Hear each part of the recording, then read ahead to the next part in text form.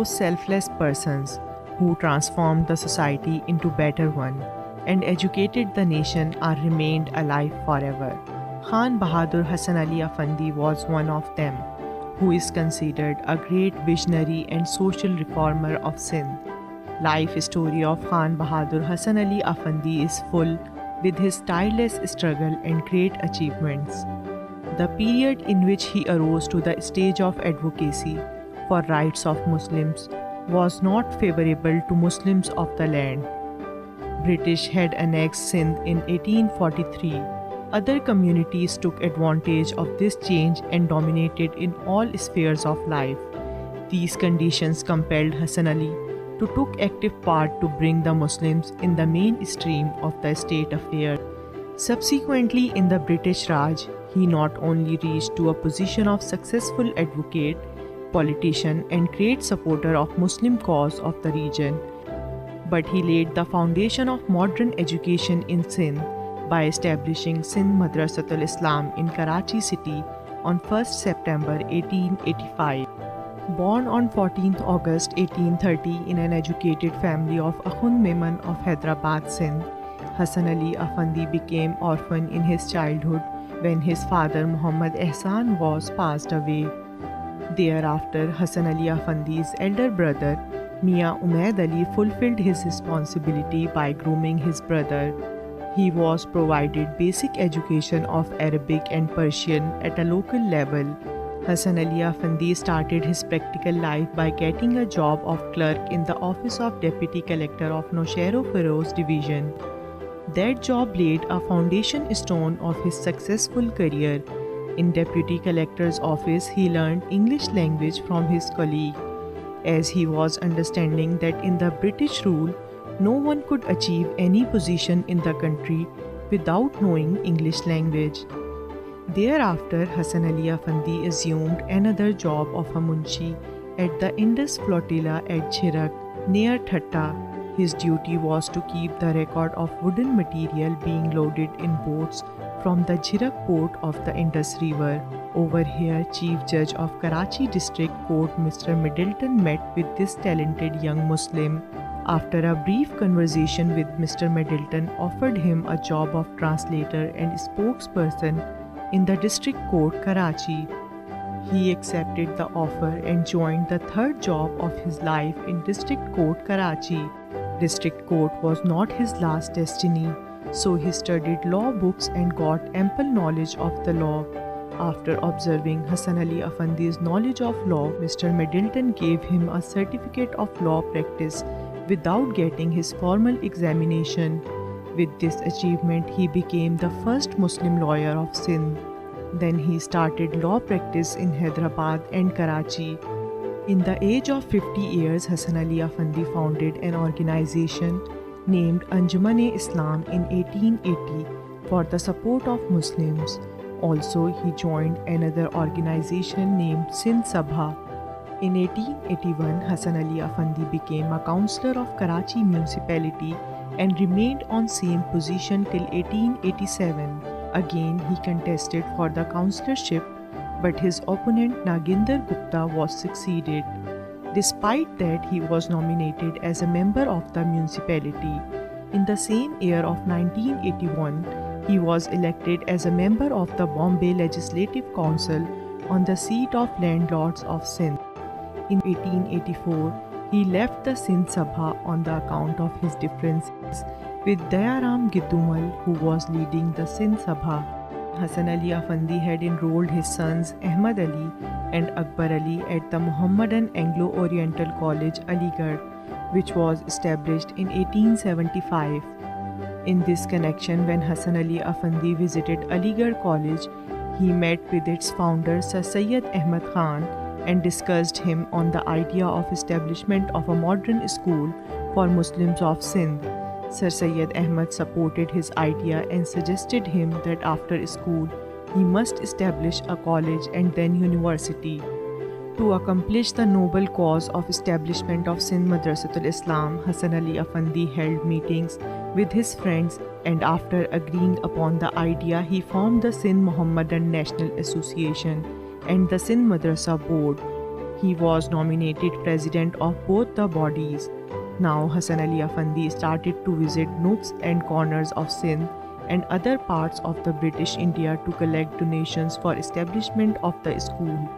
At the same time, he faced bitter opposition from some bigotries as they were not in favor of establishment of a modern school with English medium. But some other religious scholars of Sindh, like Maulvi Allah Bakhsh Abujo, fully supported him. Ultimately, Khan Bahadur Hassan Ali Afandi achieved his goal and founded a most modern school, Sindh Madressatul Islam, on 1st September 1885. Firstly, the school was opened in a double-story building located on the Bandar Road, now M.A. Jinnah Road, just opposite the Bolton Market. It was hired on rent. It was a great day, especially for the Muslims of Sindh. When Sindh Madressatul Islam was opened, inauguration ceremony was held at the venue of the school. Hassan Ali Afandi presided over the ceremony, which was attended by almost 40 persons. On that occasion, Hassan Ali Afandi, in his speech, informed the audience about the aims and objectives of the Sindh National Mohammedan Association. He also appealed the people for support of Sindh Madressatul Islam. Now, another phase of his struggle started. He took efforts to get a separate piece of land for Sindh Madressatul Islam. He successfully crossed this milestone too and got more than 8 acres of land from Karachi municipality. Before it, this place was used as a kafila sarai for traders who were used to come to this port city of Karachi for their business activities and were living here. After advent of railway service, this plot remained abandoned. These were the days when Hassan Ali Afandi had emerged as most popular personality of Sindh. He had also a great advantage of being a councillor of Karachi municipality. When he applied for the plot at Karachi municipality, 2 British officials, include President of the Karachi municipality, Mr. James Grant, and engineer Mr. James Strachan, extended their full support to Hassan Ali Afandi.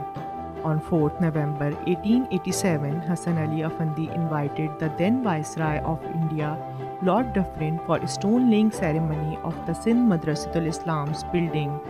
Again, Hassan Ali Afandi took hectic efforts to collect funds for construction of Sindh Madrasa's building. He approached the well-wishers of Sindh's Muslims. The main building was completed in the period of 3 years with the cost of 1,97,188 rupees. Then the Sindh Madressatul Islam was shifted to the newly constructed building on 14th November 1890. It was also a great day for Khan Bahadur Hassan Ali Afandi in his life. The British government, while recognizing his services for promotion of modern education in Sindh, gave him title of Khan Bahadur in 1888.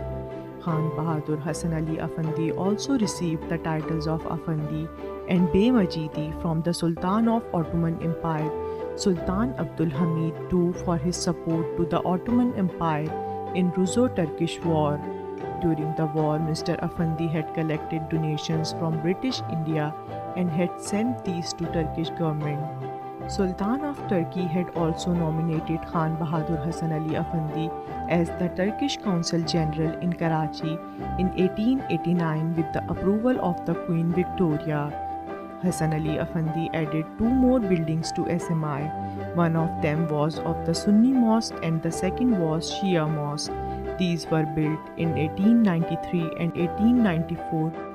Quaid-e-Azam Muhammad Ali Jinnah had also remained a student of Sindh Madressatul Islam in the presence of Hassan Ali Afandi from 1887 to January 1892.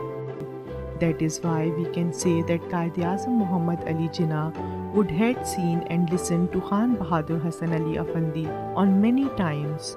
When Khan Bahadur Hassan Ali Afandi materialized his dream into reality and when his child Sindh Madressatul Islam became 10 years old, then its father Hassan Ali Afandi left this world on 20th August 1895 and was laid to rest in Hyderabad in the Hassan Ali Afandi Garden. Khan Bahadur Hassan Ali Afandi now enjoys an immortal life and the nation always presents him a great tribute in multiple ways.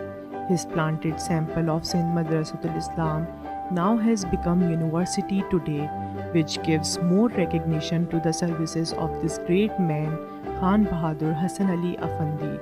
Sindh Madressatul Islam University has established a corner of Hassan Ali Afandi in its Jinnah Museum, where some important relics of Hassan Ali Afandi are displayed.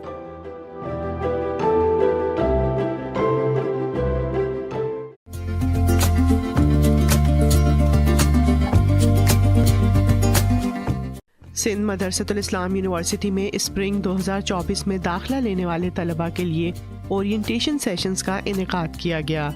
Vice chancellor Sindh Madressatul Islam university professor doctor Mujeebuddin Sahrai Memon ने तलबा से खिताब करते हुए कहा कि 21वीं सदी में नौजवानों को सिर्फ रिवायती तालीम हासिल नहीं करनी, बल्कि खुद को जदीद दौर के चैलेंजेस से निपटने के लिए भी तैयार करना है। That the world has now become a global village. So global village is not just a phrase. Do not take it as a phrase or an admitted concept. मगर इसको फिर आपको भी, हमको भी, सबको देखना पड़ेगा कि do we really exist in this world or not? Do we really compete in this world or not? और आप मुझसे ज़्यादा जानते हैं, सारा दिन आपको अपनी social media, net and everything is provided to you and you can see around the world कि चीज़ें किस तरह चेंज हो रही हैं। तो आपको उसका पार्ट बनना है। You shall not be a job hunter, but you shall be a job provider. So you can be a job provider. IIT में तो, you know, आजकल तो 90% people are working as a freelancer. So you see that you shall have this approach. Manager student affairs Junaira Jalali ने orientation session में शरीक तलबा को campus में मौजूद सहूलियात के बारे में आगाह किया। मुख्तलिफ शिफ्ट में मुनक़िदा सेशंस में chairperson department of artificial intelligence doctor Mansoor Ahmed Khoro, chairperson department of environmental sciences doctor Hina Shahnaz, chairperson department of English doctor Riaz Ahmed और chairperson department of computer science and software engineering doctor Abdul Hafeez Khan ने अपने अपने शोबाजात का तारुफ करवाया।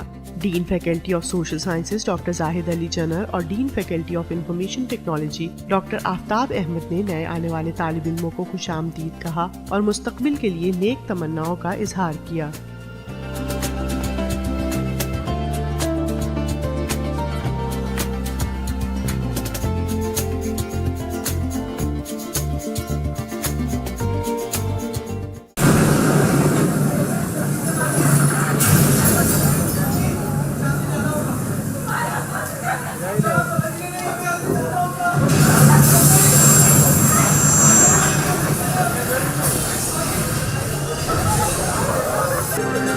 जी नाज़रीन को ताज़ा तरीन खबरों से आपको आगाह करते हुए चलते हैं कि पाकिस्तान के मुख्तलिफ इलाकों में बारिशों का सिलसिला जारी।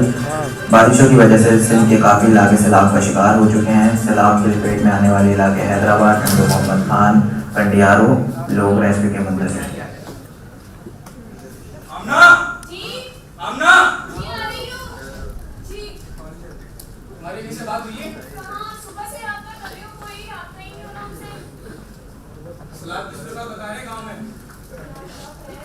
लास्ट की बात करो उनसे और मुझे बताओ लास्ट की। आप बेसिक कर रहे हैं, मैं ट्राई करती रहती हूँ, जैसे ही कोई बात हो गया आपको बता दूँ। मैं जा रही हूँ यूनिवर्सिटी, मेरी क्लास से बच्चे वेट कर रहे होंगे। लास्ट ही बता देना। ठीक है ठीक है। सबमिट करवा दें ताकि उसे गो थ्रू कर लें। बेटा आप आ जाएं पहले।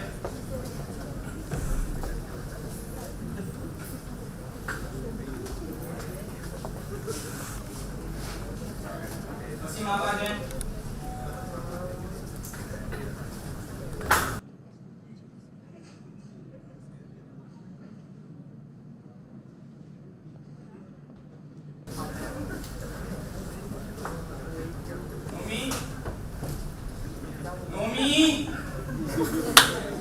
नोमी वसीम से उठाएं। जा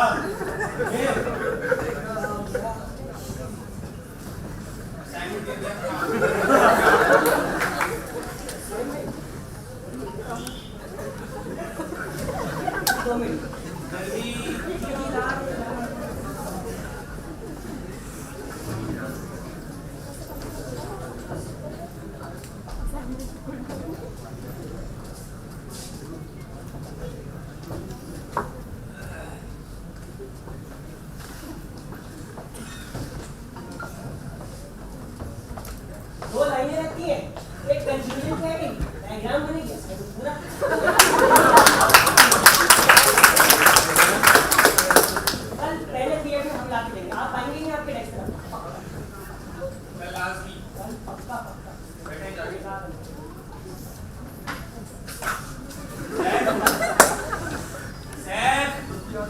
سر کسی کی یادوں میں گم ہو گئی ہے.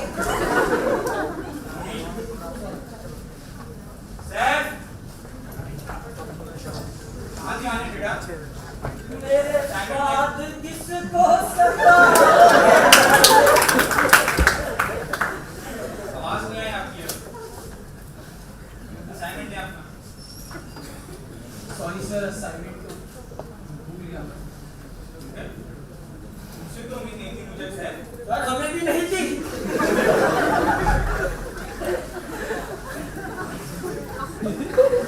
مان گیا تمہارا سر. Sorry sir. بیٹھو کلاس کے بعد پھر مجھ سے آفس سے ملو.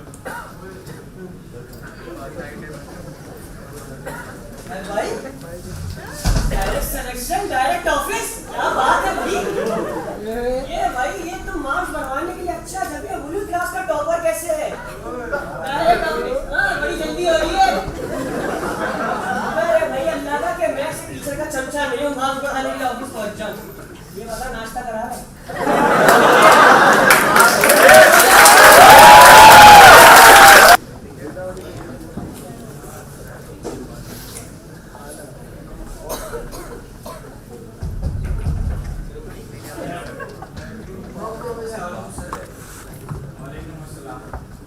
سر بیٹا کیا بات ہے, سب خیریت ہے؟ کلاس تو تمہارا دھیان نہیں ہے, اسائنمنٹ تم نے نہیں کیا. تم تو ایسے بچے نہیں تھے. کوئی پریشانی ہے, کوئی مسئلہ ہے تو مجھ سے شیئر کر لو بیٹا.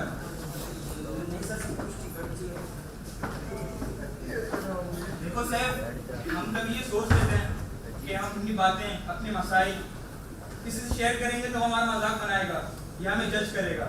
تم ان باتوں سے پریشان مت ہو, میں تمہارا استاد ہوں, مجھ سے بھروسہ رکھو, اپنی پریشانی مجھ سے شیئر کر دو.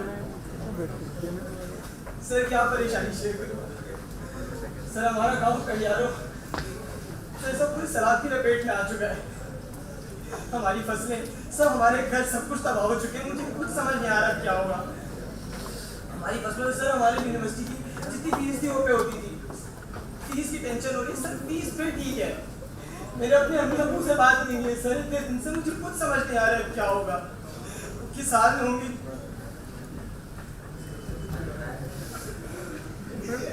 تم پریشان مت ہو, یہ ناکہانی آفت تو ٹل جائے گی. صبر خاموش سے کام لو اور اپنی پڑھائی پر دھیان رکھو, اور انشاءاللہ اپنے کچھ ٹھیک ہوں گے. ٹھیک ہے, جا کے پڑھائی پر دھیان دو, سب ٹھیک ہو جائے گا.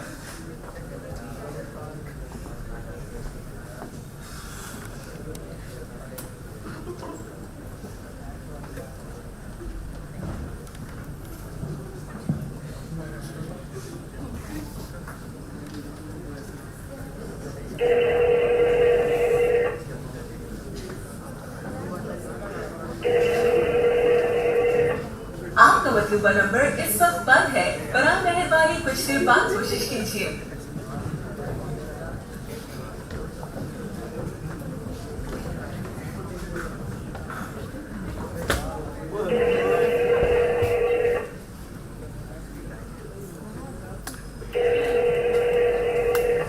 آپ کا مطلوبہ نمبر اس وقت بند ہے, براہ مہربانی کچھ دیر بعد کوشش کیجیے.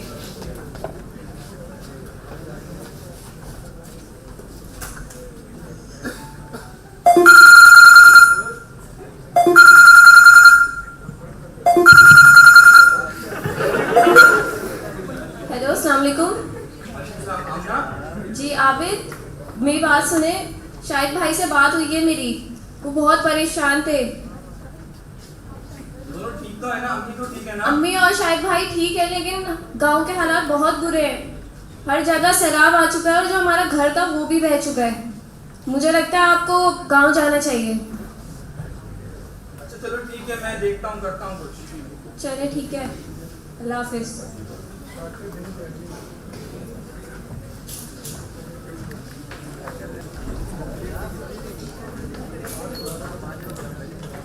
بچوں آپ اسائنمنٹ نوٹ کر کے لے کر سبمٹ کروا دیجیے گا. ٹھیک ہے, اس کے بعد آپ سے مجھے بہت ضروری بات یہ کرنی تھی. جیسا آپ کو پتا ہے صورتحال کے بارے میں, ہر طرف سیلاب ہے, بہت سارے گاؤں, بہت سارے گھر پانی کے اندر ہو چکے ہیں. تو اس مشکل گھڑی میں اپنے پیاروں کا اور ان کے پیاروں کا ساتھ دینا چاہیے. اسی لیے ہم نے یہ فیصلہ کیا ہے کہ کل سے ہم اپنی یونیورسٹی میں ایک بلڈ ریلیف کیمپ لگائیں گے. उस कैंप के अंदर हम डोनेशन और कुछ जरूरी सामान इकट्ठा करके कंडियाल के लिए निकलेंगे। मुझे आप बच्चों से उम्मीदें हैं कि आप इस कैंप के लिए बढ़कर हिस्सा लेंगे और सबको इस नेकी काम में सबका साथ देंगे। ठीक है बच्चों, अल्लाह हाफ़िज़। अल्लाह हाफ़िज़ सर। सर ने वैसे जेब भरने का आइडिया अच्छा निकाला है।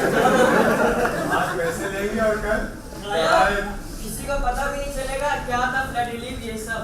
चल यार बिरयानी खाते हैं। वही की नहीं, शेख की बिरयानी।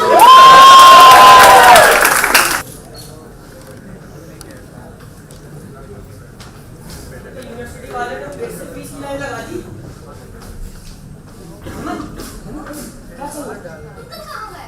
अरे वो तबीयत खराब के काम नहीं थी। ये बताओ क्या चल रही है? सर ने परसों अनाउंसमेंट की थी ना, डोनेशन के लिए फ्लड रिलीफ कैंप लगेगा, ये होगा। माल जमा करने की इसलिए मतलब है। हम सब तैयार हो जा रहे हैं, ये सब सामान निर्यात करने। तुम जाओ। चल लूंगा, थोड़ी तफरी हो जाएगी, क्या कहती हो? तुम कभी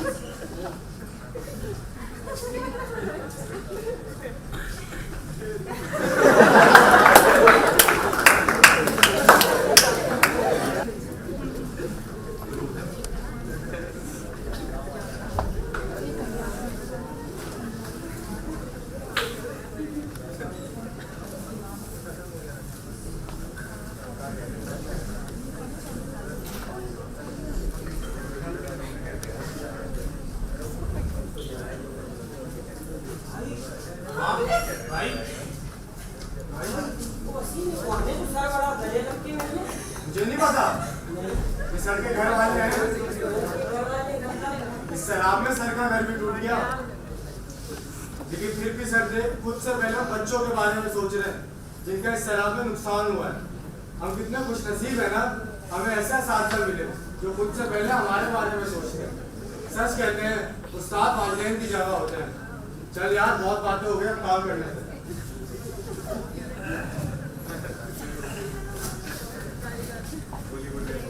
सर वो आपसे कुछ बात करने की।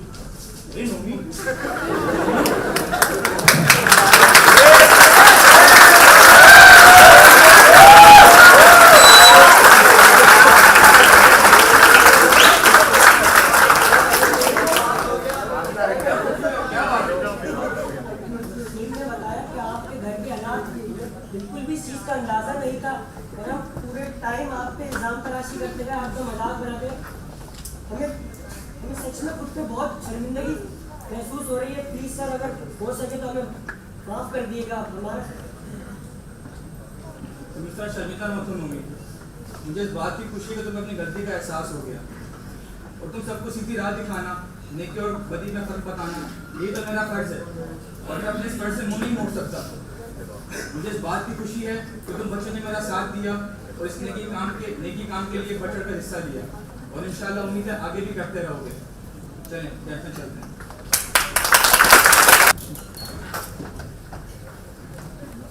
संग बेकीमत तराशा और जौहर कर दिया, शम्मा इल्म आगही से दिल मुनव्वर कर दिया, फिक्रो फन तहजीबो हिकमत दी शऊरो आगही,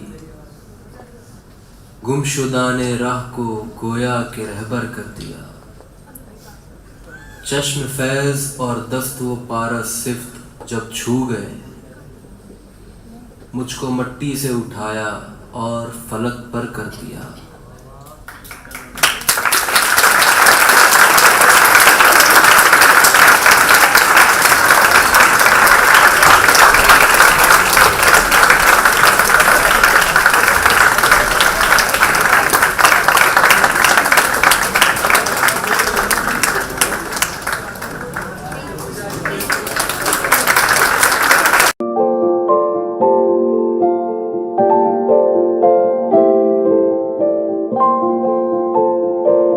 अस्सलाम वालेकुम, मैं हूं रिजवान अहमद और आप देख रहे हैं SMIU TV। मैं वेलकम करता हूं आपको हमारे प्रोग्राम वॉइस ऑफ SMIU में। और आज हम जिस टॉपिक पे बात करने जा रहे हैं वो है विमेन इन अरीना। और इसी सिलसिले में बातचीत करने के लिए हमारे साथ स्टूडियो में मौजूद हैं हमारी गेस्ट, जिन्होंने छोटी सी उम्र में बहुत सी कामयाबियाँ अपने नाम कर लीं। اپنے خرچے پر ٹریننگ کرنے والی اور اپنے ہی خرچے پر انٹرنیشنل کمپٹیشنز میں حصہ لینے والی 21 سالہ ویٹ لفٹر جنہوں نے ویلش اوپن چیمپئن شپ میں سلور میڈل حاصل کیا اور اسی کے اگلے دن ہیمپشائر ویٹ لفٹنگ کمپٹیشن میں گولڈ میڈل حاصل کر کے پاکستان کا سر فخر سے بلند کر دیا. میں بات کر رہا ہوں پاکستان کی youngest weight lifter Rabia Shahzad کی. السلام علیکم رابعہ, کیسی ہیں آپ؟ وعلیکم السلام, الحمدللہ بالکل ٹھیک. آپ کیسا فیل کر رہی ہیں آ کے آج یہاں پہ؟ It's an honour to be here. اچھا رابعہ, بات کرتے ہیں آپ کی لیٹسٹ اچیومنٹ کے بارے میں جو آپ نے گولڈ میڈل حاصل کر کے پاکستان کا سر فخر سے بلند کیا, اس کے حوالے سے تھوڑا بتائیں گے ہمیں؟ اوکے, سو یہ جو گولڈ میڈل تھا it wasn't expected from my side as well. مجھے بالکل امید نہیں تھی کہ میں اس ایونٹ میں جا کے اس کمپٹیشن میں ایون برانز میڈل بھی لے سکتی ہوں. ویسے اس کمپٹیشن میں گئی تھی just to participate because the competition was really tough. بہت زیادہ کیٹیگریز کی لڑکیاں وہ گروپڈ انٹو ون گروپ اور ہم کمپیٹ کر رہے تھے ایک دوسرے کے ساتھ and we were ranked according to Sinclair points. تو آپ کو شروع میں پتہ نہیں ہوتا کہ you know what might happen in the competition. تو میرے ایکسپیکٹیشنز نہیں تھی مجھے کہ آپ نے سوچا کہ ایکسپوجر لینے جا رہی ہوں میں. آئی واز لائک یا لیٹس یو نو کمپٹیشن ایک فیل آتا ہے کیونکہ when you go into the competition ایک کمپٹیشن کا اسٹریس ہوتا ہے تو ایون آپ کو اس کا بھی ایکسپیرینس کرنا چاہیے. The more experience you have the better athlete you become. So I was like چلو لیٹس آئی ہیو مطلب میرا تھا ویلش میں نے کھیل لیا ہے, I have got a silver, I have got a medal, I can go home with a medal. Now let's just go to Hampshire جا کے بس صرف ایک کمپٹیشن یا just you know enjoy it, compete کرنا ہے بس. So I went there. مجھے امید بالکل بھی نہیں تھی. Even throughout the competition till the end میں نے اسکور بورڈ نہیں دیکھا تھا. This was the highlight of the competition کہ میں نے اسکور بورڈ ہی نہیں دیکھا. میں صرف جاتی تھی, اپنی لفٹ کرتی تھی اور بیکاز میرے پاس کوئی کوچ نہیں ہوتا, ورنہ جو آپ کے ساتھ کوچز ہوتے ہیں وہ آپ کی نیکسٹ لفٹ جا کے بتاتے ہیں کہ میرے ایتھلیٹ کی نیکسٹ لفٹ کیا ہوگی. تو میں اکیلی تھی, میں اپنی جا کے خود ہی نیکسٹ لفٹ بتاتی کہ I have to lift this in the next attempt. تو میں وہ سب بھی خود کر رہی تھی. تو میں اپنی باڈی کے لحاظ سے دیکھ رہی تھی کہ میری باڈی میکسیمم کتنا جا سکتی ہے. سو آئی جسٹ ڈیڈ دیٹ کہ میری جو میں بیسٹ دے سکتی تھی میں نے وہ دیا. اور بالکل in the end when I was done, I was free, تو میں نے تب جا کے اسکور بورڈ کو دیکھا and I was first over there. It was like surprising. اور اس کے بعد یہ تھا کہ دوسرے جو ہائر سائڈ کی ویٹ لفٹرس تھیں کیٹیگری کی, ان کے بھی لفٹس رہتی تھیں. تو کمپٹیشن وازنٹ اینڈیڈ یٹ, ابھی بھی ان کی لفٹس رہتی تھی, ان کے اسکورس جو تھے وہ اوپر آ رہے تھے. تو تب مجھے جا کے ہوا کہ یار I was just hoping کہ ان کی لفٹس فیل ہو جائیں, کہ یو نو ان کے اسکورس اوپر نہ آئے, فیل ہو جائے اور میں اوپر آ جاؤں, میں اوپر ہی رہوں, کوئی میرے سے یو نو اوپر نہ نکل جائے. تو but it was so close کہ میرے پوائنٹس تھے 144.48, جو سلور میڈلسٹ تھی اس کی 144.08 تھے. کافی کلوز تھا. That was really close. That was just my luck, I might say that day. لک اور ہارڈ ورک بھی کہہ سکتے ہیں. مطلب ڈیفینیٹلی آپ کو اللہ تبھی ریوارڈ کرتا ہے when you have put in some efforts for that. بالکل. اچھا, ایک تو ہماری لیٹسٹ اچیومنٹ, سب سے بڑی اچیومنٹ ہمیں یاد رہتی ہے, اس کے علاوہ جو ہماری فرسٹ اچیومنٹ ہوتی ہے لائف کی وہ ہم کبھی نہیں بھولتے ہیں. تو آپ کی فرسٹ اچیومنٹ کون سی تھی؟ وہ میں کبھی بھی نہیں بھولوں گی. اچھا, جو میں نے بہت زیادہ اسپورٹس کھیلے ہوئے ہیں, سو میرے جو ویٹ لفٹنگ کیریئر کی سب سے پہلی اچیومنٹ تھی وہ میرا آسٹریلیا میں گولڈ تھا. میں نے وہاں لاسٹ ایئر گئی تھی نومبر 2018 میں, وہاں پہ جا کے یو نو گئی اور گولڈ آ گیا پہلی ویٹ لفٹنگ کمپٹیشن میں. مطلب اس کے بعد آئی واز ناٹ ایکسپیکٹ کہ چلو میڈل آ گیا, اٹس آل رائٹ. تب مجھے اتنی کوئی میڈیا ٹینشن نہیں ملی تھی اینڈ پتہ بھی نہیں تھا کہ اتنا ہوتا بھی ہے ایتھلیٹس کے ساتھ. تو جب میں نے ایوی اپنے جو کانٹیکٹس میں نہیں ہوتے میڈیا پرسنس ان کو بتایا کہ آپ گاٹ اے گولڈ وغیرہ, تو میں تو آسٹریلیا میں ہوں, مجھے کچھ نہیں پتا. اسی کے تھوڑے دیر بعد مجھے یو نو میسیجز آ رہے ہیں میرے فرینڈس کے کہ وہ ہیڈ لائنس کی ویڈیوز بنا کے مجھے بھیج رہے ہیں کہ تمہاری جو نیوز ہے وہ ہیڈ لائنس میں چل رہی ہے. اور اس کے بعد اتنا سب کچھ, اتنا ہیپننگ سب کچھ ہوا اور میڈیا نے اس کو اتنا زیادہ ہائی لائٹ کیا, اتنا زیادہ پروموٹ کیا, دیٹ واز لائک وہ چیز مجھے پوری زندگی یاد ہے. اور سیلیبریٹی فیلنگ الگ آئی بہت زیادہ. اچھا, تو آپ نے یہ ٹریننگ اسٹارٹ کب کی؟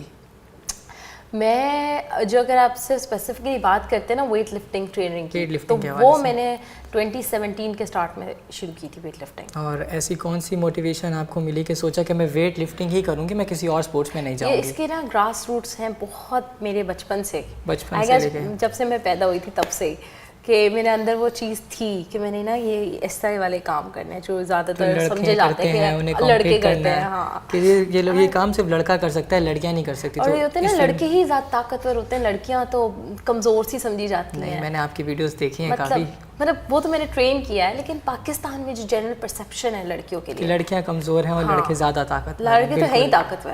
तो मतलब they are naturally 3 times stronger than a woman और वगैरह वगैरह. नहीं, आप तो अच्छे अच्छे लड़कों की अब बोलती बंद कर सकती हैं. कर भी चुकी हूँ. अच्छा, और आप ट्रेनिंग कहाँ करती हैं? पर्टिकुलर जिम जाती हैं या कहीं और? मेरी जो ट्रेनिंग है वो मैं अपने घर के अंदर करती हूँ, बिकॉज अगर आप अभी इस वक्त I am the only woman weight lifter from the whole Sindh के अंदर कोई वेट लिफ्टिंग एकेडमी नहीं है, कोई क्लब नहीं है जहाँ पे जाके वेट लिफ्टिंग की जा सके. और लड़कियों के लिए तो बिल्कुल भी वो फैसिलिटी मौजूद नहीं है. इवन लड़कियों को तो पावर लिफ्टिंग और बॉडी बिल्डिंग टाइप की फैसिलिटीज़ भी नहीं मौजूद. बिल्कुल. एक तो फैमिली रोकती है अलग है, और दूसरी चीज़ की कोई जो कुछ करना चाहती है ना लड़कियाँ, उनके लिए वो प्लेटफॉर्म नहीं मौजूद. तो मेरे लिए भी यही था. मेरे पास जिम तो था, लेकिन उसमें मैं जाके नॉर्मल स्क्वाट और बेंच प्रेस ये वाली काम कर सकती थी. इवन इक्विपमेंट्स नहीं थे पास वेट लिफ्टिंग के. वेट लिफ्टिंग में you need a proper floor. Weight lifting में हम वेट ओवरहेड ले जाके we just throw it from overhead, तो उसके लिए एक प्रॉपर फ्लोरिंग चाहिए होती है. और ऑब्वियसली जब आप वेट ऊपर से नीचे फेंकते हो तो बहुत आवाज़ होती है. तो वहाँ पे जो लोग होने चाहिए उन वो भी थोड़े प्रिपेयर्ड होने चाहिए कि ये होने वाला. जहाँ मैं जाती थी लेडीज़ जिम में, वो तो मुझे स्क्वाट्स करते ही देख के मुझे आके कहती थी ये नहीं करो, ये नहीं करो. तो मुझे पता चलेगा आगे जाके इसके क्या अंजाम नुकसानात हैं, क्या नुकसानात होंगे, बेड पे पड़े होंगे एंड ऑल दैट. तो हमारे यहाँ पे वो लोगों एक्सेप्ट ही नहीं कर सकते. तो फिर मैंने अपने घर के अंदर पूरा जो जिम था, पूरा जो इक्विपमेंट था, वो सारा वहाँ पे सेटअप किया. अच्छा, इंजरीज भी होती होंगी काफ़ी, तो आपको कभी कोई इंजरी हुई है? मुझे देखिए, इंजरी और कहीं पेन निकल आने में बहुत फ़र्क होता है. इंजरी इज़ समथिंग, उसके बाद फिर आपका जहाँ पे होती है आप वो हिला नहीं सकते चीज़. जॉइंट वगैरह में इंजरी हो जाती है. इंजरी के बाद तो आप बार भी नहीं लिफ्ट कर सकते. आप छोड़ो 60 किलो लिफ्ट. इवन ये जो शोल्डर का जॉइंट है बहुत इंपॉर्टेंट जॉइंट है, और ये सबसे ज़्यादा वेट लिफ्टर्स का यही हिलता है. इसलिए मैंने कहा शोल्डर बहुत अभी तक वैसे अल्हम्दुलिल्लाह मेरी कोई ऐसी इंजरी नहीं हुई. आई गेस ये टुवर्ड्स जब आप की एज बढ़ती है तब आपको ज़्यादा इंजरीज आती है. अभी यंग एज के अंदर बंदा काफ़ी सेफ रहता है. तो इंजरी नहीं आई, लेकिन समटाइम्स पेन निकल आता है, समटाइम्स वेट गिर जाता है, तो उसमें आपको चोट लग जाती है. तो ये हुआ है मेरे साथ. और थोड़ा सा अपने स्ट्रगल्स के हवाले से बता दें कि कैसे आपको स्ट्रगल करना पड़ा यहाँ इस मकाम तक पहुँचने के लिए. स्ट्रगल इसमें ये थी कि अगर मैं अपने बैकग्राउंड से स्टार्ट से शुरू करूँ ना, तो मेरी फैमिली में था कि स्पोर्ट्स इज़ मस्ट. स्पोर्ट्स एक ऑब्लिगेटरी चीज़ है, ठीक है, आपने ये करनी है. मेरे पापा की तरफ से था, अगर आपने स्पोर्ट्स नहीं किया है तो यू आर नथिंग. तो मैं बचपन में ना, कहते हैं ना, भटकना, इधर उधर भटकना. मैं पहले स्विमिंग कर रही हूँ, एथलेटिक्स कर रही हूँ, वो अपना रास्ता नहीं मिल रहा था कि मैं करना क्या चाहती हूँ. ढूंढ रही थी कि मैं करना क्या चाहती हूँ. मतलब मैं वो चीज़ें कर रही थी जो ईजिली कहा जाता है कि लड़कियाँ ये कर लें. मैं वो जो जनरल नॉर्म्स होते हैं सोसाइटी के, उनके ऊपर शायद चल रही थी, तो वही स्पोर्ट्स कर रही की है, लेकिन उसमें मेरा इंटरेस्ट नहीं था, तो मैं परफॉर्म नहीं कर रही थी. मैं उस वक्त में अपने पापा के साथ रेसलिंग करती थी, तो मुझे रेसलिंग का बहुत शौक था. कुश्ती, सही वाली कुश्ती, वो रिंग वाली कुश्ती नहीं होती. बेड हमारा रिंग होता था.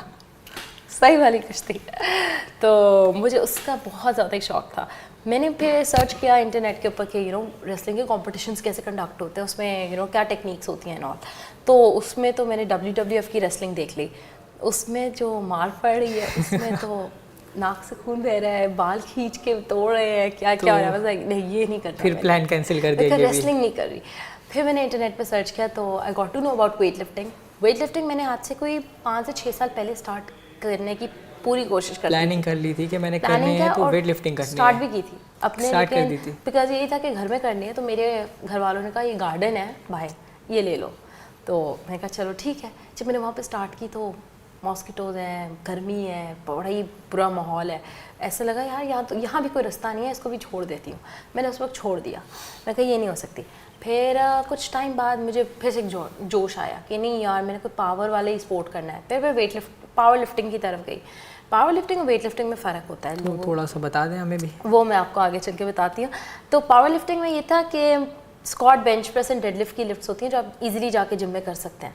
एंड वेट लिफ्टिंग में, जैसे मैंने शुरू में बताया था कि आपने ऊपर से वेट नीचे फेंक देते हैं इन दी एंड, तो उसके लिए आपको प्रॉपर फ्लोर चाहिए था. लेकिन पावर लिफ्टिंग आप जिम में जाके कर सकते हैं. तो जब मेरे क्लब की जिम थी, मैंने वहाँ पे जाके पावर लिफ्टिंग से स्टार्ट लिया. अप्रॉक्सीमेटली 1.5 साल मैंने पावर लिफ्टिंग की. उसके बाद power lifting it's not an Olympic sport और weight lifting it's an Olympic sport, तो उसकी एक डिफरेंट वैल्यू होती है. तो अब नहीं, I have to get back to an Olympic sport. तो आपने सोचा, दूर की सोची. अब वापस मैंने कहा नहीं, मैं शुरू करती हूँ वापस वेट लिफ्टिंग. और मैंने इस बार घर वालों को कहा नहीं, गार्डन नहीं, मैं गार्डन में नहीं करूँगी. तो इस बार मैं घर के अंदर आके मैंने वेट लिफ्टिंग की, फिर वहाँ पे काफ़ी टाइलें तोड़ी वगैरह, उस तरह काफ़ी नुकसान किए बहुत ज़्यादा। अच्छा, तो फैमिली का क्या रिएक्शन था जब बताया कि मैं वेट लिफ्टिंग करना चाहती हूँ? अब फैमिली को ना शुरू से पता था, मतलब आपके मामा पापा को और सबको तो पता होता है ना कि आपके अंदर क्या चीज़ है, क्योंकि जब मेरी पहले बचपन में बहनों से लड़ाई होती थी तो मैं पिट जाती थी, फिर जब मैंने पापा के साथ रेसलिंग की तो एक स्ट्रेंथ बिल्ड हो गई, तो वो मेरे से पिट जाती थी, एक तो जोश आ गया, एक उनको पता था इसके अंदर ये इंस्टिंक्ट, ये चीज़ है, इसमें कुछ करना है। तो मेरे फैमिली के लिए इतना कुछ नहीं था, लेकिन जैसे एक्सटेंडेड फैमिली होती है, जैसे नानी या दादी, तो वो कहती थी मतलब ये क्या स्पोर्ट चूज़ कर लिया, कुछ तुम भाग लो या कुछ और कर लो, या फिर अपने पापा के बिजनेस में चले जाओ, स्पोर्ट्स ही छोड़ दो, बस ये वेट लिफ्टिंग ना करो, वेट लिफ्टिंग नहीं करो। और नॉर्मली अम्मियाँ बहुत कंसर्न होती हैं अपने बच्चों को लेकर, तो अम्मी का भी कोई ऐसा रिएक्शन नहीं होता कि छोड़ दो? मेरी मामा का ये होता है कि जब वो मेरे हाथ देखती हैं या फिर जब समटाइम्स कोई वज़न गिर जाता है मेरे ऊपर, तो मेरी मामा कहती है तुमने ना कोई गुनाह किया होगा, इसलिए अल्लाह ने तुम्हें वेट लिफ्टिंग में लगाया है। और ऐसी कौन सी ऐसी चीज़ है जो आपको मोटिवेट करती है कि मैं वेट लिफ्टिंग ही करूं? वेट लिफ्टिंग आई गेस मैंने पढ़ा है काफ़ी, और आई गेस ये होता है कि जब आप वेट लिफ्टिंग करते हो, वेट ट्रेनिंग करते हो, आपका कोई हैप्पी हार्मोन रिलीज़ होते हैं, तो हाँ, तो आपको ना एक अच्छी फीलिंग देते हैं, प्लेजर फील कराते हैं आपको। इवन जब मैं अपने एग्ज़ाम्स भी देकर आती हूँ, मतलब 2 घंटे का 3 घंटे का पेपर है, मैं आके थकी हुई होती हूँ, मतलब उसके बाद कुछ करने की हिम्मत नहीं होती, लेकिन as soon as I do my weight lifting I am totally recovered, मैं अपने नेक्स्ट पेपर के लिए फिर उसके बाद पढ़ सकती हूँ। तो वेट लिफ्टिंग इज समथिंग जो वैसे भी कंपटीशन से या उन चीज़ों से हट के भी जो उसकी ट्रेनिंग है, that makes me feel really happy. अच्छा, और मोटिवेशन क्या है आपकी? कौन है मोटिवेशन आपकी? कोई आइडियल तो होंगे आपके? Ideal it's I have got US weight lifter Alisa Ritchie, तो she is in the US team. उसका ये है कि I mean the 49 body weight category with a height of 5 foot 4 inches. तो जो वो है, she is height of 4 foot 11 inches. वो अपना बॉडी वेट रखती है 53 के ऊपर, and just before like 2 weeks out of competition she drops to 49। So that is something जो मैं उसका प्रोफेशनलिज्म, शी इज़ लाइक उसने इतनी बार उसने 12 वेट कट्स किए हुए हैं इस तरह करके। So I am like wow, like 4 to 5 kgs का आप सरप्लस लेके चल रहे हो with your muscle mass and all that, तो आप ज़्यादा बेहतर परफॉर्म बॉडी मास गिरा लेना बिल्कुल वो ज़्यादा अपना बॉडी मास नहीं कम करती, वो जितना थोड़ा फैट परसेंटेज होता है उसको रिड्यूस करती है, एंड बाकी जो होता है वो वाटर लॉस करके वाटर कट ऑफ किया जाता है, वाटर कट ऑफ किया जाता है, उससे अपना वेट क्लास मीट करती है। इवन नमक भी छोड़ा जाता है, namak like no namak just day before competition, no namak. और इस एक मेथड होता है हाइपर हाइड्रेशन, उसमें ये होता है कि 4 दिन आप शुरू के 6 लीटर पानी पीते हो डेली, और उसके बाद लास्ट डे पे कोई पानी नहीं। हाँ, उससे भी आपको पानी के बगैर रहना तो but you have to do it, that is professionalism. अगर आपने कुछ अचीव करना है तो आपको ये करना पड़ेगा। और कौन सी डिफ़िकल्टीज़ आपने फेस की अपनी इस पूरी जर्नी में? डिफ़िकल्टीज़ बहुत सारी थी, बिकॉज अभी तक मैं एक अकेली, कहते हैं ना तन-तना, अकेली चल रही हूँ, अकेली राह पे, तन-तना, मतलब कोई भी नहीं है। मतलब अगर मेरे फादर हैं, स्पोर्ट्स पर्सन है, वो रोवर है, वो एक वेट लिफ्टर नहीं है, मेरी फैमिली में कोई वेट लिफ्टर नहीं है जो मुझे कोई गाइडेंस दे सके। तो मैंने अपने बहुत ज़्यादा फेलियर से सीखा कि फेल होके उससे लर्न किया लेसन। मुझे ये नहीं था कि पहले कोई बता दे। So it has been a journey of trial and error. मैंने बहुत ज़्यादा अपने डाइट में भी सीखा। पहले मैं अपना वेट 48 से 40 लेके गई, मतलब 8 किलो कम किया। फिर मैंने अपना जब वेट बढ़ाया तो आई टुक इट टू 55, इतना बढ़ा दिया।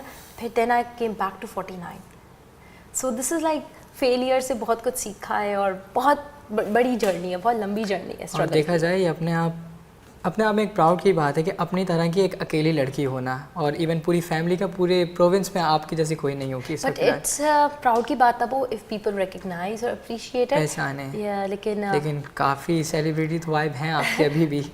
The media is really encouraging, लेकिन government side they don't care. तो नाजरीन, राबिया शहजाद से बातचीत का सिलसिला जारी रहेगा, लेकिन उससे पहले एक छोटा सा ब्रेक।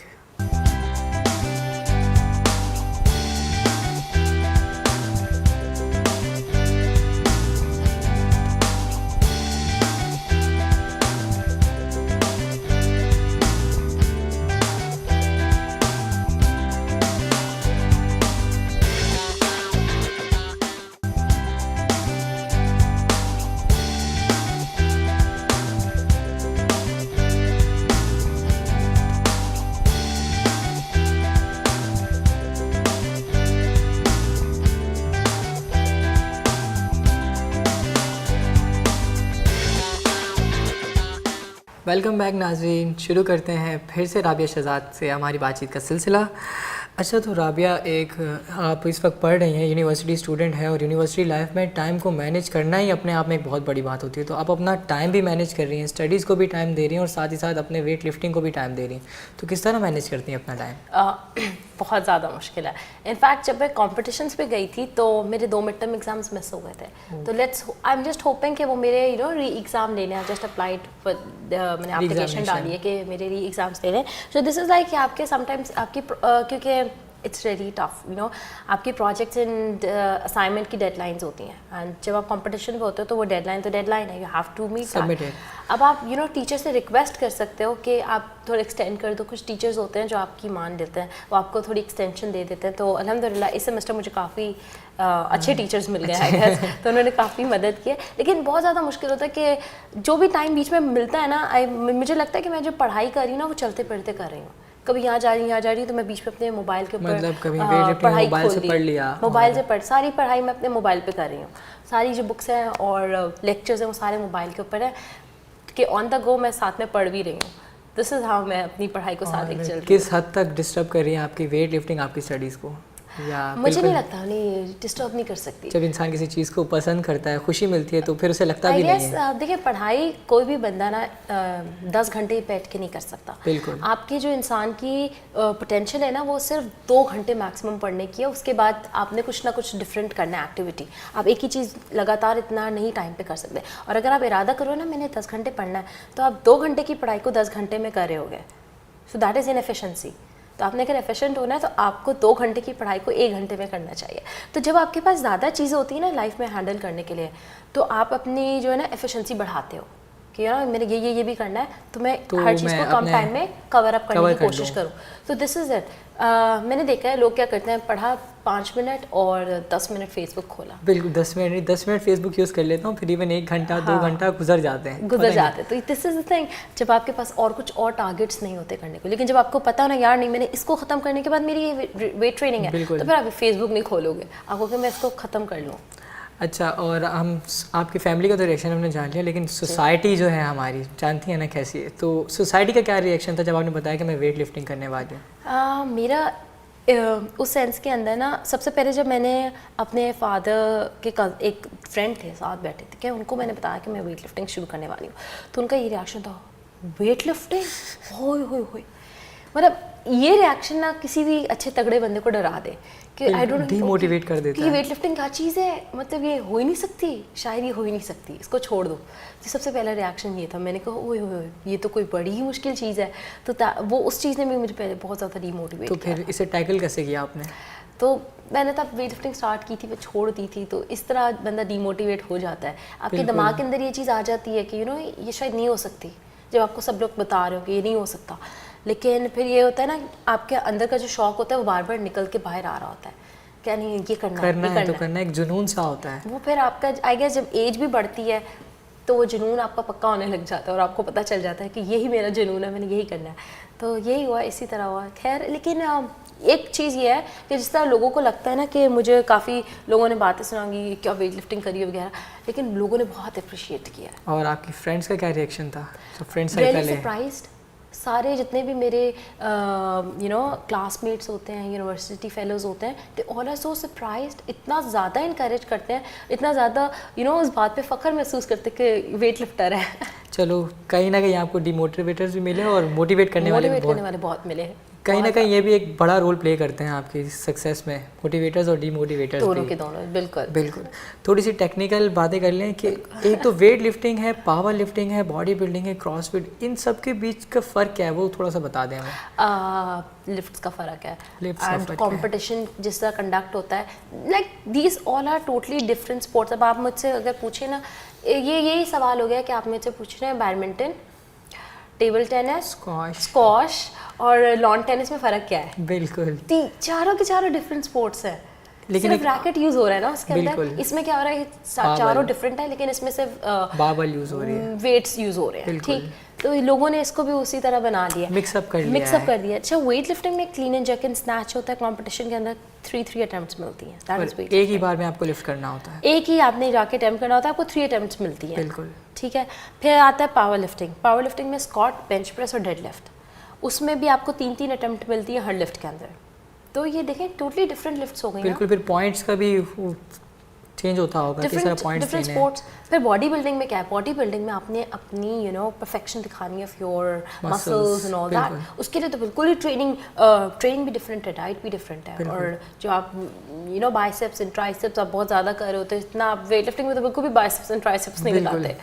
उसके बाद फिर आपकी आती है आपने CrossFit. CrossFit it's a combination of everything, मतलब उसके अंदर तो कार्डियो भी आ जाती है, तो सारे के स्पोर्ट्स डिफरेंट है। अच्छा, तो आपने डाइट की बात की, तो कोई स्पेशल डाइट प्लान जो आप लेती हैं, क्योंकि खाना तो बहुत मिस करना पड़ता होगा आपको, जो चटपटे खाने हैं, तो आई गेस मैं खुश हूँ कि मैंने अच्छा पहले ना, क्योंकि मैंने डाइट बहुत ज़्यादा की हुई है, मैंने अपने वेट को बहुत ज़्यादा रिड्यूस किया है, और उसके बाद जब गेन हो गया था उसके बाद मुझे वापस रिड्यूस करना था। सबसे पहला जो मैंने डाइट किया था तो वो मैंने क्रैश डाइट की थी, और दैट वाज बिग फेलियर। किसी को क्रैश डाइट नहीं करनी चाहिए। उसके बाद मैंने सीखा नहीं हो, this is not the right way कि आप डाइट करो, क्रैश डाइट नहीं होनी चाहिए। अब इस बार जब मैंने 55 से 49 वेट लाई थी, बहुत सेंसिबल डाइटिंग की थी, और अभी भी I am sticking to that, क्योंकि मुझे पता है अगर मैंने उसको छोड़ा मेरा वेट वापस बढ़ेगा। इवन इसमें मैक्रोस का बहुत ध्यान रखना पड़ता है कि आपने कार्ब्स कितने लेने हैं, प्रोटीन कितना लेना है, विटामिन्स कितने लेने हैं। लाइक अगर आपको एक एग्जांपल देती हूँ, रात के अंदर नो कार्ब्स, नो रोटी चावल। मैं अपना सैलड खुद बनाती हूँ हर रोज़ रात में, उसमें ज़्यादा पोर्शन काफ़ी होता है चिकन का, और साथ में chicken normally steamed chicken with black pepper, और सॉल्ट नहीं, सॉल्ट से आपका ना नेक्स्ट डे वेट ज़्यादा आता है स्केल के ऊपर, बिकॉज सॉल्ट रिटेन्स वाटर, तो रिलीजेस वाटर, मॉइस्चर वो रिलीज कर देता है, आपकी ना बॉडी में बाहर नहीं आने देता, सो आपके बॉडी में वाटर रिटेन करता है सॉल्ट, सो दैट्स वाई आपका जो है ना वेट बढ़ता है, वेट ज़्यादा आता है। तो मैं सॉल्ट तो बिल्कुल भी नहीं डालती अपनी चिकन में, जो मैं बनाती हूँ खुद, तो मैं चिकन सैलड रोज़ रात में खाती हूँ। हाँ, उसके बाद ये है कि मैं कहते हैं ना कुछ कुकीज़ हो जाती हैं, वो मैं खा लेती हूँ। अगर मैं यही रोटी चावल के साथ कुकीज़ या कुछ इस तरह की क्रेविंग वाली चीज़ जो जिसकी मीठे की क्रेविंग हो रही है वो करूँ ना, तो आई विल गेन वेट।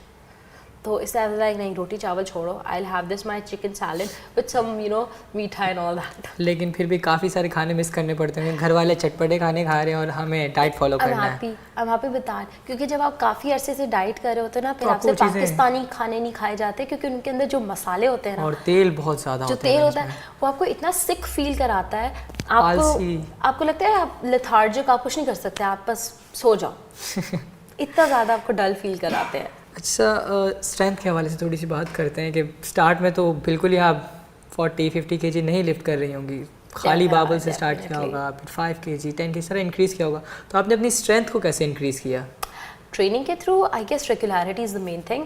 अगर आप किसी चीज़ में रेगुलर है ना, तो आपने उसके अंदर ज़रूर ऊपर जाना है। You just have to be regular. लोग क्या करते हैं, हफ्ते में 1 या 2 बार ट्रेनिंग करने की और इतने ज़्यादा जो गैप्स आते हैं उसके बाद वो ऊपर जा ही नहीं सकते। अगर रॉड उठा रहे हैं वो रॉड ही उठाते रह जाते हैं। तो you have to be regular. In fact 2 वक्त की ट्रेनिंग होती है दिन के अंदर। 2 वक्त की ट्रेनिंग, स्टडीज, डाइट, ये सब मैनेज करना तो मुझे बहुत मुश्किल लग रहा है। बट अल्हम्दुलिल्लाह आई एम रियली हैप्पी। अब तो ये हो गया ना, मीडिया फैक्टर भी आ गया। समटाइम्स इंटरव्यूज़ में जाना पड़ता है। जैसे अभी मैं आपके इंटरव्यू में आई तो आई did my training in the morning, तो इस तरह टाइम मैनेज भी करना पड़ता है। इसके बाद आदत बन जाती है। इसके बाद यूनिवर्सिटी भी जाना है। हर थोड़ी देर बाद हैरान करती जा रही है मुझे। अच्छा, वेट लिफ्टिंग के थोड़े से बेनिफिट्स के बारे में बता दें कि अगर विमेन जो हैं हमारी वेट लिफ्टिंग करती हैं तो उसके फ़ायदे क्या हैं? इसका सबसे बड़ा फ़ायदा जो मैंने पढ़ा भी है, पूरी रिसर्च की है इसके ऊपर, क्योंकि मुझे वेट लिफ्टिंग इतना पसंद है। मेरी यूनिवर्सिटी में कोई भी प्रेजेंटेशन होती है ना किसी टॉपिक पे, मैं वेट लिफ्टिंग उठा लेती थी कि मैं वेट लिफ्टिंग पे प्रेजेंट करूँगी। तो मैंने अपने स्पोर्ट पे बहुत ज़्यादा रिसर्च की हुई है। तो उसमें ये था कि जो लड़कियाँ हैं ना, उनको जनरली ऑस्टियोपोरोसिस का एक प्रोसेस होता है जिसमें जो बोन्स हैं वो आपकी वो होने लग जाती हैं, वीक होने लग जाती हैं। 30 की एज के बाद ऑलमोस्ट 30-40 के बाद आपकी जो बोन्स है वो कम होने लग जाती है, बोन डेंसिटी आपकी ना कम होने लग जाती है।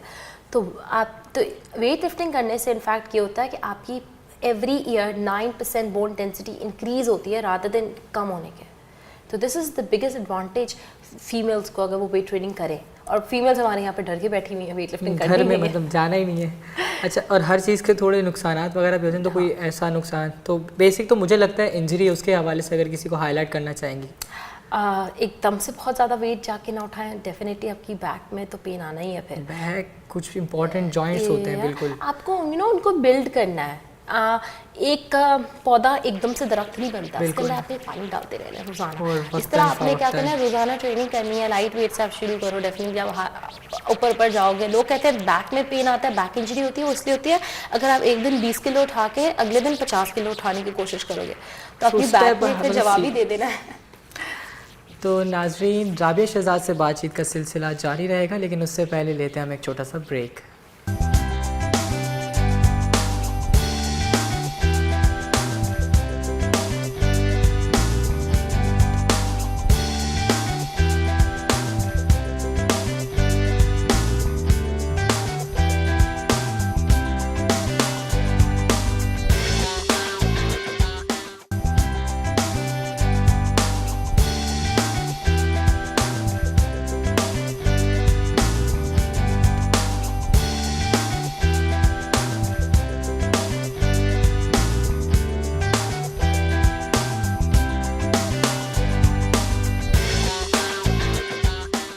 ویلکم بیک ناظرین, شروع کرتے ہیں اپنی بات چیت کا سلسلہ ایک بار پھر سے. اچھا, تو رابعہ, ہم ویمن کے حوالے سے بات کر رہے تھے, تو ایک لڑکی ہے, مثال لے لیتے ہیں کہ ایک لڑکی ہے, اس کو پاور لفٹنگ سٹارٹ کرنی ہے, تو اسے کیا اسٹیپ بائی اسٹیپ فالو کرنا پڑے گا؟ سب سے پہلے اسے جم ڈھونڈنی پڑے گی, جو سب سے بڑا مشکل سٹیپ ہے کراچی کے اندر, کیونکہ لڑکیوں کو وہ پراپر فیسلٹی کہیں ملتی نہیں ہے, اتنی آسانی سے میسر نہیں ہے. زیادہ تر جو جمز ہیں وہ کو ہیں, ٹھیک ہے, اور کیا ممبرشپ فی بھی بہت زیادہ ہے. فیملی والے کچھ لوگ نہیں افورڈ کر سکتے, کچھ لڑکیاں اتنا ایزیلی یہ فیسلٹی اویلیبل نہیں ہے لڑکیوں کے لیے. اچھا, اس کے بعد آپ کو جم تو مل گئی, اب آپ نے جم میں جا کے دا تھنگ ہے کہ میں آپ کو کتنا بتا دوں گی ایک انٹرویو کے اندر, آپ نے خود اپنے اوپر ریسرچ کرنی ہے, جیسے میں نے کی, اور میں ابھی تک ریگولرلی کنٹینیوسلی ریسرچ کرتی رہتی ہوں کہ ڈائٹ کس طرح کی ہونی چاہیے, ٹریننگ کس طرح کی ہونی چاہیے. پھر اس کے بعد اپنے فیلیئرس سے آپ سیکھتے ہو, تو یہ آپ نے اپنے اوپر لینا ہے, آپ نے ریلائی نہیں کرنا ہے. ہمارے یہاں پہ ایک ٹینڈنسی لوگوں کی ہے انگلی پکڑ کے چلانا, کہ انگلی پکڑ ہمیں بتا دو کرنا کیا ہے. آپ کو کوئی کتنا بتا سکتا ہے, آپ کی باڈی کو سب سے بہتر آپ جانتے ہو کہ آپ کی باڈی کیسے کام کرتی ہے. تو وہی ہے, آپ نے جسٹ جم جانا ہے اور آپ نے ٹریننگ ریگولرلی کرنی ہے, دیٹس اٹ. آپ اسکواٹ کرنے ہیں, بینچ پریس کرو, ڈیڈ لفٹ کرو, تو آپ جتنا ویٹ رکھ کے آپ 3 ریپس 3 سیٹس, 5 ریپس 3 سیٹس, اس طرح کی کر کے اپنی ٹریننگ آپ ڈیولپ کرو, خود کرو اپنے لحاظ سے کہ آپ کی باڈی کیا چاہتی ہے. لیکن رابعہ, ہر لڑکی وہ ویٹ لفٹر تو نہیں بن سکتی, تو وہ ایسے اسپورٹ جو آپ پریفر کرنا چاہیں گی فٹنس کے لیے؟ میں لڑکیوں کو ایتھلیٹکس ایڈوائز کروں گی, جس کی فیسلٹیز پھر بھی موجود ہیں. لائک نیشنل کوچنگ سینٹر پڑا ہے ادھر, پورا ایک اچھا ایتھلیٹکس کا ٹریک بنا پڑا ہے. لڑکیاں وہاں جا کے ایزیلی ایتھلیٹکس کی ٹریننگ کر سکتی ہیں. لانگ جمپ ہے, ہائی جمپ ہے, جیولن ہے, ڈسکس تھرو ہے, یہ والے اسپورٹس جن میں اتنی ہائی انویسٹمنٹ نہیں چاہیے, اتنی زیادہ کسی اکوپمنٹ کی ضرورت نہیں ہے, تو لڑکیاں یہ کر سکتی ہیں. بیڈمنٹن کھیل سکتی ہیں, وہ تو ویسے بھی لڑکیوں کا اسپورٹ سمجھا جاتا ہے پاکستان تو بیڈمنٹن جا کے شروع کر سکتی ہیں ادر دین ویٹ لفٹنگ. اور کوئی ایسا میسیج جو آپ ہماری پاکستان کی لڑکیوں کو دینا چاہیں گی؟ میسیجز تو لڑکیوں کے لیے بہت زیادہ ہوتے ہیں, اپنے حوالے سے جو آپ دینا چاہتی ہیں. میرا یہی میسیج ہے کہ they should think about the career first. 27-28 تک وہ اپنے کیریئرز بنا لیں, اپنے پیروں پہ کھڑے ہو جائیں, and then they should go about thinking marriage and all that. ہمارے یہاں پہ بہت زیادہ ڈفرینٹ کانسیپٹس ہیں کہ 21 میں آپ کو ہوتا ہے کہ have to marry and all that, تو آپ کا کیریئر بلڈنگ نہیں ہوتی. تو میرے لیے لڑکیوں کے سب سے امپورٹنٹ یہ ہے کہ آپ نے سب سے پہلے اپنی کیریئر بلڈنگ کرنی ہے, فائنینشلی انڈیپینڈنٹ بھی ہونا ہے اور فزیکلی آپ نے امپاورڈ بھی ہونا ہے. تو کوئی ایسے پیجز ہیں جہاں جا کے وہ اپنی ٹریننگ کر سکیں, یا جو فیوچر میں وہ کرنا چاہتی ہیں؟ دی پلیٹفارمس اگر میں نے آپ کو جیسے بتایا کہ ویٹ لفٹنگ کا تو کوئی بھی پلیٹفارم انفارچونیٹلی ابھی سندھ پہ موجود نہیں ہے, لیکن آپ وہ جمس کو کانٹیکٹ کر سکتی ہیں. جمس میں جا کے کچھ ویٹ لفٹ پاور لفٹنگ سے اسٹارٹ لے سکتی ہیں. جیسے میں نے خود, جب میرے پاس یہ فیسلٹی اویلیبل نہیں تھی تو میں نے کلب میں جا کے پاور لفٹنگ سے اسٹارٹ لیا تھا, اور اس سے پہلے میں یہی اسپورٹس کر رہی تھی, لیکن میں اسپورٹس کر رہی تھی. اچھا, اسپورٹس کرنے سے نا شعور آتا ہے, آپ میں اویئرنیس آتی ہے کہ یار یہ میرے رائٹس ہیں اور میرے ساتھ کوئی غلط نہیں کر سکتا. ہاں, لڑکیوں کو شعور ہونا چاہیے کہ ہمارے رائٹس کیا ہے, تاکہ وہ کھڑی ہو سکیں اپنے رائٹس کے لیے. اچھا، تو ہمارے پاکستان بورڈ سے آپ کی کیا ایکسپیکٹیشن ہے؟ تھوڑا سا اس حوالے سے بتا دیں. ایکسپیکٹیشن تو نل ہے بیکاز ابھی تک تو کچھ ہوا نہیں ہے، لیکن آئی جسٹ ہوپ کہ وہ ان فیوچر سب سے پہلی چیز تو ریکگنائز اینڈ اپریشیٹ کر دیں. ٹھیک ہے، دیٹس اٹ. پہلے وہ یہ تو کر لیں نیشنل لیول پر، بالکل، اس کے بعد پھر مزید آگے کی چیزیں آتی ہیں. لیکن سب سے پہلی جو انیشیل بیسک چیز ہے نا، that is the recognition that they should give. اچھا، تو رابعہ آپ کے فیوچر پلانس کے حوالے سے تھوڑا بتا دیں. فیوچر پلانز تھوڑا مشکل سوال ہے. انشاءاللہ مطلب نہیں فیوچر میں میں یہاں بیٹھ کے بہت بڑی بڑی باتیں کروں بعد میں مشکل انسان بات کرے گا تو اسے کرنے کی موٹیویشن آئے گی. خیر I am just planning masters, کیونکہ میں گریجویٹ ہونے والی ہوں 2020 کے اندر، مئی 2020 میں گریجویٹ ہو جاؤں گی. اس کے بعد میں نے ماسٹرس کے پلان کیا. میں نے ایک ڈگری نہیں ماسٹرس کی کرنی، میں نے 2 ڈگری کرنی ماسٹرس، ساتھ ساتھ ویٹ لفٹنگ بھی رکھنی ہے اور جانا بھی ابراڈ ہے ماسٹرس کے لیے انشاءاللہ یو ایس کی planning, because U S is the strongest in weight lifting. اس کے پاس جو ویٹ لفٹنگ انفراسٹرکچر ہے نا، وہ پوری دنیا میں کہیں بھی نہیں آپ کو ملے گا. تو اس لیے میں نے یو ایس کو سلیکٹ کیا as a country for masters. پہلے ایک ڈیجیٹل مارکیٹنگ میں کرنا ہے، اور کیونکہ وہ میرا ایک ایک لائف کا کیریئر ہے. اور دوسری چیز میں نے نیوٹریشن سائنس کرنا ہے کیونکہ وہ میرا شوق ہے. تو ویٹ لفٹنگ کو کیسے وہاں جا کے بھی کنٹینیو رکھیں گے آپ؟ جیسے میں نے یہاں پہ کنٹینیو رکھا ہے اسٹڈیز کے ساتھ 2 ماسٹر ڈگری کے ساتھ، بیکاز پہلے ایک ماسٹرس کیا، اس کے بعد دوسرا ماسٹرس کیا. So it would be it's a planning of 3-4 years for the next 3-4 years. Thank you so much Rabia, اپنے اتنے بزی اسکیجول میں سے ٹائم نکال کر ہمارے لیے آئیں اور مجھ سمیت ہمارے کئی نوجوان لڑکے لڑکیوں کی آپ نے رہنمائی بھی کی. تو ناظرین، آخر میں یہی کہنا چاہوں گا کہ اگر آپ زندگی میں کچھ کرنے کی ٹھان لیں تو مشکلیں تو آسان ہو ہی جاتی ہیں. اسی کے ساتھ اپنے میزبان رضوان کو اجازت دیجیے. آپ سے ملاقات ہوگی ہمارے اگلے پروگرام میں. تب تک کے لیے اللہ حافظ. دیکھتے رہیے SMIU TV. I'm Hadia Khalil from the Department of Media and Communication Studies. ہمارے اس پینل ڈسکشن کا موضوع ہے جرنلزم آف ٹمارو.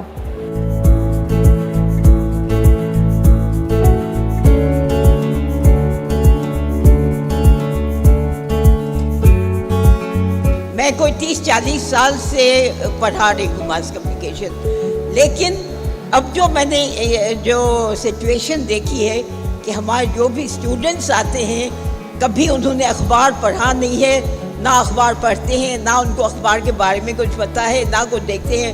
بس وہ سمجھتے ہیں کہ ہم سوشل میڈیا پر ہی لکھ دیں گے تو ہم جرنلسٹ بن جائیں گے.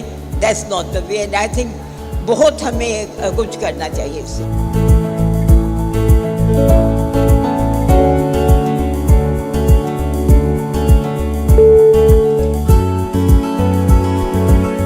ہمارا اس وقت موجودہ نظام یا جو ہمارا سسٹم ہے جس پر ہم اس وقت نیوز ٹیلی کاسٹ کرتے ہیں وہ تبدیل ہو رہا ہے.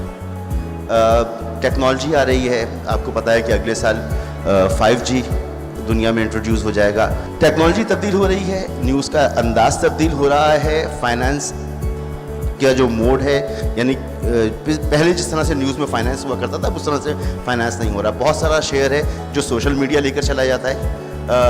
اخبارات جو ہیں ان کا چلانا اب مشکل ہوتا چلا جا رہا ہے. تو ایک نئے فیز میں ہم داخل ہو رہے ہیں، اور اس نئے فیز کی شکل کیا ہوگی ہم صرف ابھی اندازہ لگا سکتے ہیں.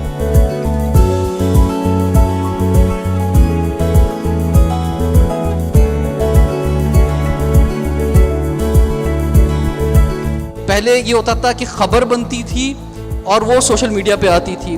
اب تھوڑا سا ٹرینڈ چینج ہوا ہے. پہلے سوشل میڈیا پہ چیز آ رہی ہے، وہ ٹرینڈ بن رہی ہے، وہ وائرل ہو رہی ہے، اب وہ پھر میڈیا پر آ رہی ہے. یعنی کہ اس کو پھر جو ہے میڈیا اس کو بعد میں اٹھا رہا ہے کہ جناب یہ چیز جو ہے امپورٹنٹ ہو گئی. تو اس میں جو ہے ان ساری چیزوں کے اندر جو سب سے بڑا سوال ہے وہ پروفیشن کا ہے کہ جو لوگ ابھی میڈیا سائنسز پڑھ رہے ہیں انہوں نے اپنا کیریئر کیسے بنانا ہے، اور وہ کیسے جو ہے وہ کس طرف جائیں گے. جو ہمارا آنے والا کل ہے اس میں ان کا مستقبل کیا ہے. وہ اپنا یوٹیوب چینل کریٹ کرنے میں زیادہ انٹرسٹڈ ہیں، کہیں انسیکیور جاب کرنے میں انٹرسٹڈ ہیں.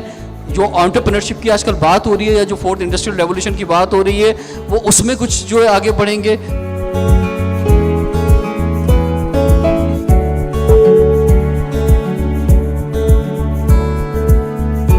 جس طریقے سے ٹیکنالوجی تیزی سے بڑھ رہی ہے آگے، اسی طریقے سے میڈیا میں بھی اس کا انفلوئنس بہت زیادہ ہو گیا.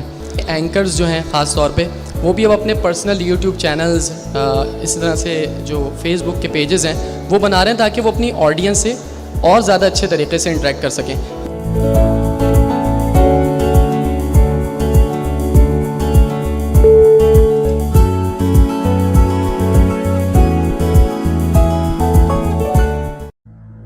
بانی پاکستان قائد اعظم محمد علی جناح نے فرمایا، میں آپ کو مصروف امن ہونے کی تاکید کرتا ہوں.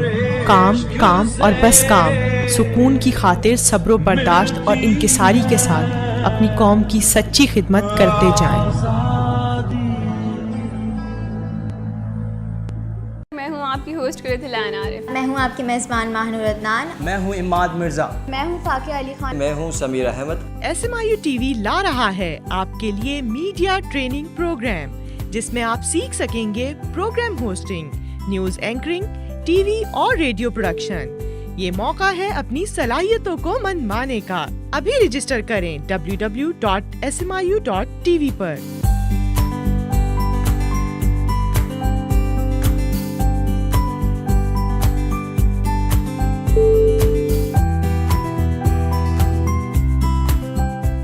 سارا بیٹی، آپ کی امی نے مجھے آپ کو لینے کے لیے بھیجا.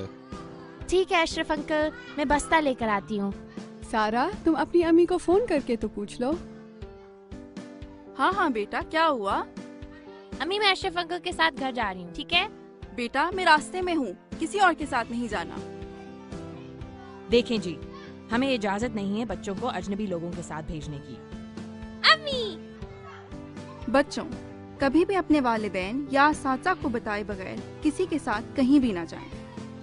مزید معلومات اور شکایات کے لیے آپ منسٹری آف ہیومن رائٹس کی ہیلپ لائن 1099 پر کال کر سکتے ہیں. اس کے علاوہ آپ ان کے ساتھ لینڈ لائن، واٹس ایپ یا ای میل کے ذریعے رابطہ کر سکتے ہیں. یہ پیغام آپ تک پہنچایا ہے شہری پاکستان اور منسٹری آف ہیومن رائٹس نے.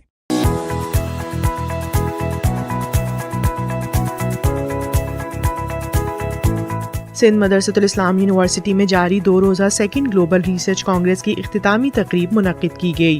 تقریب سے خطاب کرتے ہوئے مہمان خصوصی chairman Sindh higher education commission professor doctor Tariq Rafi نے vice chancellor Sindh Madressatul Islam university professor doctor Mujeeb الدین صحرائی میمن کو 2 روزہ گلوبل ریسرچ کانگریس کے کامیاب انعقاد پر مبارکباد دی. اس موقع پر گفتگو کرتے ہوئے انہوں نے کہا کہ ریسرچ کانفرنسز سے حاصل شدہ تجاویز کے ذریعے معیار تعلیم کو مزید بہتر بنایا جا سکتا ہے. ان کا کہنا تھا کہ مقامی ضروریات کے مطابق ریسرچ زیادہ سود مند ثابت ہو سکتی ہے.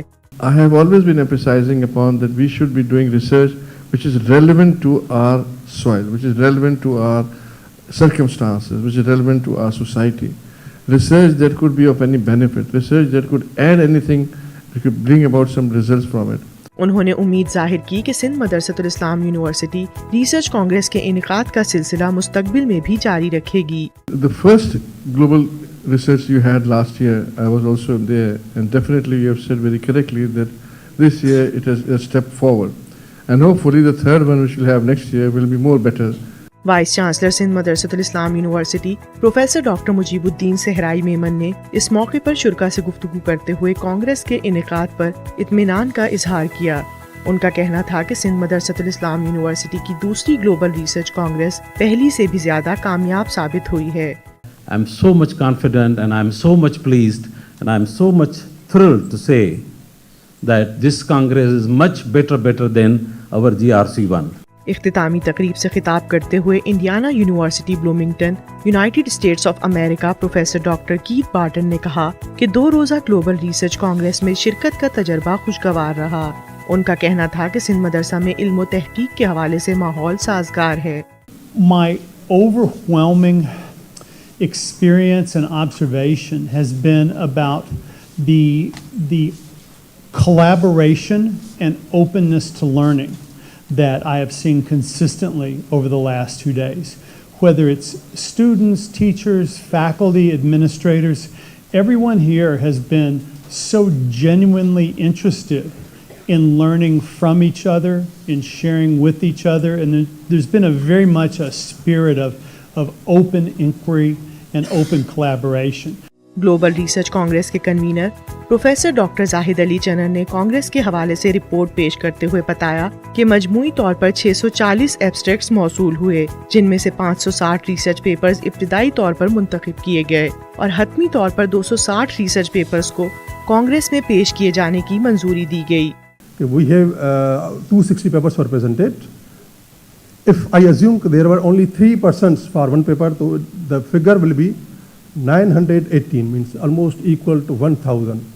This is that number which who have participated in the conference, not attended, participated one way or other way. Almost intellectuals of 1,000 who are PhDs, they have participated in this conference. That shows, I think, the success of this Congress. Director ORIC doctor Amir Umrani ने 2 रोज़ा global research कौमी और बैनुल अक़वामी scholars और दीगर मेहमानों का शुक्रिया अदा किया। तकरीब के अख्तिताम पर मेहमान खुसूसी chairman Sindh HEC doctor Tariq Rafi ने vice chancellor Sindh Madressatul Islam university professor doctor Mujeebuddin Sahrai Memon के हमरा शुरका और सेंट्रल एग्जीक्यूटिव कमेटी के मेंबरान को शील्ड्स पेश की।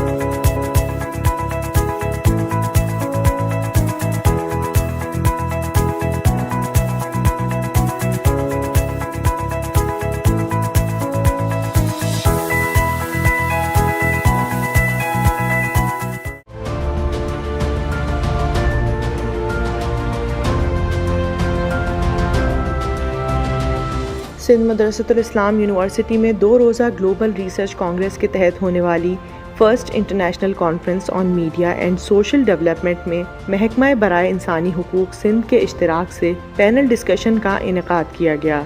Role of human rights in social inclusion and women empowerment के उन्वान से मुनक्किदा पैनल डिस्कशन की मेज़बानी के फ़राइज़ जमील हुसैन जुनेजो ने सरअंजाम दिए। सिंध ह्यूमन राइट्स कमीशन के मेंबर अयूब खोसो ने पैनल से गुफ्तगू करते हुए कहा कि सोशल मीडिया के इस्तेमाल से हम इनफरादी तौर पर माशरे में तब्दीली ला सकते हैं। एक जो बहुत स्ट्रॉन्ग मीडियम है जो हमारे और आपके हाथ में है, दैट्स अ मोबाइल फ़ोन, जो कि आप एक अवेयरनेस के ऊपर है। आप जितने भी यहाँ पे बैठे हुए हैं, मैं हूँ, आप हम सारे सोशल एक्टिविस्ट तो बन सकते हैं। हम कहीं पे भी मोबाइल पे, जैसे आजकल आप देख लेंगे अगर कोई मोबाइल स्नैचिंग हो रही है या किसी ATM मशीन के बाहर अगर कोई पैसे वैसे छीने जा रहे हैं या किसी को मारा जा रहा है, तो लोगों ने मोबाइल पे वो सारी चीज़ें बना के लोगों को सोशल मीडिया पे, अब ये इम्प्लीमेंट कौन करेगा? सोचे कौन? सोचेगा वही जो इम्प्लीमेंट कर सकता है, दैट्स गवर्नमेंट। माहिर इंसानी हुकूक इकबाल अहमद डेथो ने मौजू पर गुफ्तगू करते हुए कहा कि आज के दौर में इंसानी हुकूक का इदराक कमज़ोर तबके को अपनी बात सामने लाने का मौका देता है। So in today's world, I think it is the human rights which gives you the language even to criticize the laws. अगर laws भी unjust हैं तो वो human rights आपको language दे रही है. So there is a relevance of human rights to bring the poor on the table for the negotiating with the powers who are unwilling to talk. Sindh हुकूमत की committee बराए इंसानी हुकूक की रुकन मिस मारवी अवान ने ख़वातीन की खुद मुख्तारी के हवाले से बात करते हुए कहा कि हमें सिनफी इम्तियाज़ को ख़त्म करना होगा।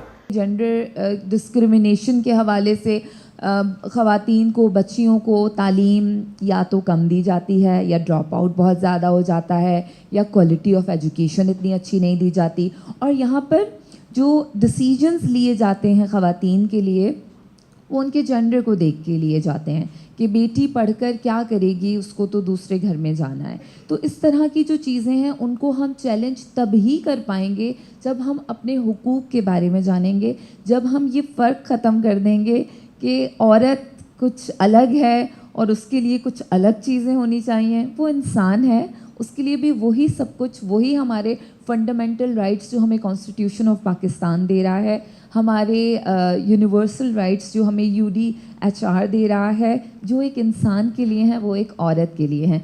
ट्रांसजेंडर राइट्स एक्टिविस्ट कामी सिद्ध ने ट्रांसजेंडर कम्युनिटी की नुमाइंदगी करते हुए कहा कि हमें ऐसा मुआशरा तश्कील देना है जिसमें मर्द, औरत और ट्रांसजेंडर्स को बराबरी के हुकूक मिल सकें। ख्वाजा ज़रा लोग ख़राब कैसे हो सकते हैं?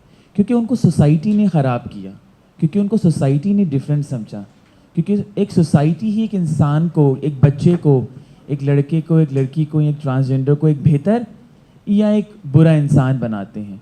हर इंसान डिग्निटी और रिस्पेक्ट से जीना चाहता है, और एक ख्वाजा सरा भी, वो एक ख्वाजा सरा जिसको घर से निकाला गया सिर्फ सोसाइटी की वजह से क्योंकि वो मुख्तलिफ है, तो वो भी क्या चाहता है? वो भी सिर्फ डिग्निटी और रिस्पेक्ट से ज़िंदगी जीना चाहता है और कुछ नहीं चाहता। पैनल में शरीक एडवोकेट हाई कोर्ट अल्ताफ़ खोसो ने इंसानी हुकूक की पामाली का शिकार अफराद के हवाले से गुफ्तगू करते हुए कहा कि ह्यूमन राइट्स कमीशन ऐसे अफराद की कानूनी मदद में अहम किरदार अदा कर रहा है। कि जो सोशल मीडिया के पे भी केसेस आए तो ये क्रेडिट जाता है ह्यूमन राइट्स डिपार्टमेंट को, जो उनकी हमने सहकार और कोलैबोरेशन के साथ मिलकर के हमने इस तरह से केसेस हमने किए। तो हमारी कोशिश वहाँ तक होती है और रीच आउट करते हैं कि जो ह्यूमन राइट्स विक्टिम या वायलेशंस केसेस होते हैं तो हम उनको free of cost legal aid provide करते हैं। पैनल डिस्कशन के इख्तिताम पर dean faculty of social sciences professor doctor Zahid Ali Chanar ने chairperson department of social development doctor Subhash के हमरा शुरा को शील्ड्स पेश की।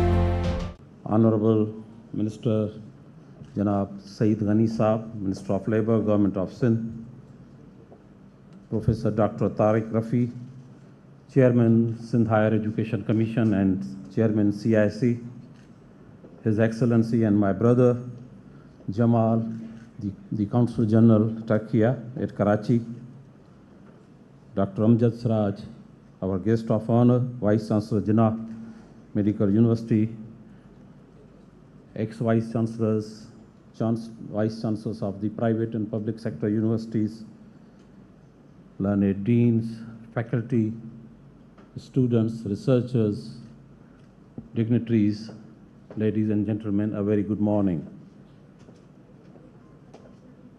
Let me again welcome you at Smiu, Sindh Madressatul Islam University, the alma mater of Quaid-e-Azam Muhammad Ali Jinnah, and founded by Khan Bahadur Hassan Ali Afandi in 1875.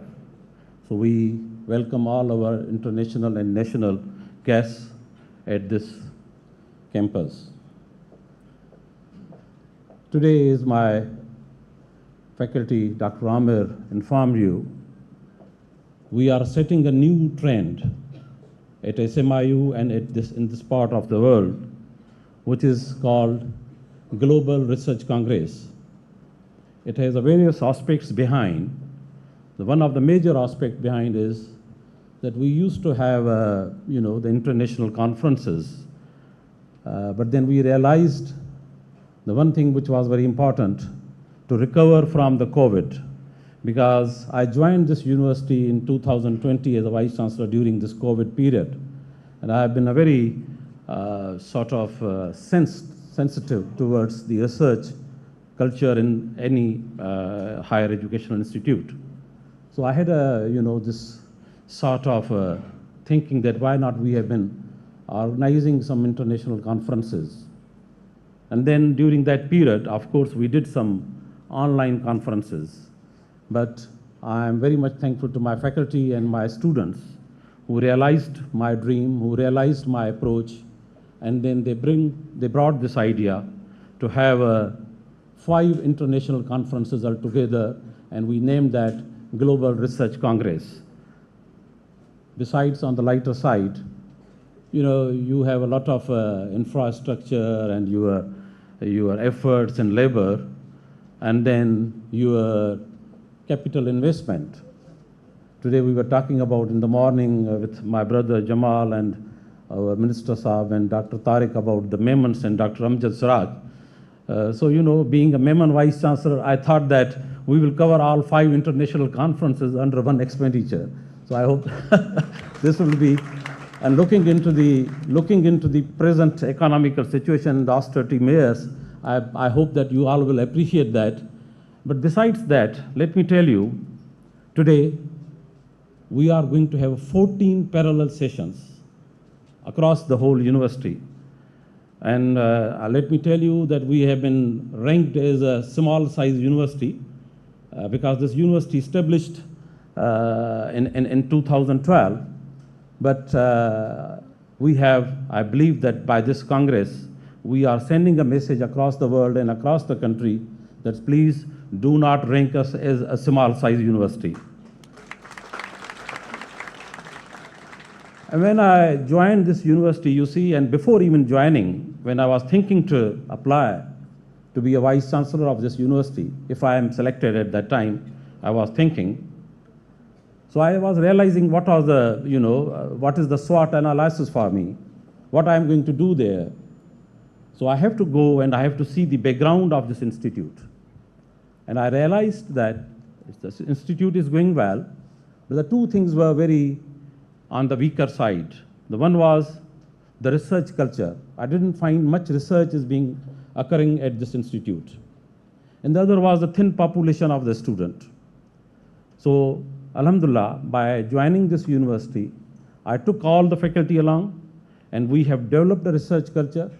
We restructured the research policy, and under that restructuring of the research policy, we have streamlined all the postgraduate studies and the PhD studies here. All the programs are being restructured.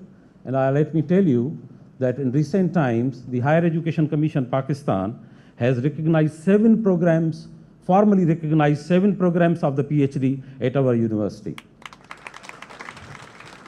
And besides that, we have started to have journals from almost every department. And at the moment, we have 7 research journals. So I hope that with this continuity of culture and with the sustainability of this research culture, we will inshallah move forward, and having your suggestions and having your input during this World Congress will be very much beneficial. The other thing which I mentioned was the thin population of the students.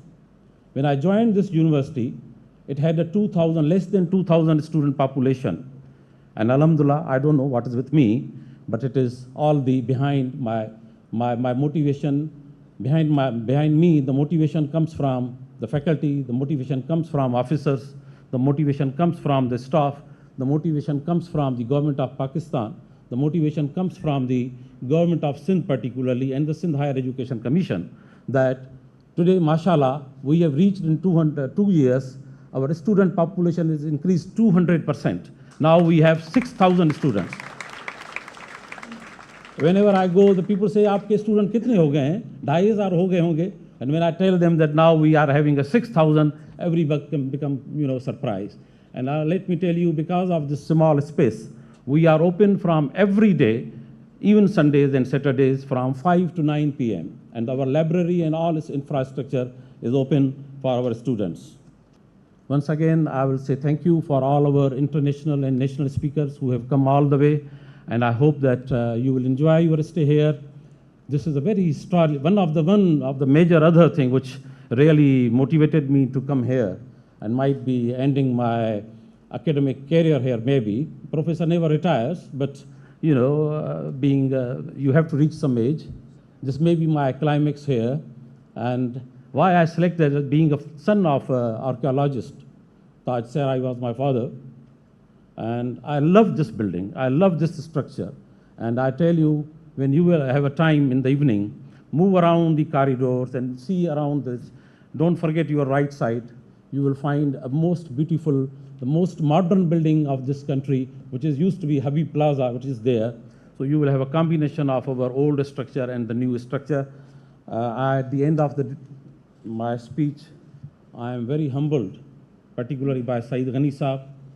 He is all the way, he's representing himself as well as the Chief Minister Saab, and he has been so kind always.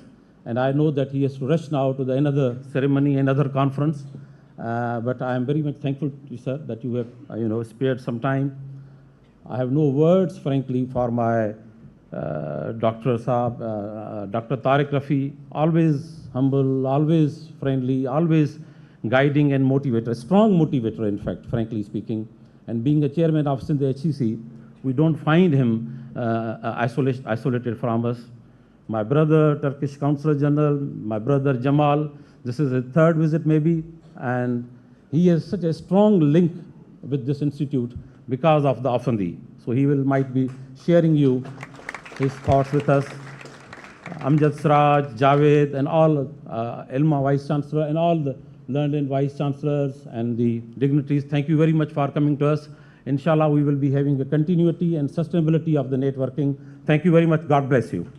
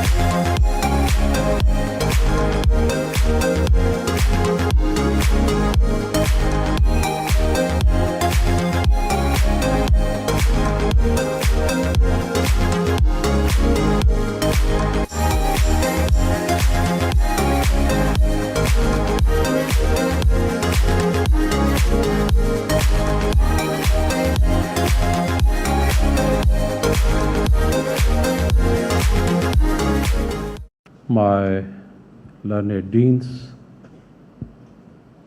chairpersons of the department,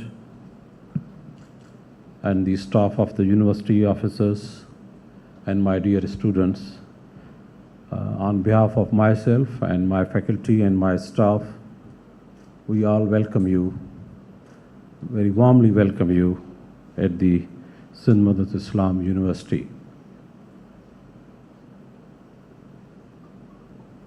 I hope that before I join this session, you have already been aware of the history of the Smiu through its documentary, and I really appreciate Zunera for sharing all the details of the university through her presentation.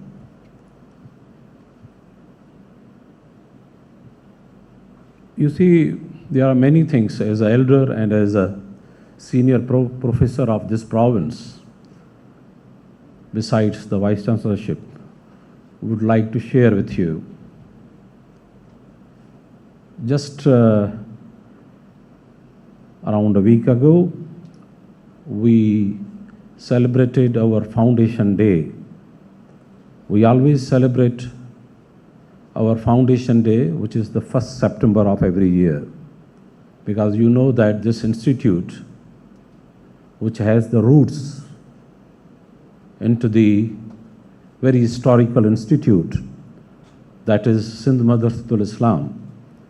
And you and I shall and always be proud that still we maintain that legacy. We still have a school in the corner of the university. You will find just opposite to the new building. In fact, both are the new buildings, which are the new addition to this whole historical institute.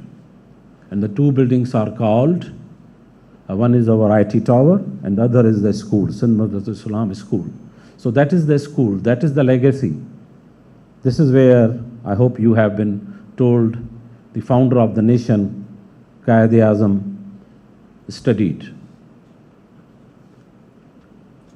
So I was just referring the foundation day, and one of the speaker, a very learned gentleman of this country and of this region, I must say, Javed Jabbar, Senator Javed Jabbar, you might have heard about him. Besides congratulating and sharing a lot of good and positive things with us, one of the alarming things which he mentioned is that there are around 220 million children, 20 million children in Pakistan who are still out of the school, out of the education. 20 million, 2 crore. 2 crore बच्चे इस वक्त भी, क्योंकि हम बात कर रहे थे कि 1885 में क्या हुआ, क्योंकि आपको पता है कि ये जो इदारा बना वो बना 1885, यानी अराउंड 140 ईयर्स अगो। तो उस ज़माने में क्या था और क्यों ये इदारा बना था, इसकी छोटी सी बात आपको बताता चलूँ कि क्योंकि वहाँ उस ज़माने में जब बॉम्बे यूनिवर्सिटी थी और उन्होंने यहाँ एग्ज़ाम लिया, तो not a single Muslim boy or girl passed the exam of matriculation. This is where our founder, Hassan Ali Afandi, got this turning point, and he went for the establishment of this institute. तो क्या था उस ज़माने में? उस ज़माने में ये था कि बहुत सारे बच्चे या तो आउट ऑफ स्कूल थे या आउट ऑफ मॉडर्न एजुकेशन थे. They were shy to adopt the new system, the British teaching system at that time. तो हम बात तो उस ज़माने की कर रहे थे उस दिन, मगर जब उन्होंने मुझे चौंका दिया और हम सबको चौंका दिया, क्योंकि some time you are so much busy, though I have been always myself connected with the data of this country, being myself a little bit good researcher,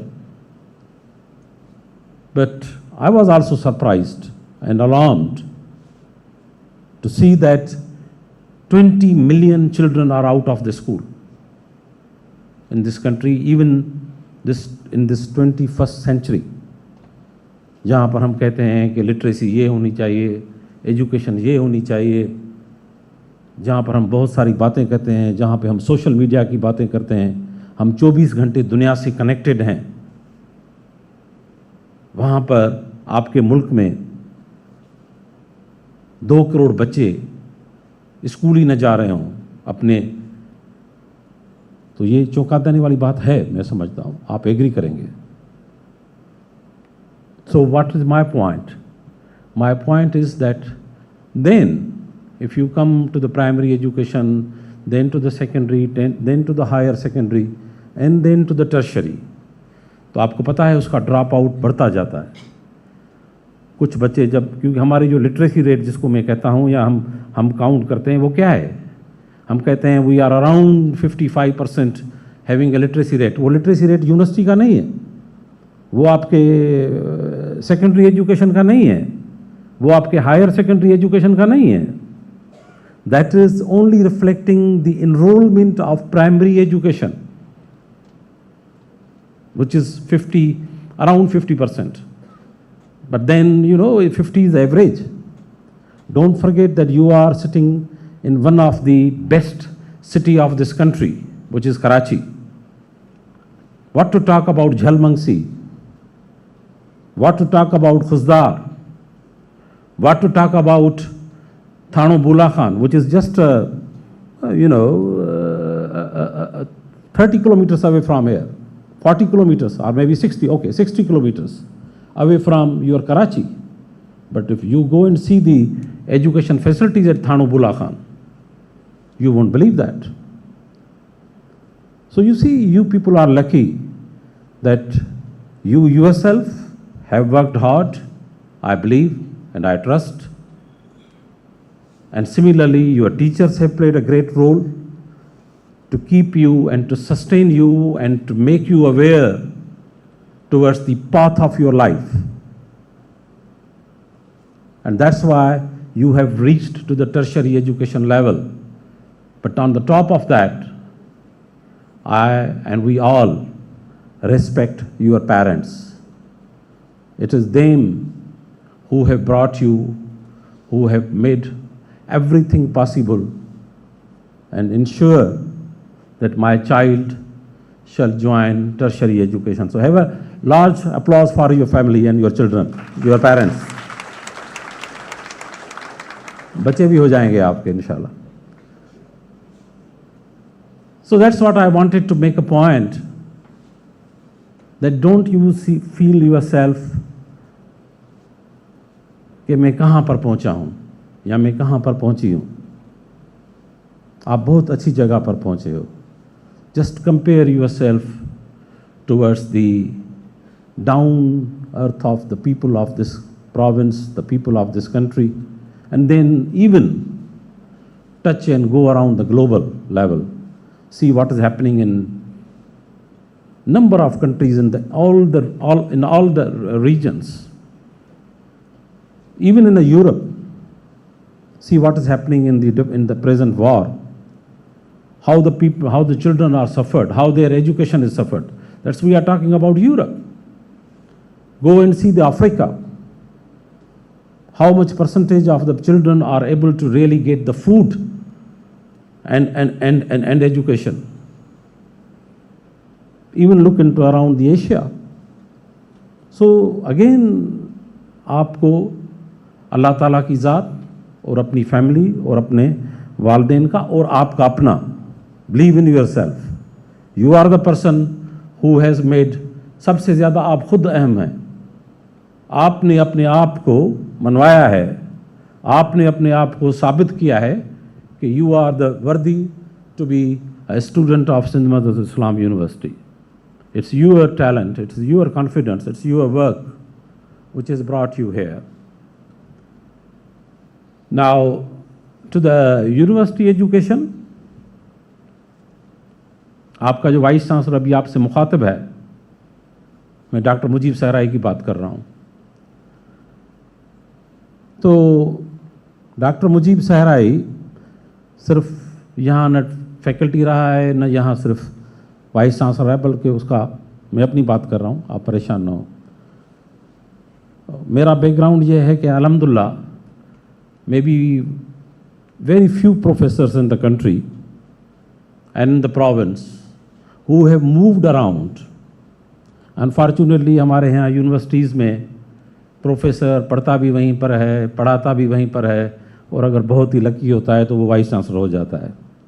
मेरे लिए अल्हम्दुलिल्लाह मैं कराची में भी पढ़ा हूँ, मैं दादू में भी पढ़ा हूँ, मैं जामशोरों में भी पढ़ा हूँ, मैं इंग्लैंड में भी पढ़ा हूँ, और फिर मैंने जॉब भी जो है वो खैरपुर में भी की है, जामशोरों में भी की है, सकरंड में भी की है, नवाबशाह में भी की है, टंडो जाम में भी की है, और अब मैं कराची में हूँ. तो why I am telling that? Because of I just wanted to reflect my experience with you. कि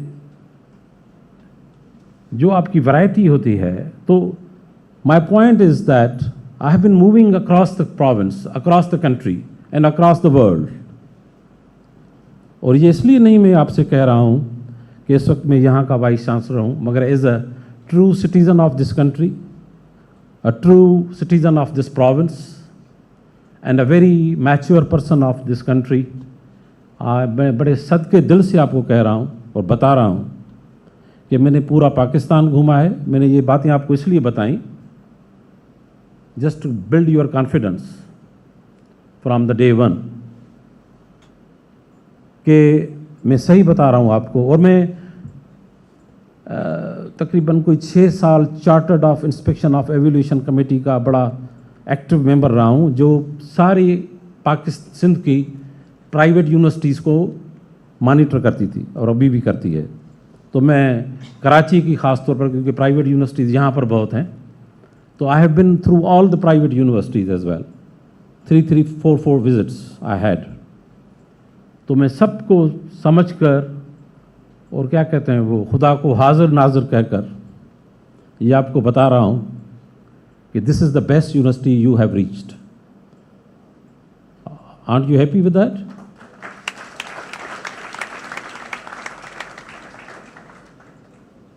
ये जैसे मेरे हमारी जुनेरा साहिबा ने और मेरे डीन साहबान और मेरे चेयरपर्सन्स ने आपको बताया, और जो उससे सबसे ज़्यादा अच्छी बात कि मैं जहाँ जहाँ भी रहा हूँ, मैंने आपको इतने शहर और इतने इंस्टीट्यूट्स बता दिए, तो यहाँ पर जो मुझे सबसे ज़्यादा अच्छी मखलूक लगती है, जब किसी यूनिवर्सिटी की मखलूक की बात की जाती है तो वो फैकल्टी होती है, वो ऑफिसर्स होते हैं, वो एडमिनिस्ट्रेशन होती है और वो स्टाफ होता है. और दूसरी कौन सी चीज़ होती है? स्टूडेंट्स. एंड मैं अगेन सदके दिल से हाजिर नाजिर खुदा को मान कर कह रहा हूँ कि सबसे ज़्यादा मेरी प्यारी मखलूक और मेरी बहुत अच्छी मखलूक इस यूनिवर्सिटी में, सब अच्छे हैं, सब बेहतरीन हैं, मगर the students are my best मखलूक in this institute. So don't disappoint me. Don't disappoint me, because the students which we have, which I have in this institute, either you are going to be affected by them or they are going to be affected by you. ये भी एक viral है, हाँ? आप मिलोगे या आप अपनी वायरस दोगे या उनसे लोगे. तो be a good vibrant, be a good vibration, be a positive vibration, be a constituent of a positive energy and dissipate that energy in a very positive direction. और इसको अपनी फैमिली समझिए. हम SMIU को SMIU फैमिली कहते हैं. तो be a part of and be active and be a right person in this family. We will always love you, we will always take care of you, and we will ensure that once you leave this institute, you shall be a quality product of this institute. मैंने कुछ लोगों को तो पता है जो मेरी faculty बैठी है, but I believe in one of my own theory, which I presented at various forums across the world, as a student of ISO certification, that a student shall be received as a customer in 21वीं सदी में, in 21st century. I say that we shall receive the student as a customer. आपके पास बहुत सारी varieties of the options थी. You could have gone to the Habib University, you could have gone to the Karachi University. If I just talk about Karachi, you could have gone in around 30 to 35 universities across the Karachi in private and public sector. But one or other way, you opted SMIU. So now you have selected us. So you have been a customer of us. मगर आज के बाद ये जो मेरे यहाँ तो बहुत कम फैकल्टी आज बैठी हुई है, क्योंकि everybody is busy for the upcoming academic session. But हमारे डीन साहबान बैठे हैं और कुछ चेयरपर्सन्स बैठे हुए हैं. बट ये फैकल्टी, ये ऑफिसर्स और मैं, हम सब की जिम्मेदारी है कि जब आप यहाँ से जाएं, so we shall have a quality product in you. Whenever you go out from here, whenever you join any organization, any institute, you will be reflecting the output of Sindh Madressatul Islam. So we will love to see, and we will be proud to see in you all the good deeds of this institute, which shall be reflected in your personality. And I hope that when you will join any organization, we will be receiving many, many reflective letters, many good data, which will be reflecting our output in your personality, through your personality. आखिरी बात या दो बातें आखिरी. Again, you see, unfortunately, ये मुझे पता नहीं है, ये इस पे भी एक रिसर्च होनी चाहिए. जब मुझे I don't want to, discourage you or disappoint you, but one or other way, when I look back to my childhood, when I look back to my primary, secondary, higher secondary education, मैं यहाँ DJ college से पढ़ा हूँ higher secondary में. Primary मैंने दादू से पढ़ी, दादू main high school दादू. Secondary education मेरे अपने वालिद ताज सराई साहब खुद एक एजुकेशनिस्ट थे. उनका अपना स्कूल था तालबुल मुला high school Dadu, which is now one of the main school in the whole district. तो मैंने मैट्रिकुलेशन वहाँ से की. फिर मैंने इंटरमीडिएट कराची से डीजे कॉलेज से की, और मैंने अपनी bachelors in mechanical engineering from Mehran university की, and then I did my PhD from Sussex University UK. What I'm saying is, throughout my whole academic journey, throughout, from primary to the PhD, I found different environment. I found some discipline environment. And we were not really that lucky the people you are. You see, जब मैं England में PhD करने गया, after having my bachelor's from Mehran, I'm talking about 1991. उस वक्त ना internet थी, ना कंप्यूटर था, ना मोबाइल था, ना सोशल मीडिया था, नथिंग. और उस ज़माने में जब मुझे एडमिशन लेनी पड़ती, एडमिशन के लिए मैं अप्लाई कर रहा था, तो I have to wait for good 15 days to receive any communication from there, जो आपको अब 5 मिनट में मिल जाती है, 2 मिनट में मिल जाती है, मे बी मैंने भी पहनी हुई है, तो आधे सेकंड में भी मिल जाती है. But I am talking about 1991, और मुझे उस ज़माने में एक ख़त का इंतज़ार करना पड़ता था कि किस यूनिवर्सिटी से मुझे क्या मिल रहा है. एंड देन ये भी बताता चलूँ आपको कि जब मैं जा रहा था, जब मैं फाइनल ईयर में था, even my engineering at Mehran Jamshoro, तब तक हमने कंप्यूटर नहीं देखा था, पता ही नहीं था कंप्यूटर क्या है. हमें फोर्ट्रान पढ़ाया गया था बोर्ड पर, चाक एंड बोर्ड पर पढ़ाया जाता था कि ये फोर्ट्रान लैंग्वेज है. कंप्यूटर की लैंग्वेज को कुछ नहीं था, ब्लैक बोर्ड एंड चाक. तो वो अब आप समझ सकते हो कि हमने फोर्ट्रान क्या सीखी होगी. So you see, going from here and one और other way, join UK for the PhD, and straight away you have been given a huge workstation, क्योंकि उस ज़माने में वहाँ पर काफ़ी कंप्यूटर्स डेवलप हो चुके थे, काफ़ी प्रोसेसर और हर चीज़ वाज डेवलप्ड. एंड बताया गया कि आप PhD आपको इस पे करनी है, और ये टर्बुलेंस मॉडल आपको डेवलप करना है. So I did my PhD in computational fluid dynamics, CFD, अगर आप में से कुछ इंटरेस्टेड हों. But in the end, I developed my own turbulence model, low Reynolds model, which is Memon's Reynolds model being known. And I was offered the Rolls-Royce job in Derby at UK, which I refused instantly and came back to Pakistan. Joined my alma mater here. But what I'm saying is,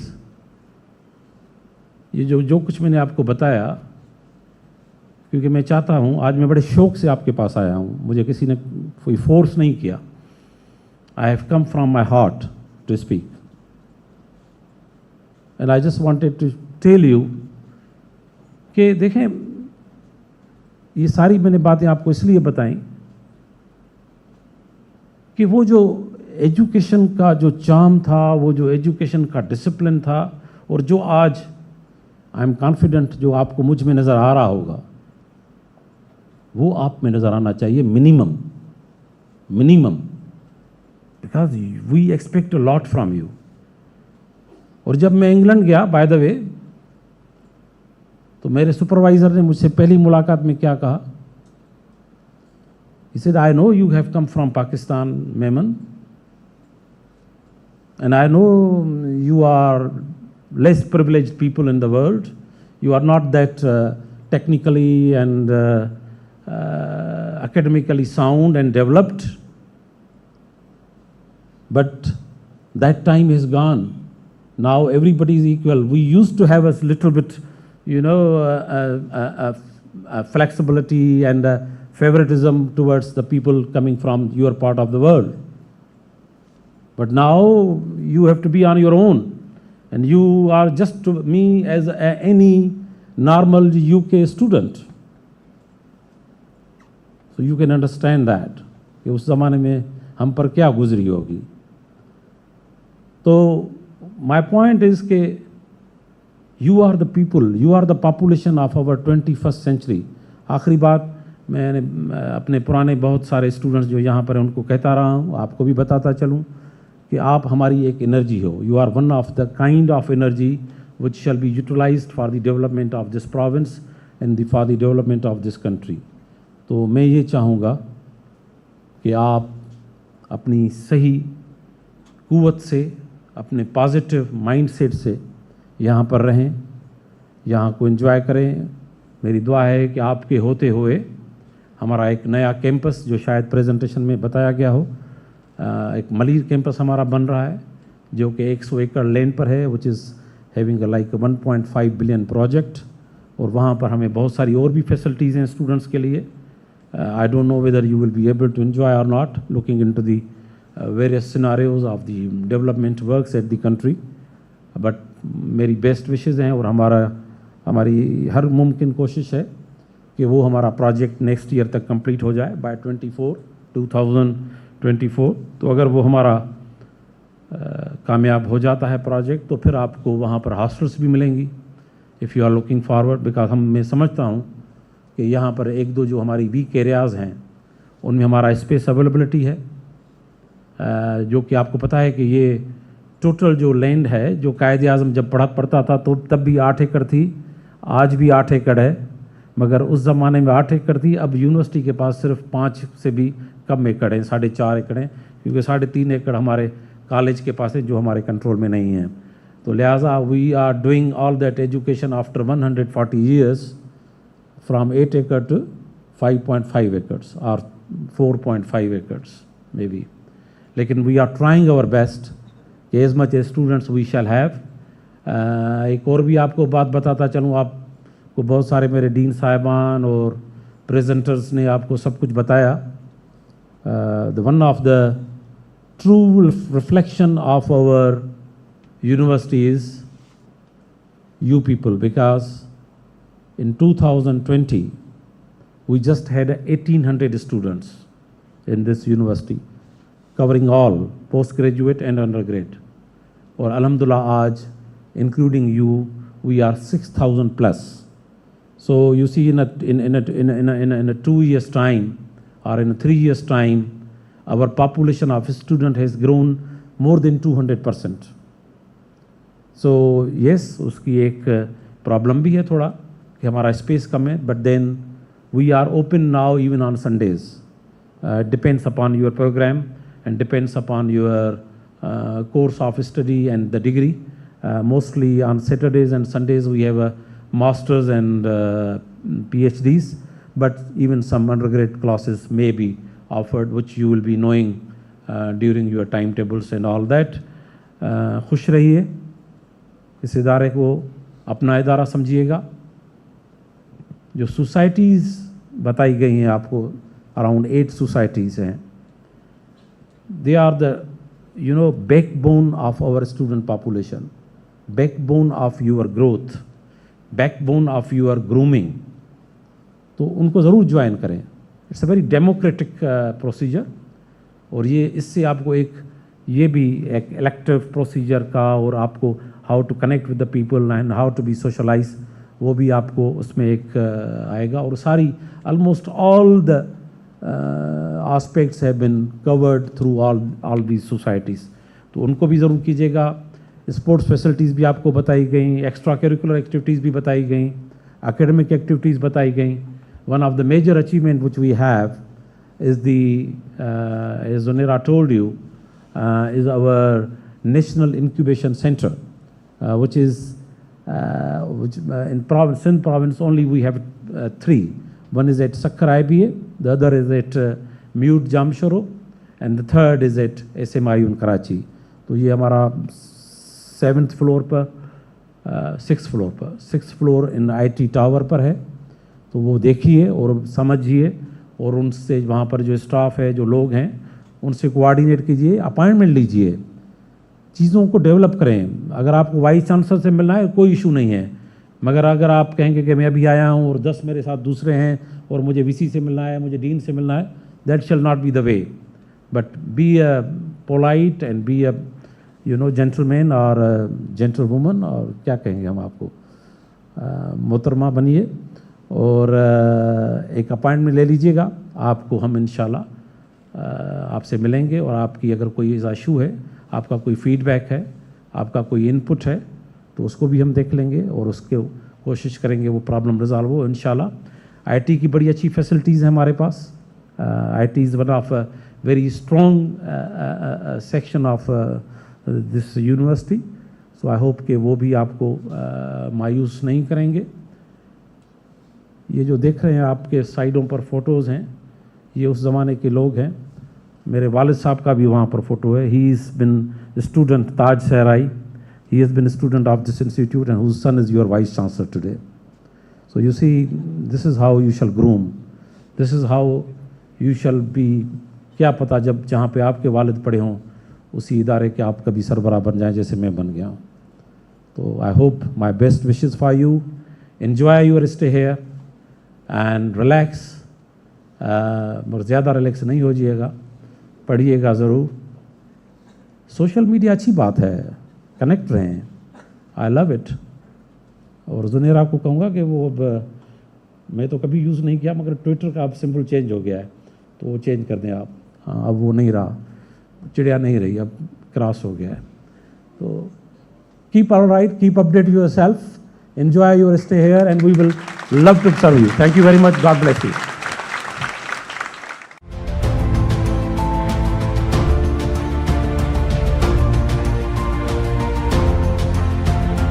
Sindh Madressatul Islam university में जारी 2 रोज़ा global research Congress की इख्तितामी तकरीब मुनक़िद की गई.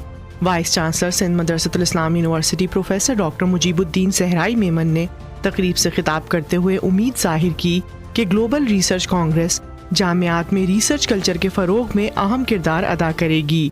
I believe this huge and marathon Congress has really settled a trend for our university in particular, that from today and onwards, how the research culture will evolve further and how the research culture will strengthen. And I hope that the networking between the scholars have definitely will play its role in the coming times. I really praise my faculty, from the deans to the lecturers. So I believe we shall have a bundle of applauses for all the faculty, all the officers, and all the staff who have played a very effective role for the success of this conference. Global research congress के convener professor doctor Zahid Ali Chanar ने congress के हवाले से report और तजावीज़ पेश की. The total number of the abstracts which were submitted was 293. Out of those, 239 were accepted. From those 239, The total papers which were submitted were 210 and 187 were accepted. Thus, the acceptance ratio of the papers was 58%, which is a very strict one. There were 5 slots of the technical sessions in the Congress. In all those 5 slots, in each of those slots, 14 sessions were conducted. Means there were 14 rooms or the halls in which the parallel sessions were conducted in all those 5 conferences. If we multiply those 14 with 5, it becomes 70 slots in which this whole Congress conducted the sessions. It's a huge one. 210 top-notch researchers were there to monitor and evaluate the research of the researchers. Besides those 9 panel discussions were conducted in the Congress, and averagely, if 5 persons were there, so there were 45 persons from different domains who talked about the themes of those conferences. And one panel discussion of the VCs was also conducted. University of West England UK से doctor Mehmet Aydin ने 2 रोज़ा global research Congress को बेहतरीन event करार दिया. I've seen so much passion in the eyes of the faces of the attendees as well as the organizers, and so much enthusiastic young researchers. They passionately wanted to demonstrate their results, and obviously they deserve to do that, and I appreciated all of their work, and really very well presented.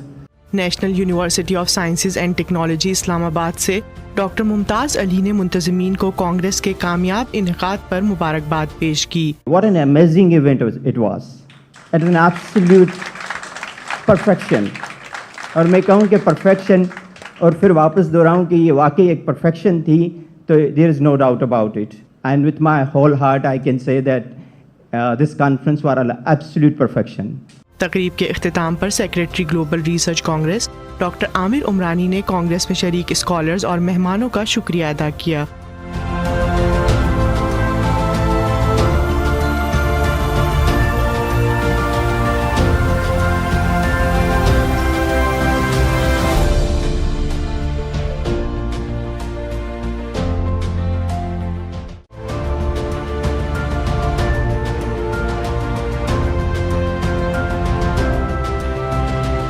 Sindh Madressatul Islam university में 2 रोज़ा global research congress के तहत होने वाली first international conference on media and social development में महकमा बराए इंसानी हुकूक सिंध के इश्तिराक से पैनल डिस्कशन का इनेकाद किया गया. Role of human rights in social inclusion and women empowerment के उन्वान से मुनक्किदा पैनल डिस्कशन की मेज़बानी के फ़राइज़ जमील हुसैन जुनेजो ने सरअंजाम दिए. सिंध ह्यूमन राइट्स कमीशन के मेंबर अयूब खोसो ने पैनल से गुफ्तगू करते हुए कहा कि सोशल मीडिया के इस्तेमाल से हम इनफरादी तौर पर माशरे में तब्दीली ला सकते हैं. एक जो बहुत स्ट्रॉन्ग मीडियम है जो हमारे और आपके हाथ में है, दैट्स अ मोबाइल फ़ोन, जो कि आप एक अवेयरनेस के ऊपर, आप जितने भी यहाँ पे बैठे हुए हैं, मैं हूँ, आप, हम सारे सोशल एक्टिविस्ट तो बन सकते हैं. हम कहीं पे भी मोबाइल पे, जैसे आजकल आप देख लेंगे अगर कोई मोबाइल स्नैचिंग हो रही है या किसी ATM मशीन के बाहर अगर कोई पैसे वैसे छीने जा रहे हैं या किसी को मारा जा रहा है, तो लोगों ने मोबाइल पे वो सारी चीज़ें बना के लोगों को सोशल मीडिया पे. अब ये इम्प्लीमेंट कौन करेगा? सोचेगा वही जो इम्प्लीमेंट कर सकता है, दैट्स गवर्नमेंट. माहिर इंसानी हुकूक इकबाल अहमद डेथो ने मौजू पर गुफ्तगू करते हुए कहा कि आज के दौर में इंसानी हुकूक का इदराक कमज़ोर तबके को अपनी बात सामने लाने का मौका देता है.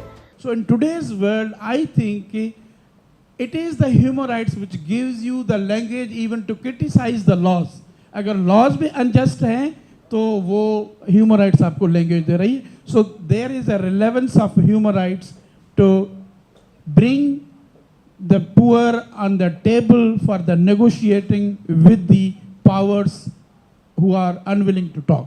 सिंध हुकूमत की कमेटी बराए इंसानी हुकूक की रुकन मिस मारवी अवान ने ख़वातीन की खुद मुख्तारी के हवाले से बात करते हुए कहा कि हमें सिनफी इम्तियाज़ को ख़त्म करना होगा. जेंडर डिस्क्रिमिनेशन के हवाले से ख़वातीन को, बच्चियों को तालीम या तो कम दी जाती है या ड्रॉप आउट बहुत ज़्यादा हो जाता है या क्वालिटी ऑफ एजुकेशन इतनी अच्छी नहीं दी जाती. और यहाँ पर جو ڈیسیجنز لیے جاتے ہیں خواتین کے لیے وہ ان کے جینڈر کو دیکھ کے لیے جاتے ہیں کہ بیٹی پڑھ کر کیا کرے گی, اس کو تو دوسرے گھر میں جانا ہے. تو اس طرح کی جو چیزیں ہیں ان کو ہم چیلنج تب ہی کر پائیں گے جب ہم اپنے حقوق کے بارے میں جانیں گے, جب ہم یہ فرق ختم کر دیں گے کہ عورت کچھ الگ ہے اور اس کے لیے کچھ الگ چیزیں ہونی چاہیے. وہ انسان ہے, اس کے لیے بھی وہی سب کچھ, وہی ہمارے فنڈامنٹل رائٹس جو ہمیں کانسٹیٹیوشن آف پاکستان دے رہا ہے, ہمارے یونیورسل رائٹس جو ہمیں UDHR دے رہا ہے, جو ایک انسان کے لیے ہیں وہ ایک عورت کے لیے ہیں. ٹرانسجینڈر رائٹس ایکٹیوسٹ کامی سدھ نے ٹرانسجینڈر کمیونٹی کی نمائندگی کرتے ہوئے کہا کہ ہمیں ایسا معاشرہ تشکیل دینا ہے جس میں مرد, عورت اور ٹرانسجینڈرز کو برابری کے حقوق مل سکیں. خواجہ سرا لوگ خراب کیسے ہو سکتے ہیں؟ کیونکہ ان کو سوسائٹی نے خراب کیا, کیونکہ ان کو سوسائٹی نے ڈفرینٹ سمجھا, کیونکہ ایک سوسائٹی ہی ایک انسان کو, ایک بچے کو, ایک لڑکے کو, ایک لڑکی کو, ایک ٹرانسجینڈر کو ایک بہتر یا ایک برا انسان بناتے ہیں. ہر انسان ڈگنیٹی اور رسپیکٹ سے جینا چاہتا ہے, اور ایک خواجہ سرا بھی وہ ایک خواجہ سرا جس کو گھر سے نکالا گیا صرف سوسائٹی کی وجہ سے کیونکہ وہ مختلف ہے, تو وہ بھی کیا چاہتا ہے, وہ بھی صرف ڈگنیٹی اور رسپیکٹ سے زندگی جینا چاہتا ہے اور کچھ نہیں چاہتا. پینل میں شریک advocate high court Altaf Khoso نے انسانی حقوق کی پامالی کا شکار افراد کے حوالے سے گفتگو کرتے ہوئے کہا کہ ہیومن رائٹس کمیشن ایسے افراد کی قانونی مدد میں اہم کردار ادا کر رہا ہے. کہ جو سوشل میڈیا پہ بھی کیسز آئے تو یہ کریڈٹ جاتا ہے ہیومن رائٹس ڈپارٹمنٹ کو, جو ان کی ہم نے سرکار اور کولابریشن کے ساتھ مل کر کے ہم نے اس طرح سے کیسز ہم نے کیے ہیں. تو ہماری کوشش وہاں تک ہوتی ہے اور ریچ آؤٹ کرتے ہیں کہ جو ہیومن رائٹس وکٹم یا وائلیشنس کیسز ہوتے ہیں تو ہم ان کو free of cost legal aid provide کرتے ہیں. پینل ڈسکشن کے اختتام پر dean faculty of social sciences professor doctor Zahid Ali چنر نے chairperson department of social development doctor سبھاش کے ہمراہ شرکا کو شیلڈز پیش کیں.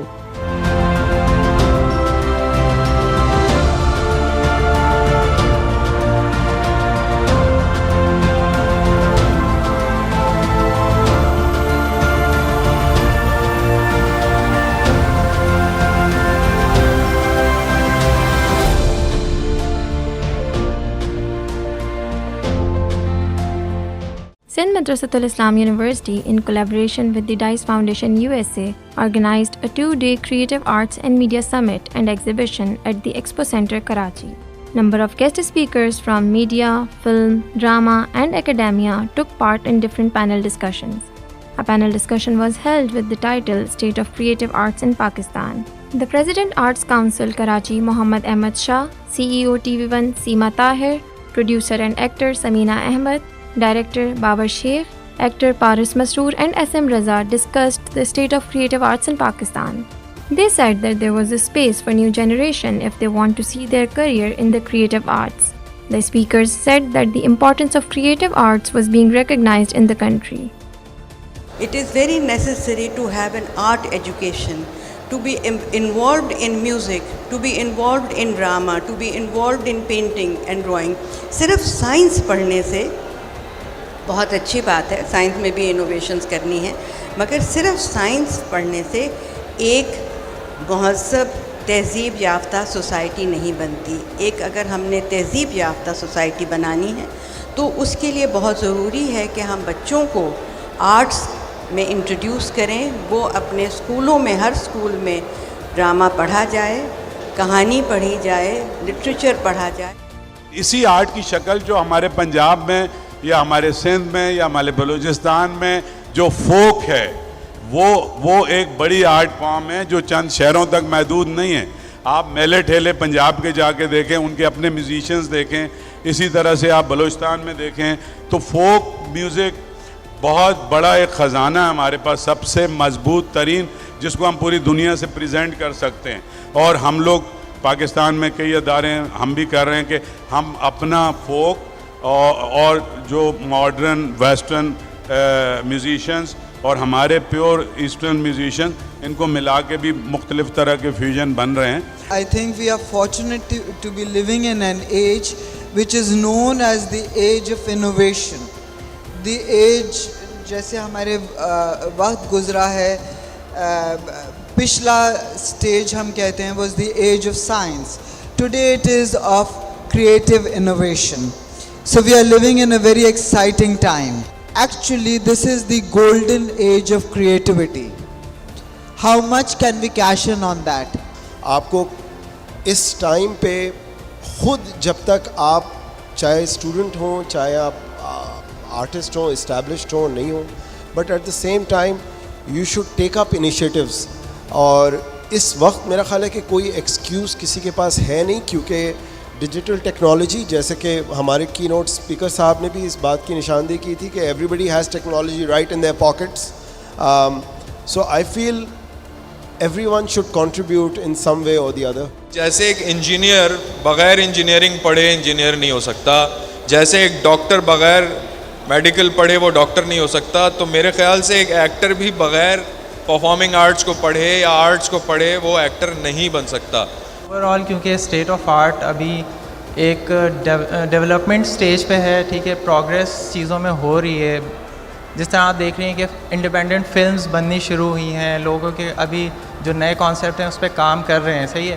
तो म्यूरल और फाइन आर्ट जो है वो भी इसी तरह स्ट्रगलिंग स्टेज से है. इंडिपेंडेंट आर्टिस्ट कर रहे हैं जो कर सकते हैं, जिनकी जितनी अप्रोच है वो अपने तौर पे जितना कर सकते हैं कर रहे हैं.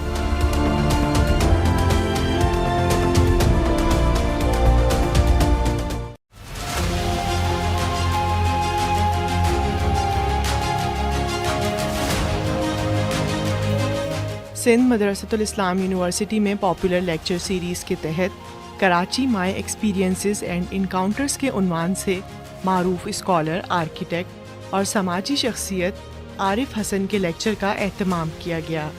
Vice chancellor Sindh Madressatul Islam university professor doctor Mujeebuddin Sahrai Memon ने मेहमान स्पीकर आरिफ हसन को जामे में खुश आमदीद कहा और पॉपुलर लेक्चर सीरीज़ के मकासद पर रोशनी डाली. सर, सबसे पहले तो आपको खुश आमदीद. इस सिंध मदरसतुल इस्लाम जो एक तारीख़ी इदारा हम सबको पता है, हसन अली आफंदी ने फाउंड किया 1885 में, and then it became also the alma mater of Quaid Azam Mohammad Ali Jinnah. The purpose of this popular lecture series is to interact with the people and the people coming from the different fields. जो हमारे social पहलू हैं उनको connect किया जाए. मारूफ scholar, architect और समाजी शख्सियत आरिफ हसन ने शहर कराची से अपने ताल्लुक़ को बयान करते हुए माजी के बहुत से वाक़यात और तजर्बात का जिक्र किया. शुरका से गुफ्तगू करते हुए उन्होंने बताया कि गरीबों को रिहाइश मुहैया करने में सिर्फ पाकिस्तान ही नहीं बल्कि तरक्की याफ्ता ममालिक को भी मुश्किलात का सामना है. यूरोप ले लीजिए, अमेरिका ले लीजिए, वहाँ भी गरीबों को एक्सक्लूड किया जाता है. सिर्फ एक्सक्लूड करने के तरीक़े मुख्तलिफ हैं. थे, अब तो ऐसे ही हो गए हैं जैसे हमारे यहाँ, कोई ख़ास फ़र्क नहीं रहा. वहाँ सोशल हाउसिंग होती थी, यूरोप को ले लेकर. अब उसका बजट इतना कम हो गया है कि वहाँ होमलेसनेस बढ़ रही है और लोग सड़कों पे रह रहे हैं. रोम ले लें, पेरिस ले लें, पेरिस ख़ास तौर से, लंदन ले लें, तादाद बढ़ती जा रही है और कोविड के नतीजे में और बहुत बढ़ी है. अगर आप बजट्स देखें हाउसिंग के, अब तो खासी इस पर लिखत पढ़त हो रही है, वो बहुत तेज़ी से घट रहे हैं. अच्छा, जो बैंकिंग के उसूल हैं, हाउसिंग फाइनेंस के उसूल हैं, अब आप गरीब होते हुए उनका इस्तेमाल नहीं कर सकते. आपको कुछ हद तक कोलैटरल चाहिए, पहले नहीं चाहिए था. जो हाउसिंग स्टेट से लंदन के वो सब बिक रहे हैं और उनके जो लोग हैं उन्हें निकाला जा रहा है. यही सूरत हाल पेरिस में है. तफसीली गुफ्तगू में मुख्तलिफ मौज़ूआत पर बात करते हुए आरिफ हसन ने शुरका के सवालात के जवाबात भी दिए. डायरेक्टर और डॉक्टर आमिर उमरानी ने सेशन में शरीक मेहमानों का शुक्रिया अदा किया. सेशन के इख्तिताम पर vice chancellor Sindh Madressatul Islam university professor doctor Mujeebuddin Sahrai Memon ने chairman Sindh HEC doctor Tariq Rafi के हमरा आरिफ हसन को शील्ड पेश की.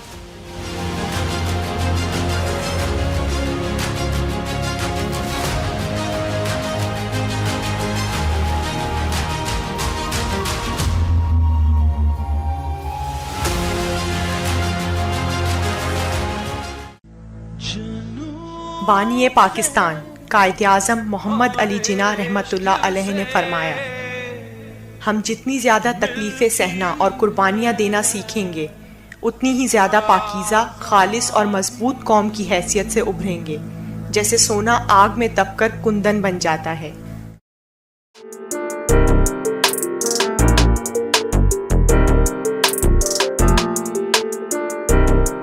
ورلڈ ٹیلی ویژن ڈے کے حوالے سے سندھ مدرسۃ الاسلام یونیورسٹی کے directorate of broadcasting and media trainings کی جانب سے سیمینار منعقد کیا گیا۔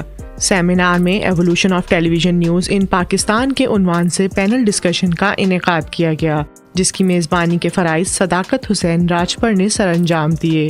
پینل ڈسکشن میں شریک معروف صحافی مظہر عباس نے کہا کہ آج کے دور میں صحافیوں کے لیے توازن برقرار رکھنا ایک بہت بڑا چیلنج ہے۔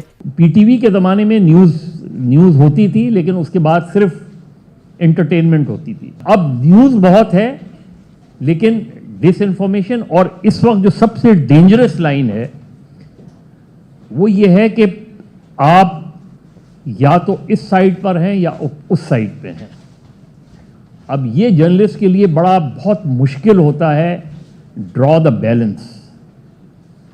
ایک ایسی جگہ پہ جہاں اگر ٹیلی ویژن ہے، جہاں آپ کا ایک چینل ہے، اس کا ٹلٹ ایک طرف ہے، دوسرا چینل ہے اس کا ٹلٹ دوسری طرف ہے، تو for a professional journalist it's a very serious challenge.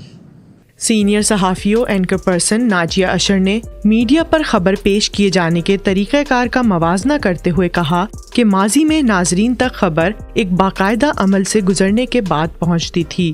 خبر رپورٹر کے تھرو آتی تھی تو پھر وہ کاپی کی ڈیسک پہ جائے گی، ایک کاپی ایڈیٹر ہوگا، وہ اس خبر کو چیک کرے گا، اس کی ویریفیکیشن ہوگی، پھر نیوز پروڈیوسرز اس کے اندر انوالو ہوں گے، اور آخر کا جو لاسٹ گیٹ کیپر ہوتا تھا وہ نیوز اینکر ہوتا تھا۔ یہ ایک پورا پروسیس تھا، اور اس پروسیس کے تھرو وہ نیوز فلٹر ہو کر آڈینس تک جایا کرتی تھی۔ اب اس دور کے اندر جب ہم وہ ڈفرینس دیکھتے ہیں کہ وہ پھر خبر کیا ہوئی، خبر کی ساخت کیسے چینج ہو گئی، مجھے تو خبر کی ساخت ایسے چینج ہوتے ہوئے معلوم ہوتی ہے کہ خبر اب صرف ایک ٹویٹ، ایک آڈیو لیک یا ایک ویڈیو لیک ہے۔ آپ کو خبر بنانے کی ضرورت ہی نہیں ہے، خبر صرف ایک ٹویٹ کی صورت میں آ جاتی ہے اور آپ ایز اٹ از اس کو بیان کر دیتے ہیں۔ نیوز چینلز کی جانب سے دکھائے جانے والے مواد پر بات کرتے ہوئے اینکر پرسن مسعود رضا کا کہنا تھا کہ ہمیں بحیثیت قوم یہ طے کرنا ہوگا کہ ہم کس طرح کی خبریں اور پروگرام دیکھنا چاہتے ہیں۔ اس وقت بھی بڑا زبردست کوالٹی کا کام ہو سکتا ہے۔ ہمارے پاس ایسی شخصیات موجود ہیں، ایسے لوگ موجود ہیں جو بہت زبردست کام آج بھی کر سکتے ہیں، بہت اچھی زبان بول سکتے ہیں، بہت اچھا اسکرپٹ لکھ سکتے ہیں، بہت اچھی طرح سے پریزنٹ کر سکتے ہیں، لیکن ہم دیکھنا چاہتے ہیں کیا؟ کئی مرتبہ میں نے کوشش کی کہ میں پروگرامز میں وہ پہلو لے کر آؤں کہ جہاں پر کچھ لوگوں کو ایجوکیٹ کر سکوں۔ آپ یقین کریں کہ میرے پروگرام کی ریٹنگ گر جاتی ہے۔ پینل ڈسکشن کے اختتام پر voice chancellor Sindh Madressatul Islam university doctor Mujeeb الدین صحرائی میمن نے پینلسٹ کو سووینئر پیش کیے۔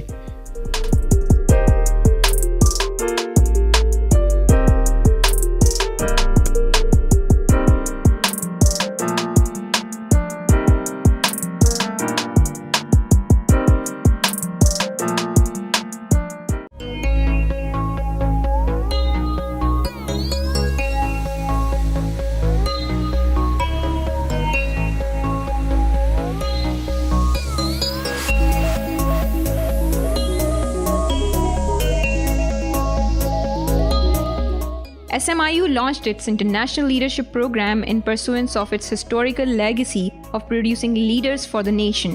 It is one of the flagship programs of SMIU that focuses on culture and educational exchange between SMIU and its various partner universities around the world.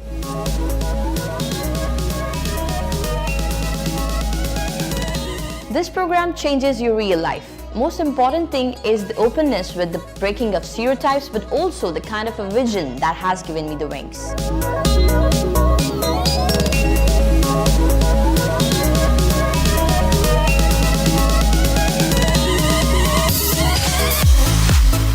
It is the time of interaction with different cultures, with different societies, and for that, the best way is to introduce and expose the students studying in universities to international cultures.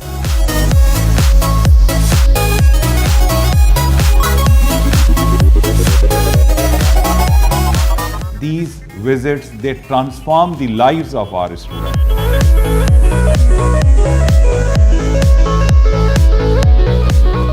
There are people from all different kind of places, big cities, small towns, but we are all interested in putting the world together.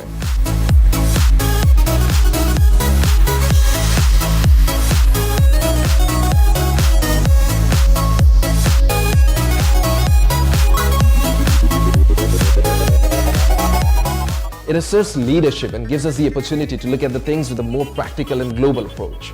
When you come back home, you're more energetic and you want to serve your country, you want to serve your society. It does not only serve your career, but you also contribute to the societal change, a positive one.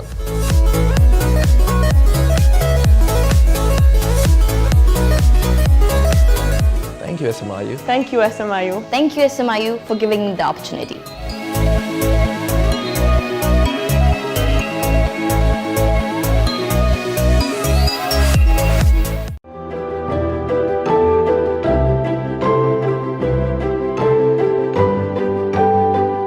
Sindh Madressatul इस्लाम के 139वें यौम तासीस के मौके पर तकरीब का इनेकाद किया गया।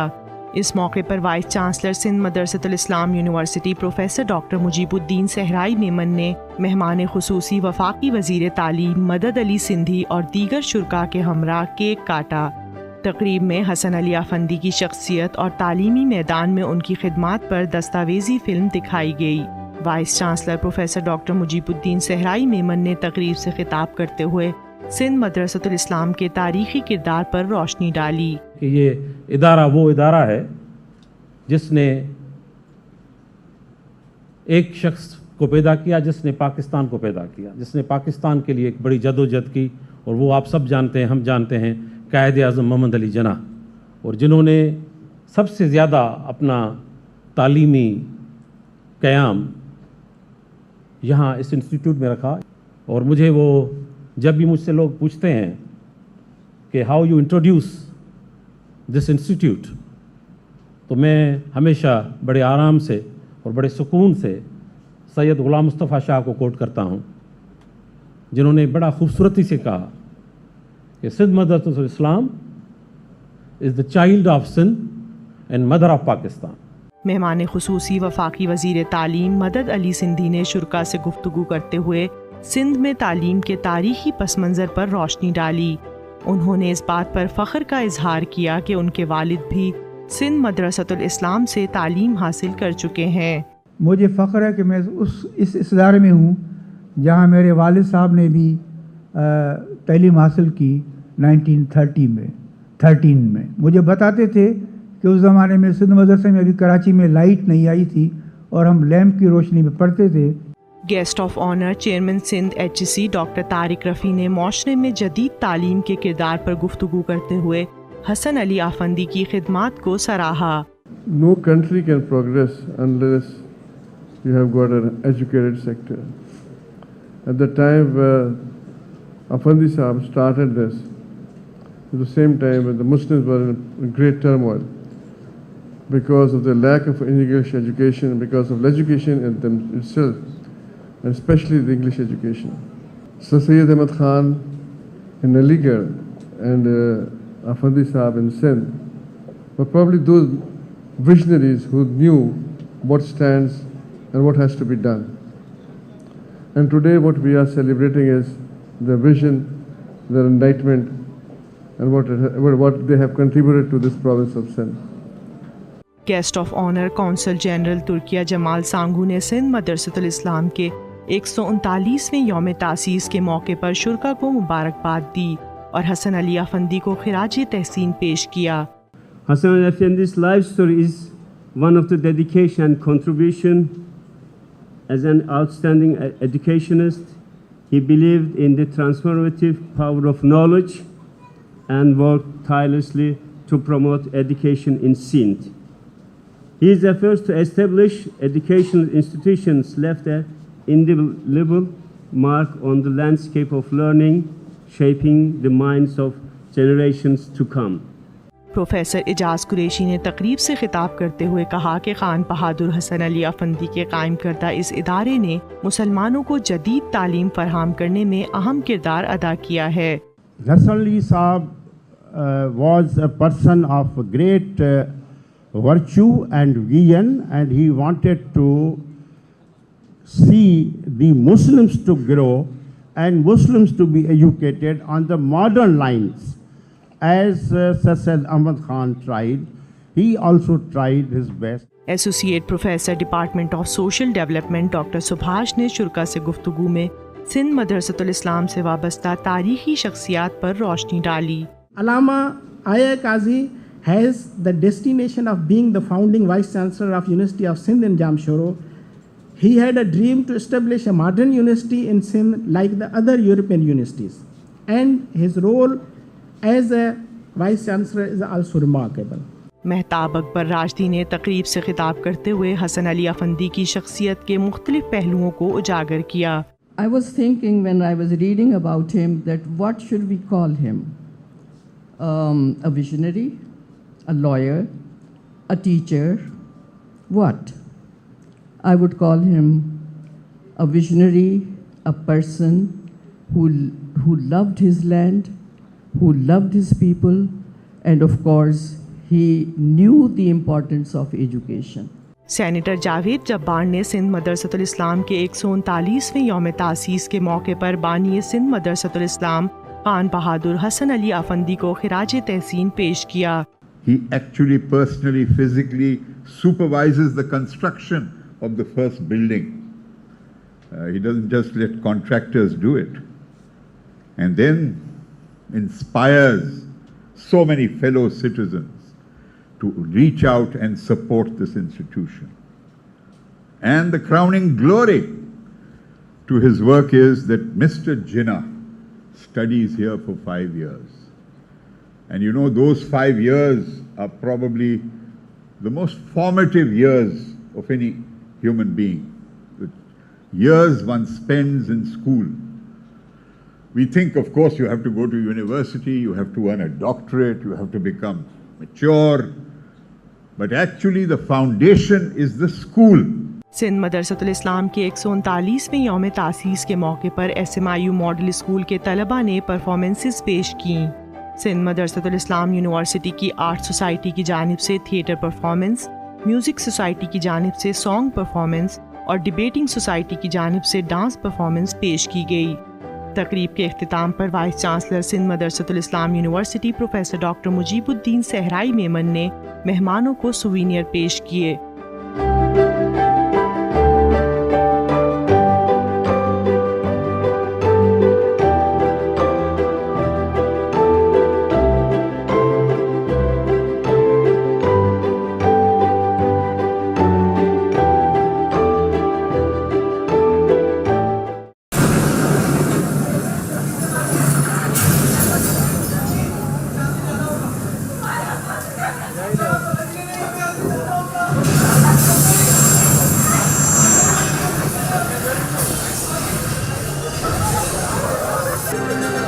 ناظرین کو تازہ ترین خبروں سے آپ کو آگاہ کرتے ہوئے چلتے ہیں کہ پاکستان کے مختلف علاقوں میں بارشوں کا سلسلہ جاری.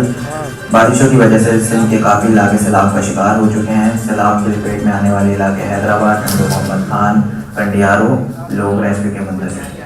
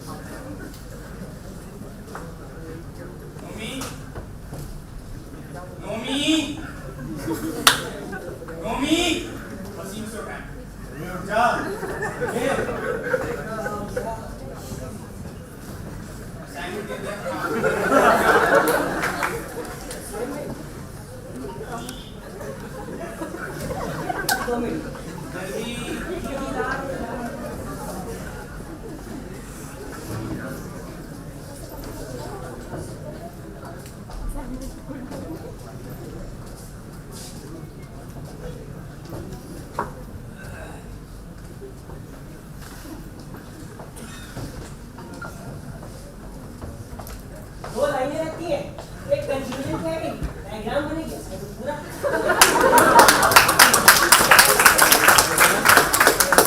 कल पहले पीरियड में हम लाके देंगे, आप आएंगे नहीं आपके डेस्क पर? कल लास्ट वीक, कल पक्का बैठे जाके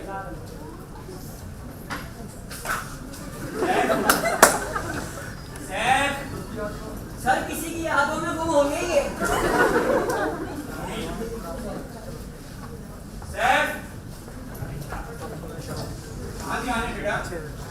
मेरे साथ किसको सता आवाज नहीं आई आपकी। असाइनमेंट है आपका? सॉरी सर, असाइनमेंट तो भूल गया। मुझसे तो उम्मीद नहीं थी मुझे सर, हमें भी नहीं थी।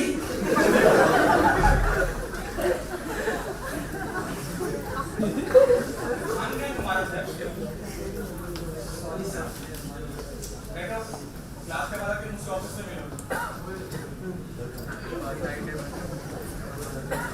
भाई डायरेक्ट सिलेक्शन, डायरेक्ट ऑफिस, क्या बात है भाई। ये भाई ये तो मार्क्स बनवाने के लिए अच्छा जगह। ब्लू क्लास का टॉपर कैसे है? डायरेक्ट ऑफिस, हाँ बड़ी जल्दी हो रही है। अरे भाई अल्लाह का कि मैं से टीचर का चमचा नहीं हूँ, मार्क्स बढ़ाने के लिए ऑफिस पहुंच जाऊँ। ये बता नाश्ता करा है?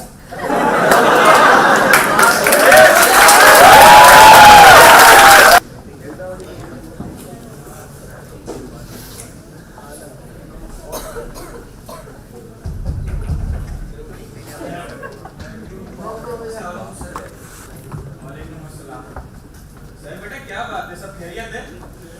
क्लास तो तुम्हारा ध्यान नहीं है, असाइनमेंट तुमने नहीं किया। तुम तो ऐसे बच्चे नहीं थे। कोई परेशानी है, कोई मसला है तो मुझसे शेयर कर लो बेटा।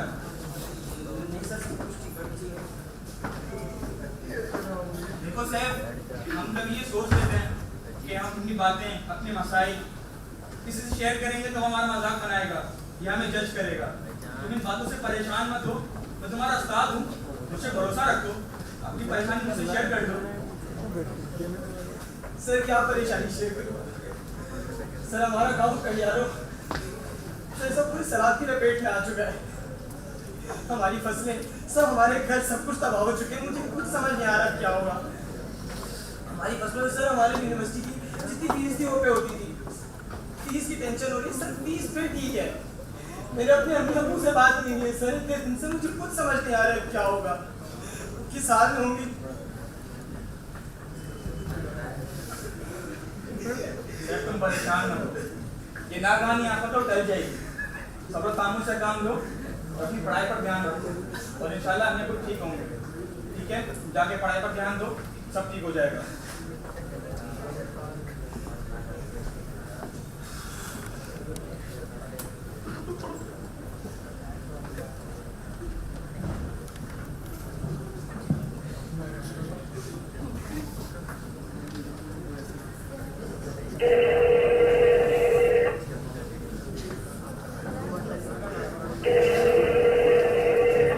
आपका मतलूबा नंबर इस वक्त बंद है, बराए मेहरबानी कुछ देर बाद कोशिश कीजिए।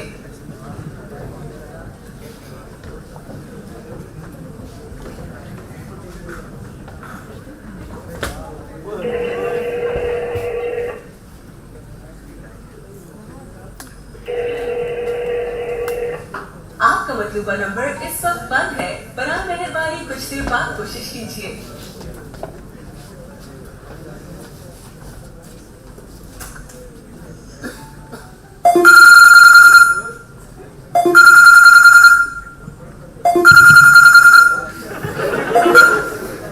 हेलो, अस्सलाम वालेकुम। میری بات سنیں, شاہد بھائی سے بات ہوئی ہے میری, وہ بہت پریشان تھے.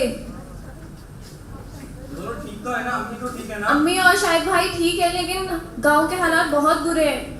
ہر جگہ سیلاب آ چکا ہے اور جو ہمارا گھر تھا وہ بھی بہہ چکا ہے. مجھے لگتا ہے آپ کو گاؤں جانا چاہیے. اچھا چلو ٹھیک ہے, میں دیکھتا ہوں, کرتا ہوں کچھ. چلے ٹھیک ہے, اللہ حافظ.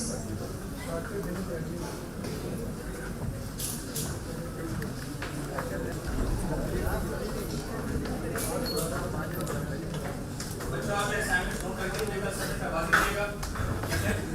اس کے بعد آپ سے میں بہت ضروری بات دیکھا کہ جیسا آپ کو پتا ہے اسپتال کے بارے میں ہر طرف سیلاب ہے, بہت سارے گاؤں, بہت سارے گھر پانی کے اندر ہو چکے ہیں. تو اس مشکل گھڑی میں اپنے پیاروں کا اور ان کے پیاروں کا ساتھ دینا چاہیے. اسی لیے ہم نے یہ فیصلہ کیا ہے کہ کل سے ہم اپنی یونیورسٹی میں ایک بلڈ ریلیف کیمپ لگائیں گے. اس کیمپ کے اندر ہم ڈونیشن اور کچھ ضروری سامان اکٹھا کر کے کنڈیال کے لیے نکلیں گے. مجھے آپ بچوں سے امیدیں ہیں کہ آپ اس کیمپ کے لیے بڑھ چڑھ کر حصہ لیں گے اور سب کو اس نیکی کام میں سب کا ساتھ دیں گے. ٹھیک ہے بچوں, اللہ حافظ. اللہ حافظ سر. سر نے ویسے جیب بننے کا آئیڈیا اچھا نکالا ہے. آج پیسے لیں گے اور کل کسی کو پتا بھی نہیں چلے گا کیا تھا فلڈ ریلیف یہ سب. چل یار, بریانی کھاتے ہیں. وہی کی نہیں, شیخ کی بریانی.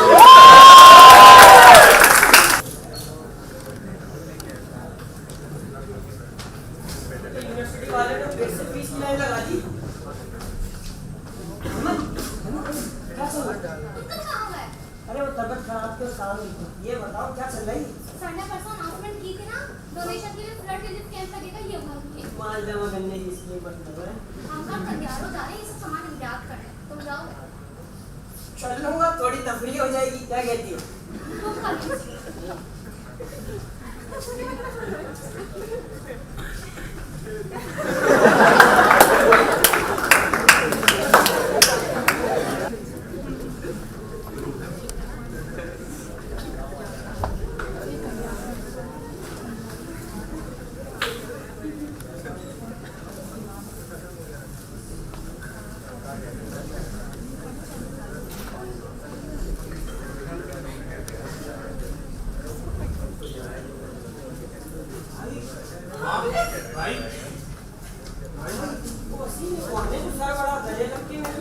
مجھے نہیں پتا, یہ سر کے گھر والے ہیں.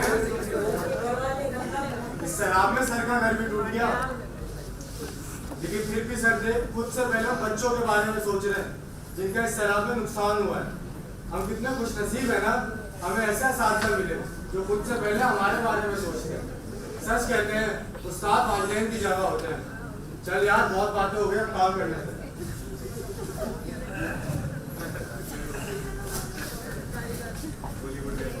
سر وہ آپ سے کچھ بات کرنے کی.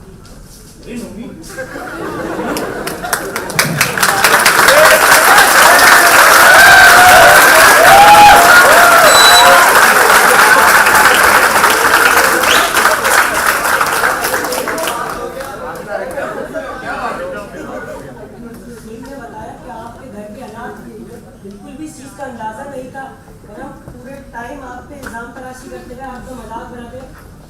ہمیں سچ میں خود پہ بہت شرمندگی محسوس ہو رہی ہے. پلیز سر, اگر ہو سکے تو ہمیں معاف کر دیے گا. ہمارا تم اس طرح شرمندہ مت ہو ممی. مجھے اس بات کی خوشی ہے کہ تمہیں اپنی غلطی کا احساس ہو گیا, اور تم سب کو سیدھی راہ دکھانا, نیکی اور بدی میں فرق بتانا, یہی تو میرا فرض ہے, اور میں اپنے اس فرض سے منہ نہیں موڑ سکتا. مجھے اس بات کی خوشی ہے کہ تم بچوں نے میرا ساتھ دیا اور اس نیکی کام کے لیے بڑھ چڑھ کر حصہ لیا, اور انشاءاللہ امید ہے آگے بھی کرتے رہو گے. چلیں کیسے چلتے ہیں.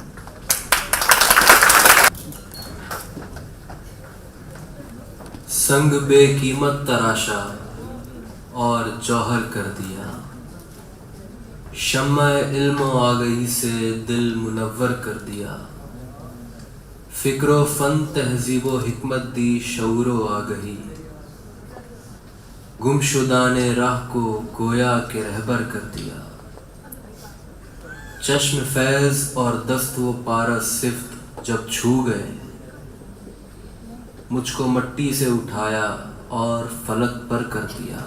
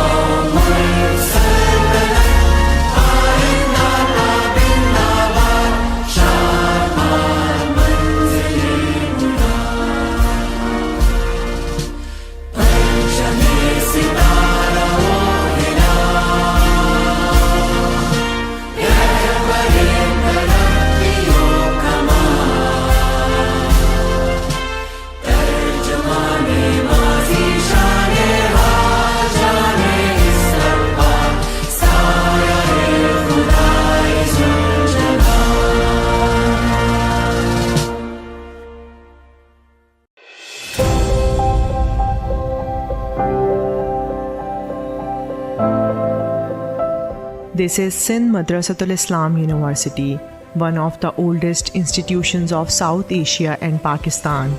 Its history stretches through 3 centuries full of splendid achievements. Right after its commissioning on 1st September 1885, Sindh Madressatul Islam's foundation was laid down by the Viceroy of India, Lord Dufferin. The great social reformer of Sindh, Khan Bahadur Hassan Ali Afandi, founded Sindh Madressatul Islam with the objective to educate the deprived young Muslim generations of the land. One of the great alumni of the institution is the founder of Pakistan, Quaid-e-Azam Muhammad Ali Jinnah. He studied in Sindh Madressatul Islam from July 1887 to January 1892. In later days, Quaid-e-Azam Muhammad Ali Jinnah, being alumnus, elevated his alma mater to a college on 21st June 1943. Quaid-e-Azam's attachment with his alma mater can be gauged from his last will, in which he bequeathed his 1/3 of the property to Sindh Madressatul Islam, Karachi. Other great alumni include Sir Shahnawaz Bhutto, Sir Abdullah Haroon, Sir Ghulam Hussain Hidayatullah, Muhammad Ayub Khodo, Allama I.I. Qazi, Dr. Umar bin Muhammad Daud Poto, Allama Ali Khan Abro, Sayyid Ghulam Mustafa Shah, Taj Muhammad Sehrai, Little Master Hanif Muhammad, Qazi Khuda Bakhsh, Hatim Ali Alvi, Muhammad Hashim Gazdar, Khan Bahadur Ghulam Ali Nana, Mira Muhammad Shah, Ghulam Muhammad Bhurgadi, Lieutenant General retired Ghulam Muhammad Malik, Justice retired Sayyid Sajjad Ali Shah, Justice retired Sayyid Wajiuddin Ahmad, Muhammad Ibrahim Joyo, Actor Nadeem, and so on. Sindh Madressatul Islam is not a conventional institution but a legendary one. What is that it has not produced? What is that it has not served?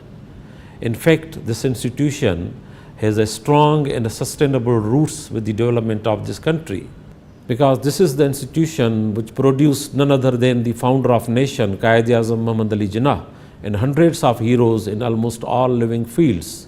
This is why a renowned educationist Sayyid Ghulam Mustafa Shah very rightly said that SMI is a child of Sindh and mother of Pakistan. In 2012, Sindh Madressatul Islam was elevated to the level of university through the requisite bill passed by the Sindh Assembly. Smiu is located in the commercial hub of Karachi city. It stretches around 8 acres of land and comprises some of the most beautiful colonial and modern architectural buildings. It has 1890s main building and 2 mosques and 1898's Khan Bahadur Hassan Ali Afandi Library, 1901's Talpur House, 2021 7-story information technology block and Smiu model school buildings.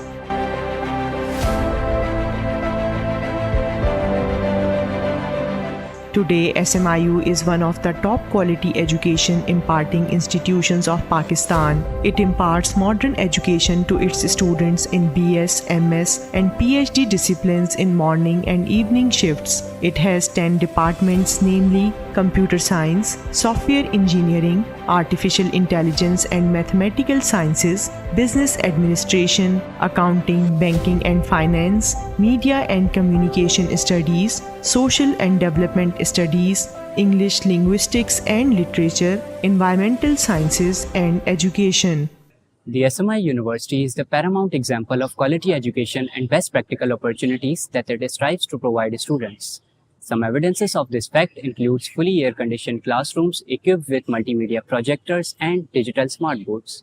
The university's library, named after Khan Bahadur Hassan Ali Afandi, is a historic building built in 1898 that symbolizes knowledge, achievement and struggle. It has a vast collection of books, research journals and encyclopedias. A digital library has also been set up which has more than hundreds of thousands books. Similarly, another modern library named after SMI's Allama II Qazi is set up in the IT block.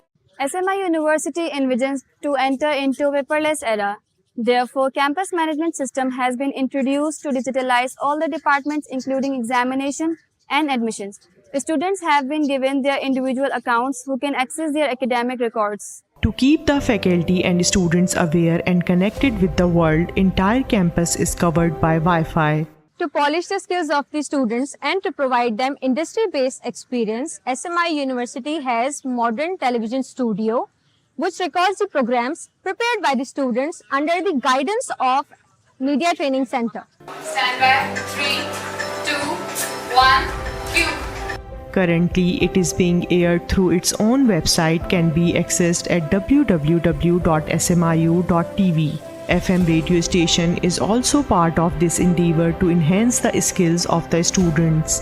Sindh Madressatul Islam university के campus radio FM 96.6 के साथ मैं हूं आपकी मेजबान दीबा इरशाद. It is aired at the frequency of 96.6 and can also be accessed at www.smiu.fm. The university has also Jinnah Museum, which contains the educational records and possessions of Father of the Nation Quaid-e-Azam Muhammad Ali Jinnah. Along with other resources, SMIU houses Sir Shahnawaz Bhutto Auditorium, which is equipped with 150 square feet, large SMD video wall and high-tech surround sound system for film screening and presentations. A multi-purpose Senate Hall of the university is utilized to organize lectures by renowned scholars from all over world in person and through video conferencing. Sindh Madressatul Islam University has developed most modern research and computer laboratories in its all academic blocks to facilitate faculty members and students in their research work. The university has a fleet of points for students and staff for comfortable and easy access for daily commuting from and to the SMIU. In order to strengthen educational bonds, promotion of research, healthy debates, to raise questions and to give suggestions in answer of those questions, SMIU regularly organizes national and international conferences, seminars, lecture programs and thought-provoking debates. Sindh Madressatul Islam University has set a trend in the country by organizing first ever Global Research Congress with 5 international conferences under one umbrella. SMIU has always emphasized on the quality research work, and which is why most of the research publications of the faculty in the national and international journals have seen significant growth in last 3 years. Likewise, SMIU faculty has been working on number of research projects funded by different government organizations.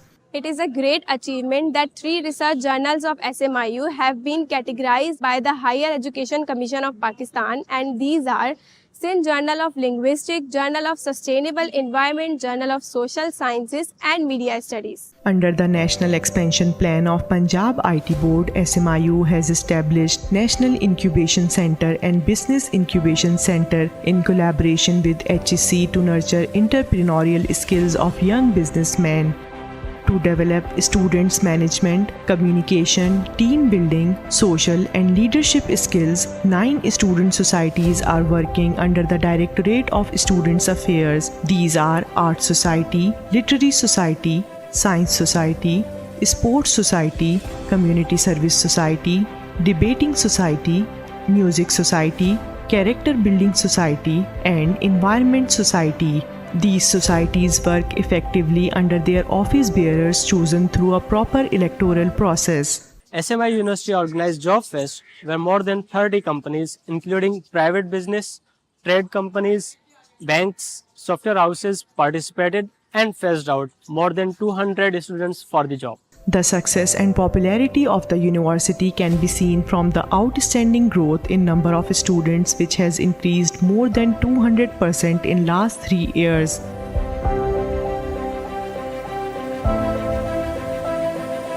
SMI University is in process of establishing its world-class campus over 100 acres of land in Education City in Malid near DHA City. In this wake, foundation stone laying ceremony was held on 25th December 2017. Its construction work is in progress. With a strong dedication of our faculty, officers and staff, we are truly following our classic motto, enter to learn, go forth to serve. And I say, receive the student as a customer and send off as a quality product. With all these features, SMIU is a very well poised to become an internationally acclaimed institution in near future, making Pakistan proud of its achievements and services.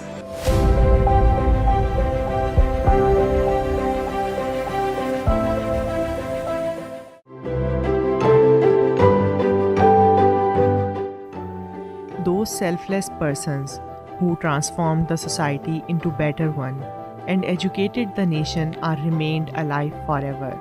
Khan Bahadur Hassan Ali Afandi was one of them, who is considered a great visionary and social reformer of Sindh. Life story of Khan Bahadur Hassan Ali Afandi is full with his tireless struggle and great achievements. The period in which he arose to the stage of advocacy for rights of Muslims was not favorable to Muslims of the land. British had annexed Sindh in 1843. Other communities took advantage of this change and dominated in all spheres of life. These conditions compelled Hassan Ali to take active part to bring the Muslims in the mainstream of the state affair. Subsequently, in the British Raj, he not only reached to a position of successful advocate, politician and great supporter of Muslim cause of the region, but he laid the foundation of modern education in Sindh by establishing Sindh Madressatul Islam in Karachi city on 1st September 1885.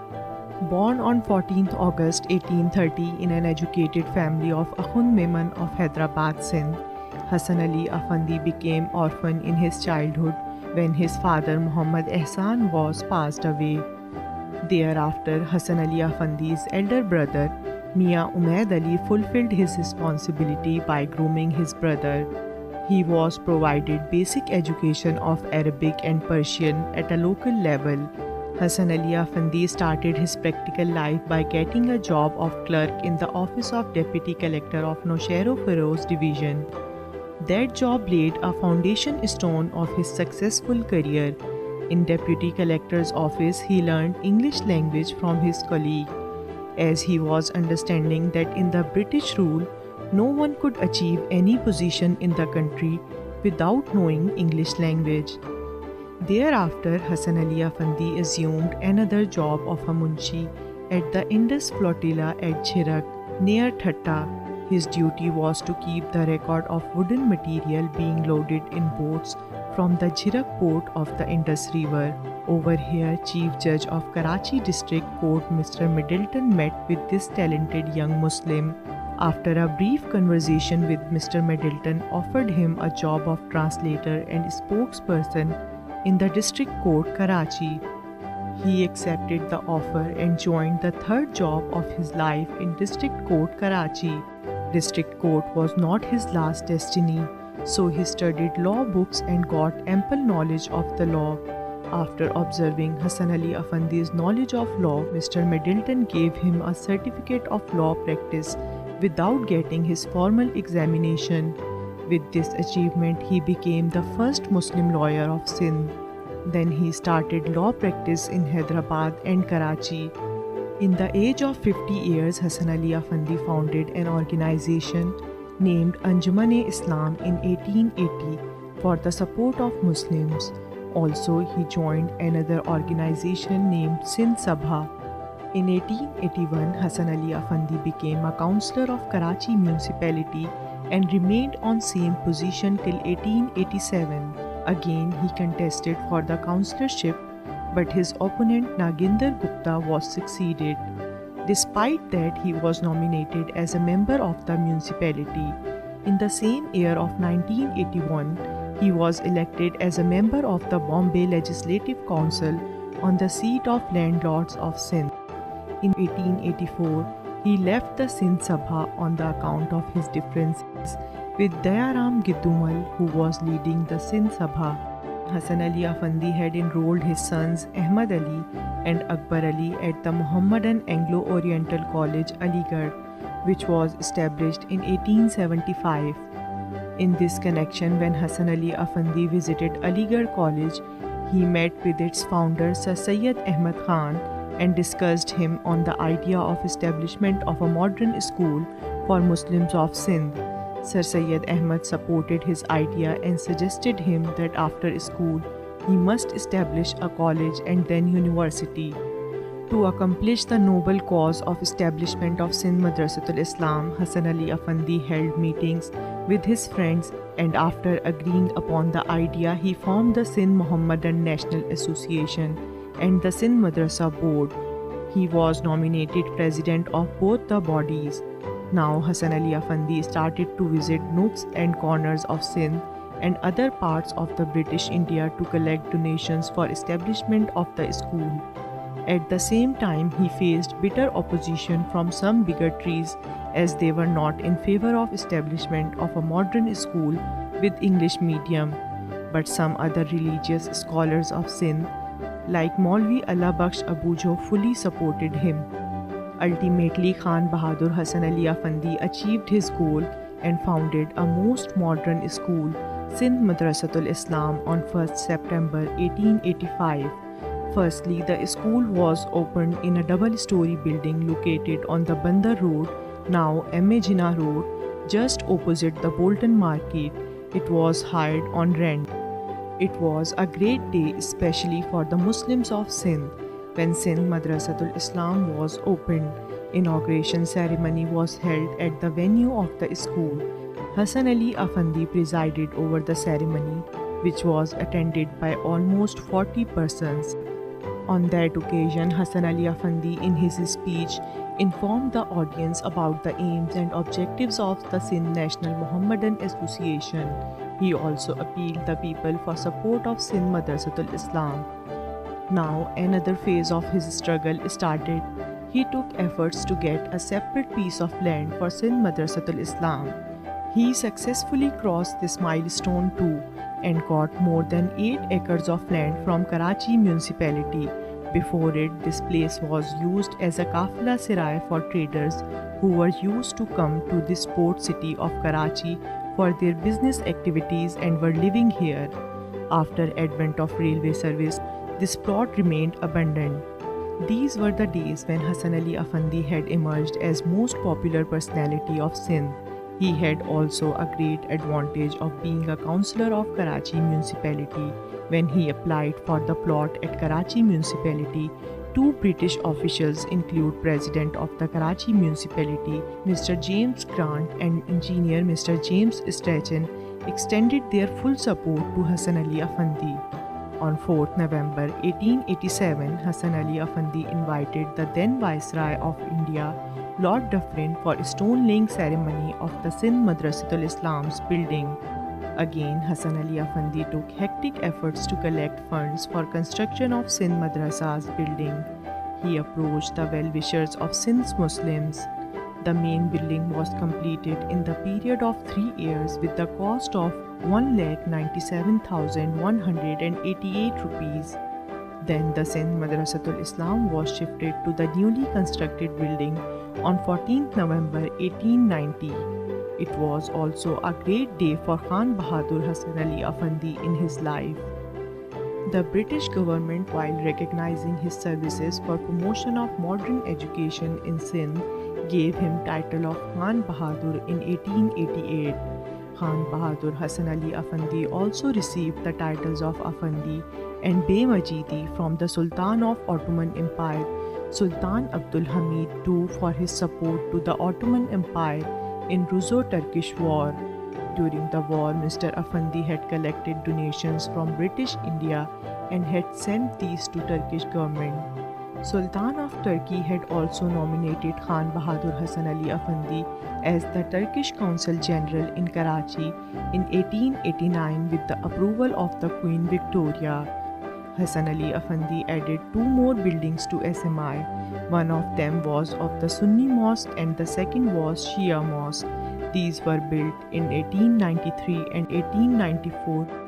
Quaid-e-Azam Muhammad Ali Jinnah had also remained a student of Sindh Madressatul Islam in the presence of Hassan Ali Afandi from 1887 to January 1892. That is why we can say that Quaid-e-Azam Muhammad Ali Jinnah would have seen and listened to Khan Bahadur Hassan Ali Afandi on many times. When Khan Bahadur Hassan Ali Afandi materialized his dream into reality and when his child Sindh Madressatul Islam became 10 years old, then its father Hassan Ali Afandi left this world on 20th August 1895 and was laid to rest in Hyderabad in the Hassan Ali Afandi Garden. Khan Bahadur Hassan Ali Afandi now enjoys an immortal life and the nation always presents him a great tribute in multiple ways. His planted sample of Sindh Madressatul Islam now has become university today, which gives more recognition to the services of this great man, Khan Bahadur Hassan Ali Afandi. Sindh Madressatul Islam University has established a corner of Hassan Ali Afandi in its Jinnah Museum, where some important relics of Hassan Ali Afandi are displayed.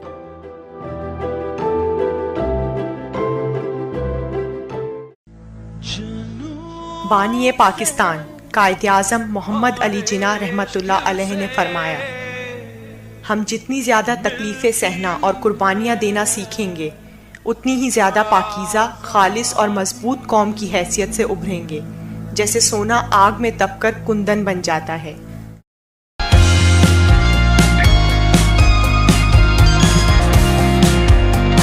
خواتین کے عالمی دن کے موقع پر Sindh Madressatul Islam university کے directorate of student affairs and counselling کی جانب سے role of mother in perception management کے عنوان سے تقریری مقابلہ منعقد کیا گیا، جس میں مقررین نے بچوں کی زندگی اور ذہنی نشوونما میں ماؤں کے کردار کی اہمیت پر روشنی ڈالی۔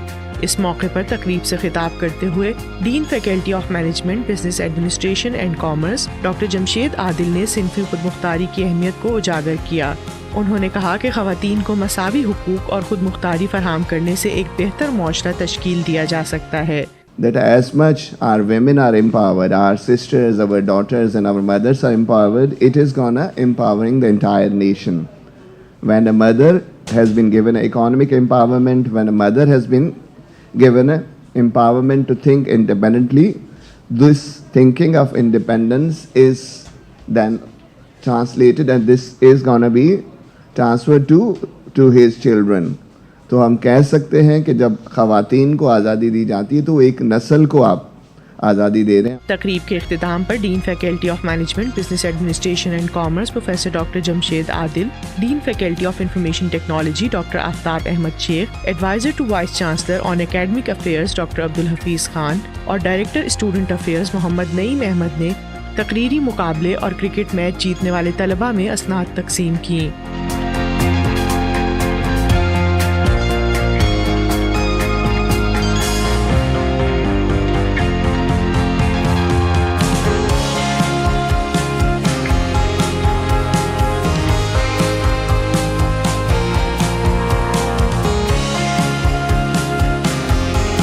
قبل ازیں سندھ مدرسۃ الاسلام یونیورسٹی کے پلے گراؤنڈ میں طالبات کے لیے کرکٹ ٹورنامنٹ کا انعقاد کیا گیا۔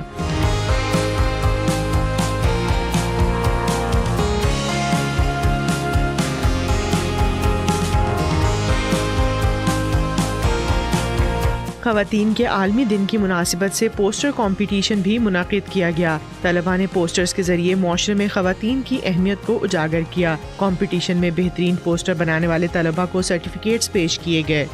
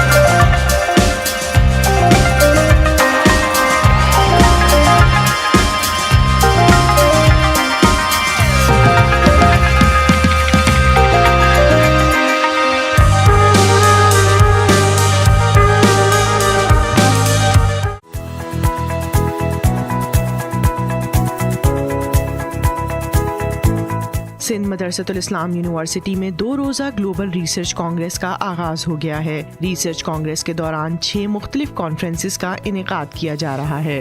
Voice chancellor Sindh Madressatul Islam university professor doctor Mujeeb الدین صحرائی میمن نے council general Türkiye, council general China اور تقریب میں شریک دیگر مہمانوں کے ہمراہ کانگریس کا افتتاح کیا۔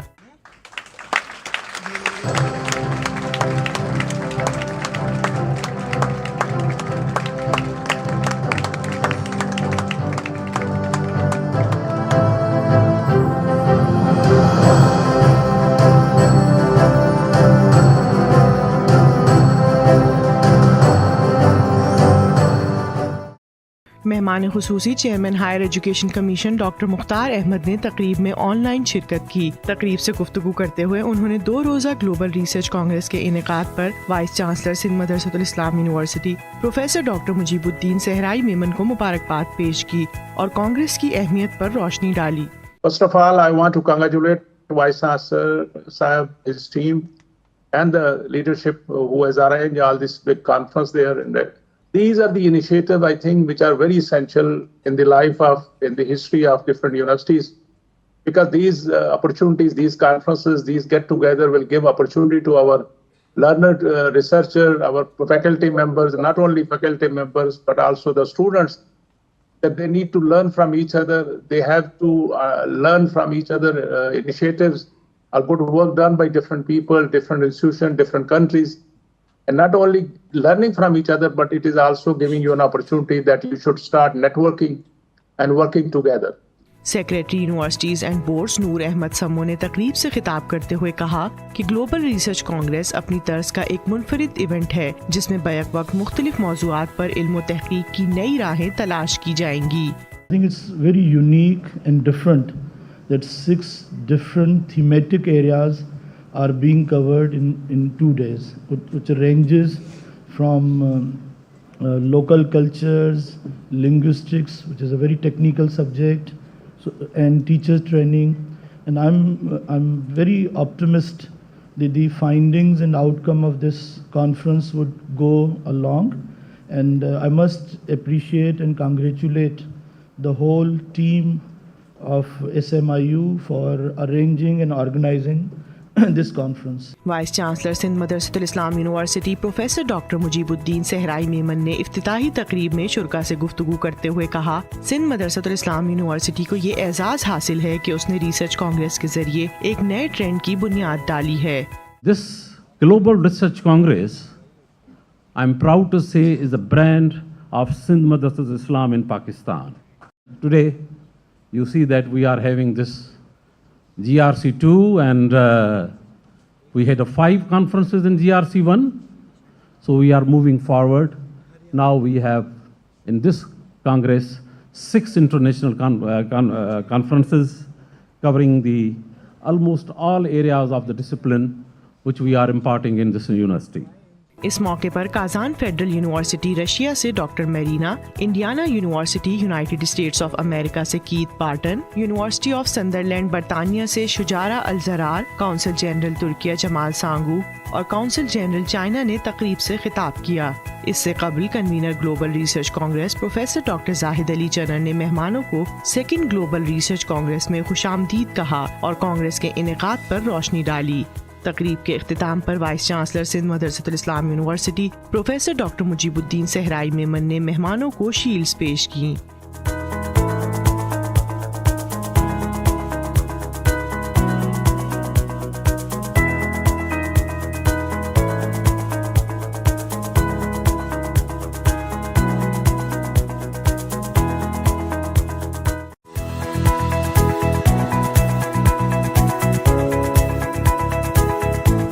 سندھ مدرسۃ الاسلام یونیورسٹی میں 2nd گلوبل ریسرچ کانگریس کے تحت ہونے والی first international conference on teacher education for sustainable development میں پینل ڈسکشن کا انعقاد کیا گیا۔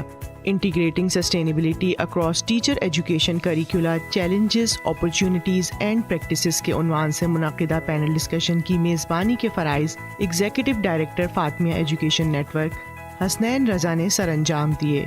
پینل ڈسکشن میں secretary of school education and literacy department Sindh doctor Sherry Mustafa Narejo, Dr. Keith Barton, Indiana University, Bloomington, United States of America; Professor Dr. Shahida Sajjad, Vice Chancellor, Metropolitan University, Karachi; Dr. Hina Kazmi, CEO, TAF Foundation; Dr. Sajid Ali, Professor Aga Khan University, Karachi; Dr. Anjum Bano Kazmi, Professor Iqra University, Karachi اور doctor Abdul Sattar Almani, professor Sindh university Hyderabad نے شرکت کی۔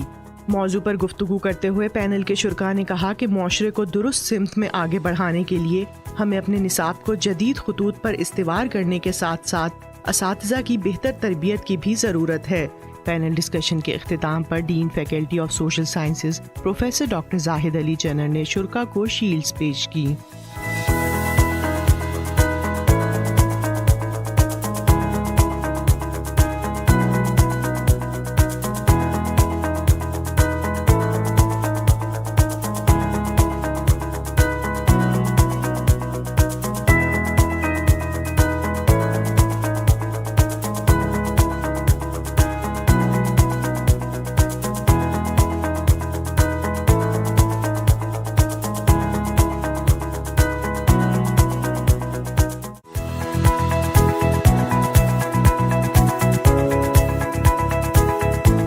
Sindh Madressatul Islam university میں second global research Congress کے تحت ہونے والی second international conference on media and social development میں پینل ڈسکشن کا انعقاد کیا گیا۔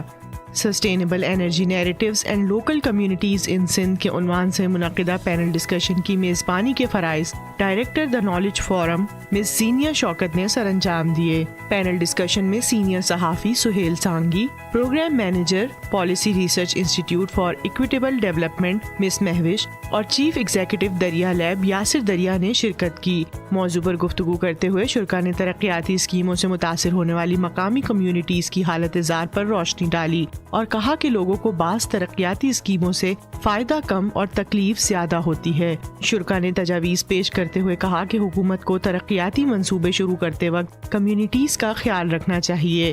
کنوینر GRC اور dean faculty of social sciences doctor Zahid Ali چنر نے پینل میں شریک مہمانوں کا شکریہ ادا کیا اور شیلڈز پیش کیں۔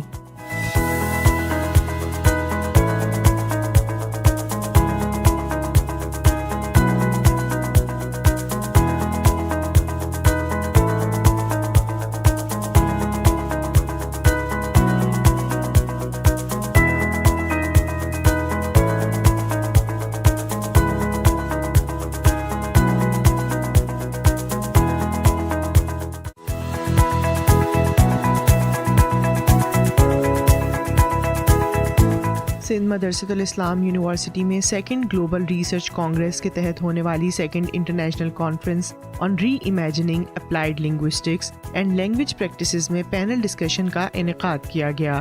Linguistics in Pakistan past, present and future کے عنوان سے منعقدہ پینل ڈسکشن کی میزبانی کے فرائض assistant professor Sindh Madressatul Islam university وفا منصور نے سر انجام دیے۔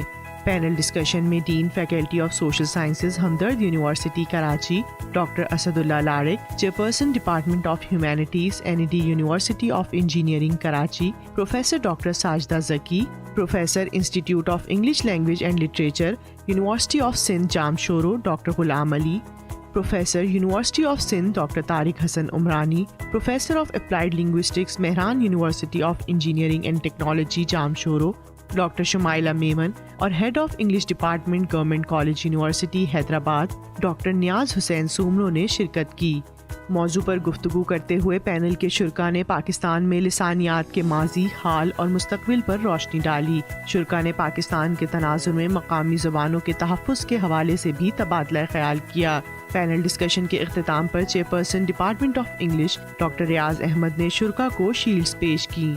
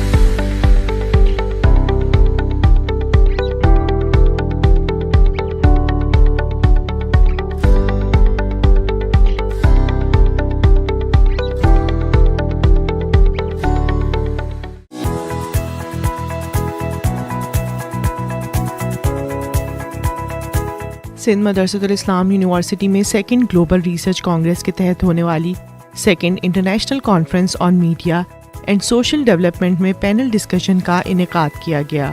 Population challenges and social inclusion role of media in shaping peaceful and smart communities کے عنوان سے منعقدہ پینل ڈسکشن کی میزبانی کے فرائض associate professor department of social and development studies doctor سبھاش بابو نے سر انجام دیے. پینل ڈسکشن میں سابق chairman department of mass communication federal Urdu university professor Tauseef Ahmed, dean faculty of education and social sciences Zabis doctor Riaz Ahmed Shaikh, senior صحافی شاہزیب جیلانی اور professor Sindh agriculture university Tando Jam doctor Muhammad Ismail Kumbar نے شرکت کی. پینل ڈسکشن سے گفتگو کرتے ہوئے شرکاء نے کہا کہ معاشرے کو آبادی پر قابو پانا چاہیے کیونکہ ہمارے ملک میں بڑھتی ہوئی آبادی کی ضروریات کو پورا کرنے کے لیے وسائل محدود ہیں. ماہرین نے موضوع پر تبادلہ خیال کرتے ہوئے کہا کہ میڈیا نے معاشرے کی تبدیلی اور لوگوں کو تعلیم دینے میں کلیدی کردار ادا کیا ہے. انہوں نے مزید کہا کہ خاندانی منصوبہ بندی کے حوالے سے روایتی اور سوشل میڈیا لوگوں کو آگاہ کرنے میں اہم کردار ادا کر سکتا ہے. پینل ڈسکشن کے اختتام پر کنوینر GRC اور dean faculty of social sciences professor doctor Zahid Ali چنر نے شرکاء کو شیلڈز پیش کیں.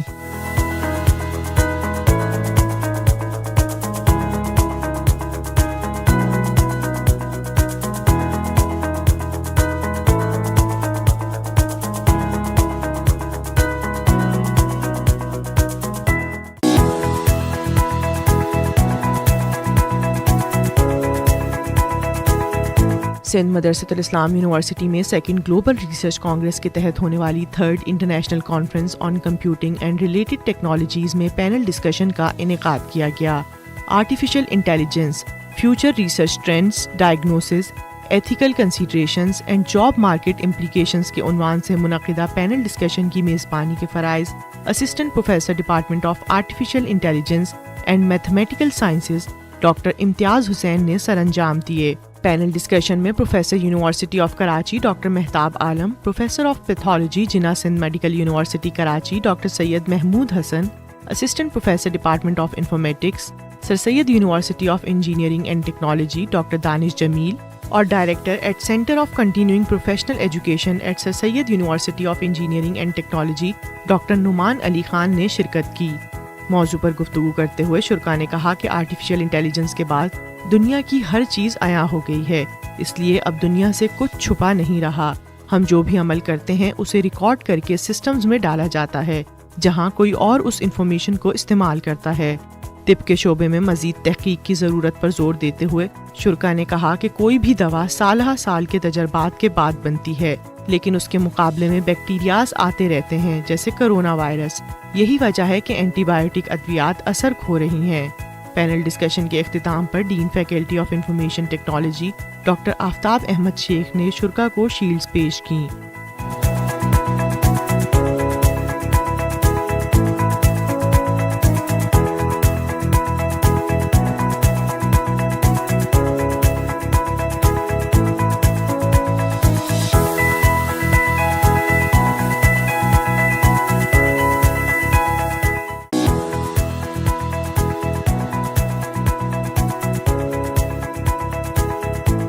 سندھ مدرسۃ الاسلام یونیورسٹی میں سیکنڈ گلوبل ریسرچ کانگریس کے تحت پینل ڈسکشن کا انعقاد کیا گیا. Integrating sustainability into higher education challenges and opportunities from the perspective of academicians کے عنوان سے منعقدہ پینل ڈسکشن کی میزبانی کے فرائض dean faculty of business administration doctor Jamshed Adil نے سر انجام دیے. پینل ڈسکشن میں سابق vice chancellor Mehran university of engineering and technology professor doctor Aslam Uqaili, سابق chairman science foundation doctor Manzoor Soomro, Indiana university Bloomington united states of امریکہ doctor Keith Barton, vice chancellor Sindh agriculture university Tando Jam professor doctor Fateh Muhammad Marri, professor Lahore university of management sciences doctor Jawad Syed, associate professor university of Sunderland doctor شجارہ الزرار اور professor of linguistics Kazan federal university Russia doctor Marina نے شرکت کی. موضوع پر گفتگو کرتے ہوئے شرکاء نے کہا کہ ہمیں اپنی ترجیحات کا جائزہ لینے کی ضرورت ہے. ہمیں اپنے نصاب میں مستحکم ترقی کے مضامین کو شامل کرنا چاہیے اور کیمپسز کو بھی اس کے مطابق ڈھالنا چاہیے. انہوں نے مزید کہا کہ تعلیم کا مقصد صرف نوکری کا حصول نہیں ہونا چاہیے، بلکہ ہمیں دیکھنا ہوگا کہ تعلیم کس طرح معاشرے کے لیے مفید ثابت ہو سکتی ہے۔ پینل ڈسکشن کے اختتام پر voice chancellor Sindh Madressatul Islam university professor doctor Mujeeb الدین صحرائی میمن نے شرکا کو شیلڈز پیش کی۔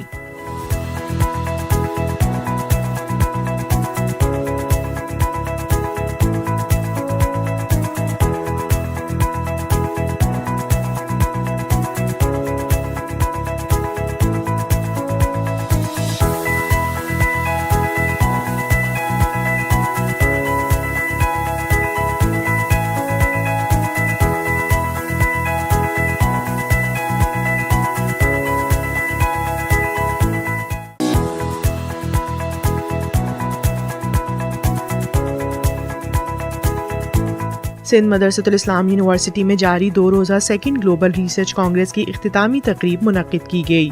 تقریب سے خطاب کرتے ہوئے مہمان خصوصی chairman Sindh higher education commission professor doctor Tariq Rafi نے vice chancellor Sindh Madressatul Islam university professor doctor Mujeeb الدین صحرائی میمن کو 2 روزہ گلوبل ریسرچ کانگریس کے کامیاب انعقاد پر مبارکباد دی۔ اس موقع پر گفتگو کرتے ہوئے انہوں نے کہا کہ ریسرچ کانفرنسز سے حاصل شدہ تجاویز کے ذریعے معیار تعلیم کو مزید بہتر بنایا جا سکتا ہے۔ ان کا کہنا تھا کہ مقامی ضروریات کے مطابق ریسرچ زیادہ سود مند ثابت ہو سکتی ہے۔ I have always been emphasizing upon that we should be doing research which is relevant to our soil, which is relevant to our circumstances, which is relevant to our society. Research that could be of any benefit, research that could add anything, that could bring about some results from it. انہوں نے امید ظاہر کی کہ Sindh Madressatul Islam university research Congress کے انعقاد کا سلسلہ مستقبل میں بھی جاری رکھے گی۔ The first global research you had last year, I was also there, and definitely you have said very correctly that this year it is a step forward, and hopefully the third one which we'll have next year will be more better. Vice chancellor Sindh Madressatul Islam university professor doctor Mujeeb الدین صحرائی میمن نے اس موقع پر شرکا سے گفتگو کرتے ہوئے کانگریس کے انعقاد پر اطمینان کا اظہار کیا۔ ان کا کہنا تھا کہ سندھ مدرسۃ الاسلام یونیورسٹی کی دوسری گلوبل ریسرچ کانگریس پہلی سے بھی زیادہ کامیاب ثابت ہوئی ہے۔ I am so much confident and I am so much pleased and I am so much thrilled to say that this Congress is much better than our GRC1. اختتامی تقریب سے خطاب کرتے ہوئے Indiana university Bloomington United status of America professor doctor Keith Barton نے کہا کہ 2 روزہ گلوبل ریسرچ کانگریس میں شرکت کا تجربہ خوشگوار رہا۔ ان کا کہنا تھا کہ سندھ مدرسہ میں علم و تحقیق کے حوالے سے ماحول سازگار ہے۔ My overwhelming experience and observation has been about the collaboration and openness to learning that I have seen consistently over the last 2 days. Whether it's students, teachers, faculty, administrators, everyone here has been so genuinely interested in learning from each other, in sharing with each other, and there's been very much a spirit of open inquiry and open collaboration.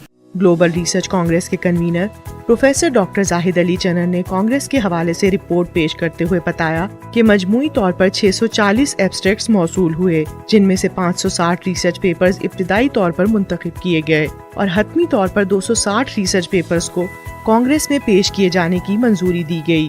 We have 260 papers were presented. If I assume there were only 3 persons for one paper, so the figure will be 918, means almost equal to 1,000.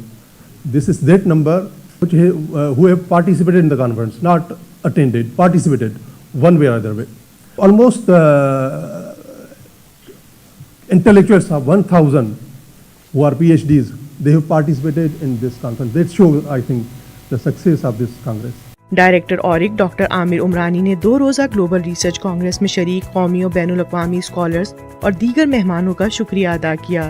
تقریب کے اختتام پر مہمان خصوصی chairman Sindh HEC doctor Tariq Rafi نے vice chancellor Sindh Madressatul Islam university professor doctor Mujeeb الدین صحرائی میمن کے ہمراہ شرکا اور سینٹرل ایگزیکٹو کمیٹی کے ممبران کو شیلڈز پیش کی۔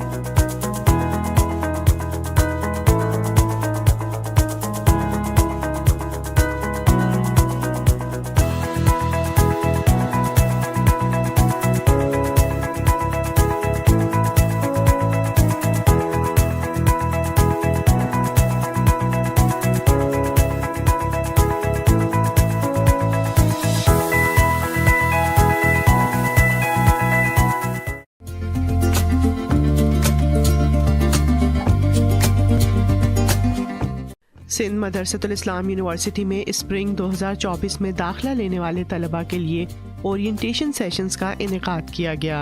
Vice chancellor Sindh Madressatul Islam university professor doctor Mujeebuddin Sahrai Memon ने तलबा से खिताब करते हुए कहा कि 21वीं सदी में नौजवानों को सिर्फ रिवायती तालीम हासिल नहीं करनी बल्कि खुद को जदीद दौर के चैलेंजेस से निपटने के लिए भी तैयार करना है। That the world has now become a global village. So global village is not just a phrase. Do not take it as a phrase or an admitted concept. मगर इसको फिर आपको भी हमको भी सबको देखना पड़ेगा कि do we really exist in this world or not? Do we really compete in this world or not? और आप मुझसे ज़्यादा जानते हैं, सारा दिन आपको अपनी social media, net and everything is provided to you and you can see around the world कि चीज़ें किस तरह चेंज हो रही हैं। तो आपको उसका पार्ट बनना है। You shall not be a job hunter but you shall be a job provider. So you can be a job provider. और IIT में तो आजकल तो 90% people are working as a freelancer. So you see that you shall have this approach.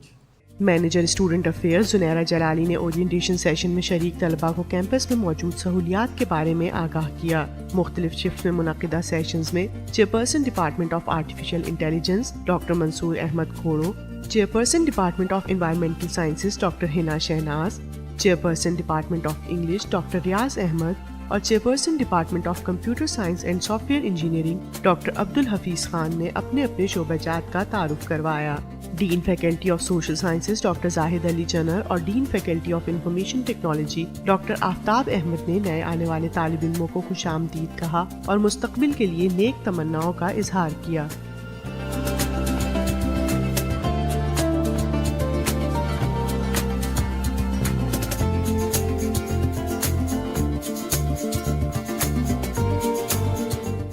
आपकी host कुरैत Arif. मैं हूँ आपकी मेज़बान माहनूर अदनान। मैं हूँ इमाद मिर्जा। मैं हूँ फाकिया अली खान। मैं हूँ समीर अहमद।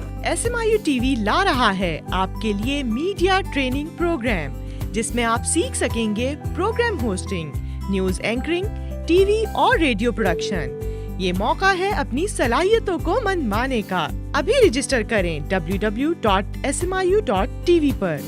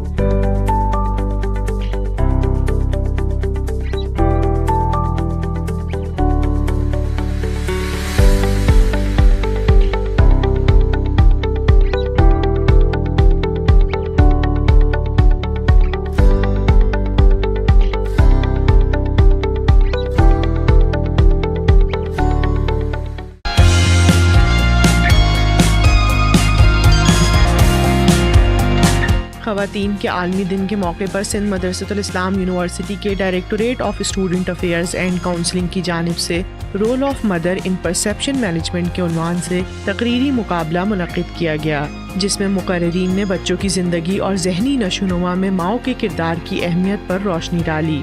اس موقع پر تقریب سے خطاب کرتے ہوئے dean faculty of management business administration and commerce doctor Jamshed Adil نے صنفی خود مختاری کی اہمیت کو اجاگر کیا۔ انہوں نے کہا کہ خواتین کو مساوی حقوق اور خود مختاری فراہم کرنے سے ایک بہتر معاشرہ تشکیل دیا جا سکتا ہے۔ That as much our women are empowered, our sisters, our daughters and our mothers are empowered, it is gonna empowering the entire nation.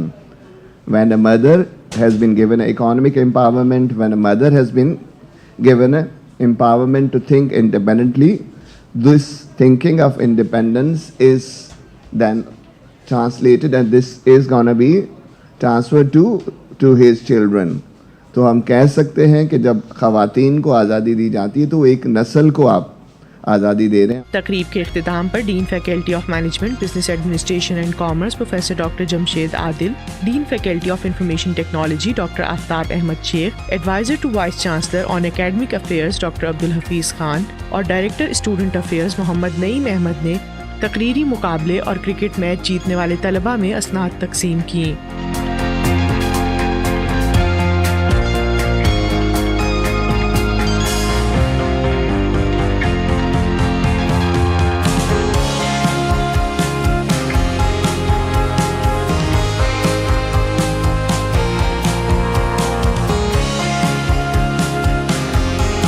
قبل ازیں سندھ مدرسۃ الاسلام یونیورسٹی کے پلے گراؤنڈ میں طالبات کے لیے کرکٹ ٹورنامنٹ کا انعقاد کیا گیا۔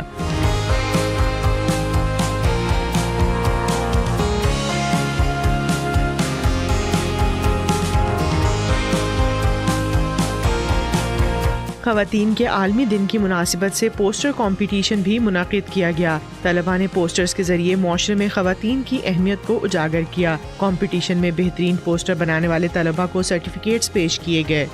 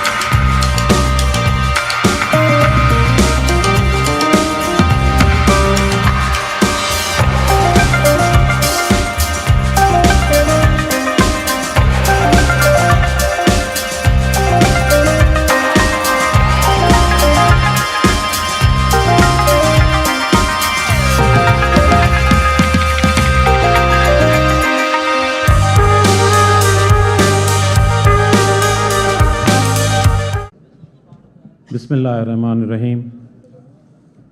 Madam Iram Tanvi, Director General, Ministry of Information and Broadcasting, Directorate of Electronic Media Publication, the senior officers of the Information Department, learned deans, faculty, officers and students. आप सबको और मुझे भी कायद-ए-आज़म का यौम पैदाइश मुबारक. Of course, we are a bit late क्योंकि this occasion was supposed to be conducted on 24th December, as I believe, but one or other reason it has been organized today. At the outset, I am very much thankful and appreciate the efforts of Ministry of Information. Number one, because they have been organizing this event with all respect and regards. And number second, that they have selected this esteemed institute to celebrate the 146th birthday of Qaid-e-Azam. I think when we talk about Sindh Madressatul Islam, then there are two prominent names behind the reputation of this institute. The one is the founder himself, who is Hassan Ali Afandi Saab. And the other one is Qaid-e-Azam Muhammad Ali Jinnah, who joined this institute just after establishment of this institute after its 2 years. He joined this institute in 1887. And as all of us know, the longest period, whichever institute where Qaid-e-Azam studied, is again Sindh Madressatul Islam. He was here for more than 4 years. Now, if we talk about Qaid-e-Azam, though he is a founder of the country, but to be honest, if I would not have been a Pakistani, if I would not have any experience of Pakistan, I would have still put him in top 10 personalities of the world. ये सिर्फ एक पाकिस्तानी जज्बात नहीं है. As a person, if you read him, if you see his achievements, if you see him as a gentleman, if you see him as a mature person, you will find a person of quality who knows and who knew how to move, how to work, how to give due respect, how to earn due respect, and how to argue. ये जो आजकल हम बहुत सारी चीज़ें यहाँ पर अपने आप में ढूंढ रहे हैं, ख़ास तौर पर हम टॉलरेंस की बात करते हैं. तो if you want to learn the tolerance, go again and read Qaid-e-Azam. Because I myself, a firm believer of the logic, of the rational. आप किसी इंसान को, इंसान तो क्या, इनफैक्ट मैं तो कहता हूँ किसी हैवान को, आपका कोई पेट है, जैसे मोस्टली हमारे पास कैट एंड डॉग्स होते हैं, वो भी इतने आपके साथ चल के उनकी ऐसी ट्रेनिंग्स हो जाती हैं कि आप जब तक उनको कोई प्रॉपर समझाने की कोशिश ना करें वो भी नहीं समझते. तो इंसान तो अशरफुल मखलूक़ात है. तो मेरा, चाहे वो मेरी पर्सनल कम्युनिकेशन हो, चाहे वो माय पर्सनल मेरी वर्किंग हो, मैं हमेशा ज़ाती तौर पर बड़ा सख्त फॉलोअर हूँ रेशनल का, लॉजिक का. I myself, being the head of various institutes since last 20 years, I have always argument with my officers and all the stakeholders whenever they come to me, and I always, आप सब बैठे हुए हैं अभी यहाँ पे भी, तो मैं जब भी बात करता हूँ मैं कहता हूँ मुझे लॉजिक बताओ, why you want to do or why you want me to approve that if it is outside the rules and regulations. तो I think कायदे आज़म, और हो सकता है मैंने अनजाने में ये कायदे आज़म को पढ़ के ही सीखा हो, that I don't know, but maybe, frankly speaking. So you see, the Qaeda Azam from very beginning, when he joined Pakistan, All India Muslim League, from that day, if you read his profile, if you read his, or if you listen to his speeches, his arguments, you will find him that he fought on the rational and logical approaches. To the end, when he won the separation of subcontinent, that was again rational. आपको पता हो कि एक American जो scholar हैं, उन्होंने बड़ा एक ज़बरदस्त तरीके से उनको डिस्क्राइब किया. उन्होंने कहा कि दुनिया में कुछ लोग हैं जो हिस्ट्री को चेंज करते हैं सिग्निफिकेंटली, उनमें से भी कुछ हैं जो दुनिया के नक्शे को चेंज करते हैं, मगर ऑलमोस्ट रेयर हैं जो एक स्टेट को, एक नेशन को स्टेट बनाते हैं. और कायदे आज़म ने वो सब तीनों चीज़ें की. तो आई थिंक इससे ज़्यादा कायदे आज़म को अच्छी तरह से डिस्क्राइब मैं आप नहीं कर सकते जितना उस अमेरिकन स्कॉलर ने किया है. और आज मुझे बड़ी खुशी हुई, वैसे तो कायदे आज़म के ये हम 3 असूल जिनको हमने अपनाया हुआ है, unity, discipline and faith. The fourth one which I saw today, whoever has selected, I don't know, that is devotion. And I think this is where we lack a lot. The devotion is required, devotion was required, devotion is required, devotion will always be required to keep this nation sustainable, to keep this country sustainable. The sustainability is the issue in the present times. I hope, और हमेशा जब मैं आप नौजवानों से मुखातिब होता हूँ, and I am very pleased, frankly speaking, again ये इंफॉर्मेशन डिपार्टमेंट वालों ने एक इंस्टीट्यूट को सेलेक्ट किया, कायदे आज़म के इंस्टीट्यूट को सेलेक्ट किया, और आपको हम सुबह से नीचे एक फोटोग्राफिक एग्जीबिशन भी है, और ये आज जो पूरा क्विज़ हुआ, and there was a very quality of the questions. Whoever has designed this quiz, I really appreciate the people behind the design of the quiz, and the conduct of the quiz was wonderful. And I believe जो winner हैं वो तो बहुत खुश होंगे, लेकिन whosoever has participated, they all are congratulated to take a part. And जैसे madam कह रही थी कि बहुत सारी ऐसी चीज़ें थी जो मैंने भी यहाँ पे लर्न की, और ये हकीकत है. मैं my self being an engineer, जब हम बहुत ही बड़े इंजीनियर हो जाते हैं तो बेसिक्स भूल जाते हैं. तो I think this is a good review for all of us, and we came to know that how the Quaid was and what was his what were the achievements, and how the people really, as a leader, believed in him and followed him. एक बड़ी आज के दौर में भी देखिए, कायदे आज़म के पास न कोई फौज थी, कोई फौज तो नहीं थी, न उसके पास कोई हथियार था, न उसकी कोई शख्सियत थी हथियार उठाने वाली.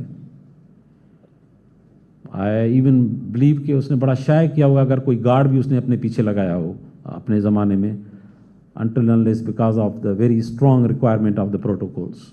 He was not that kind of person.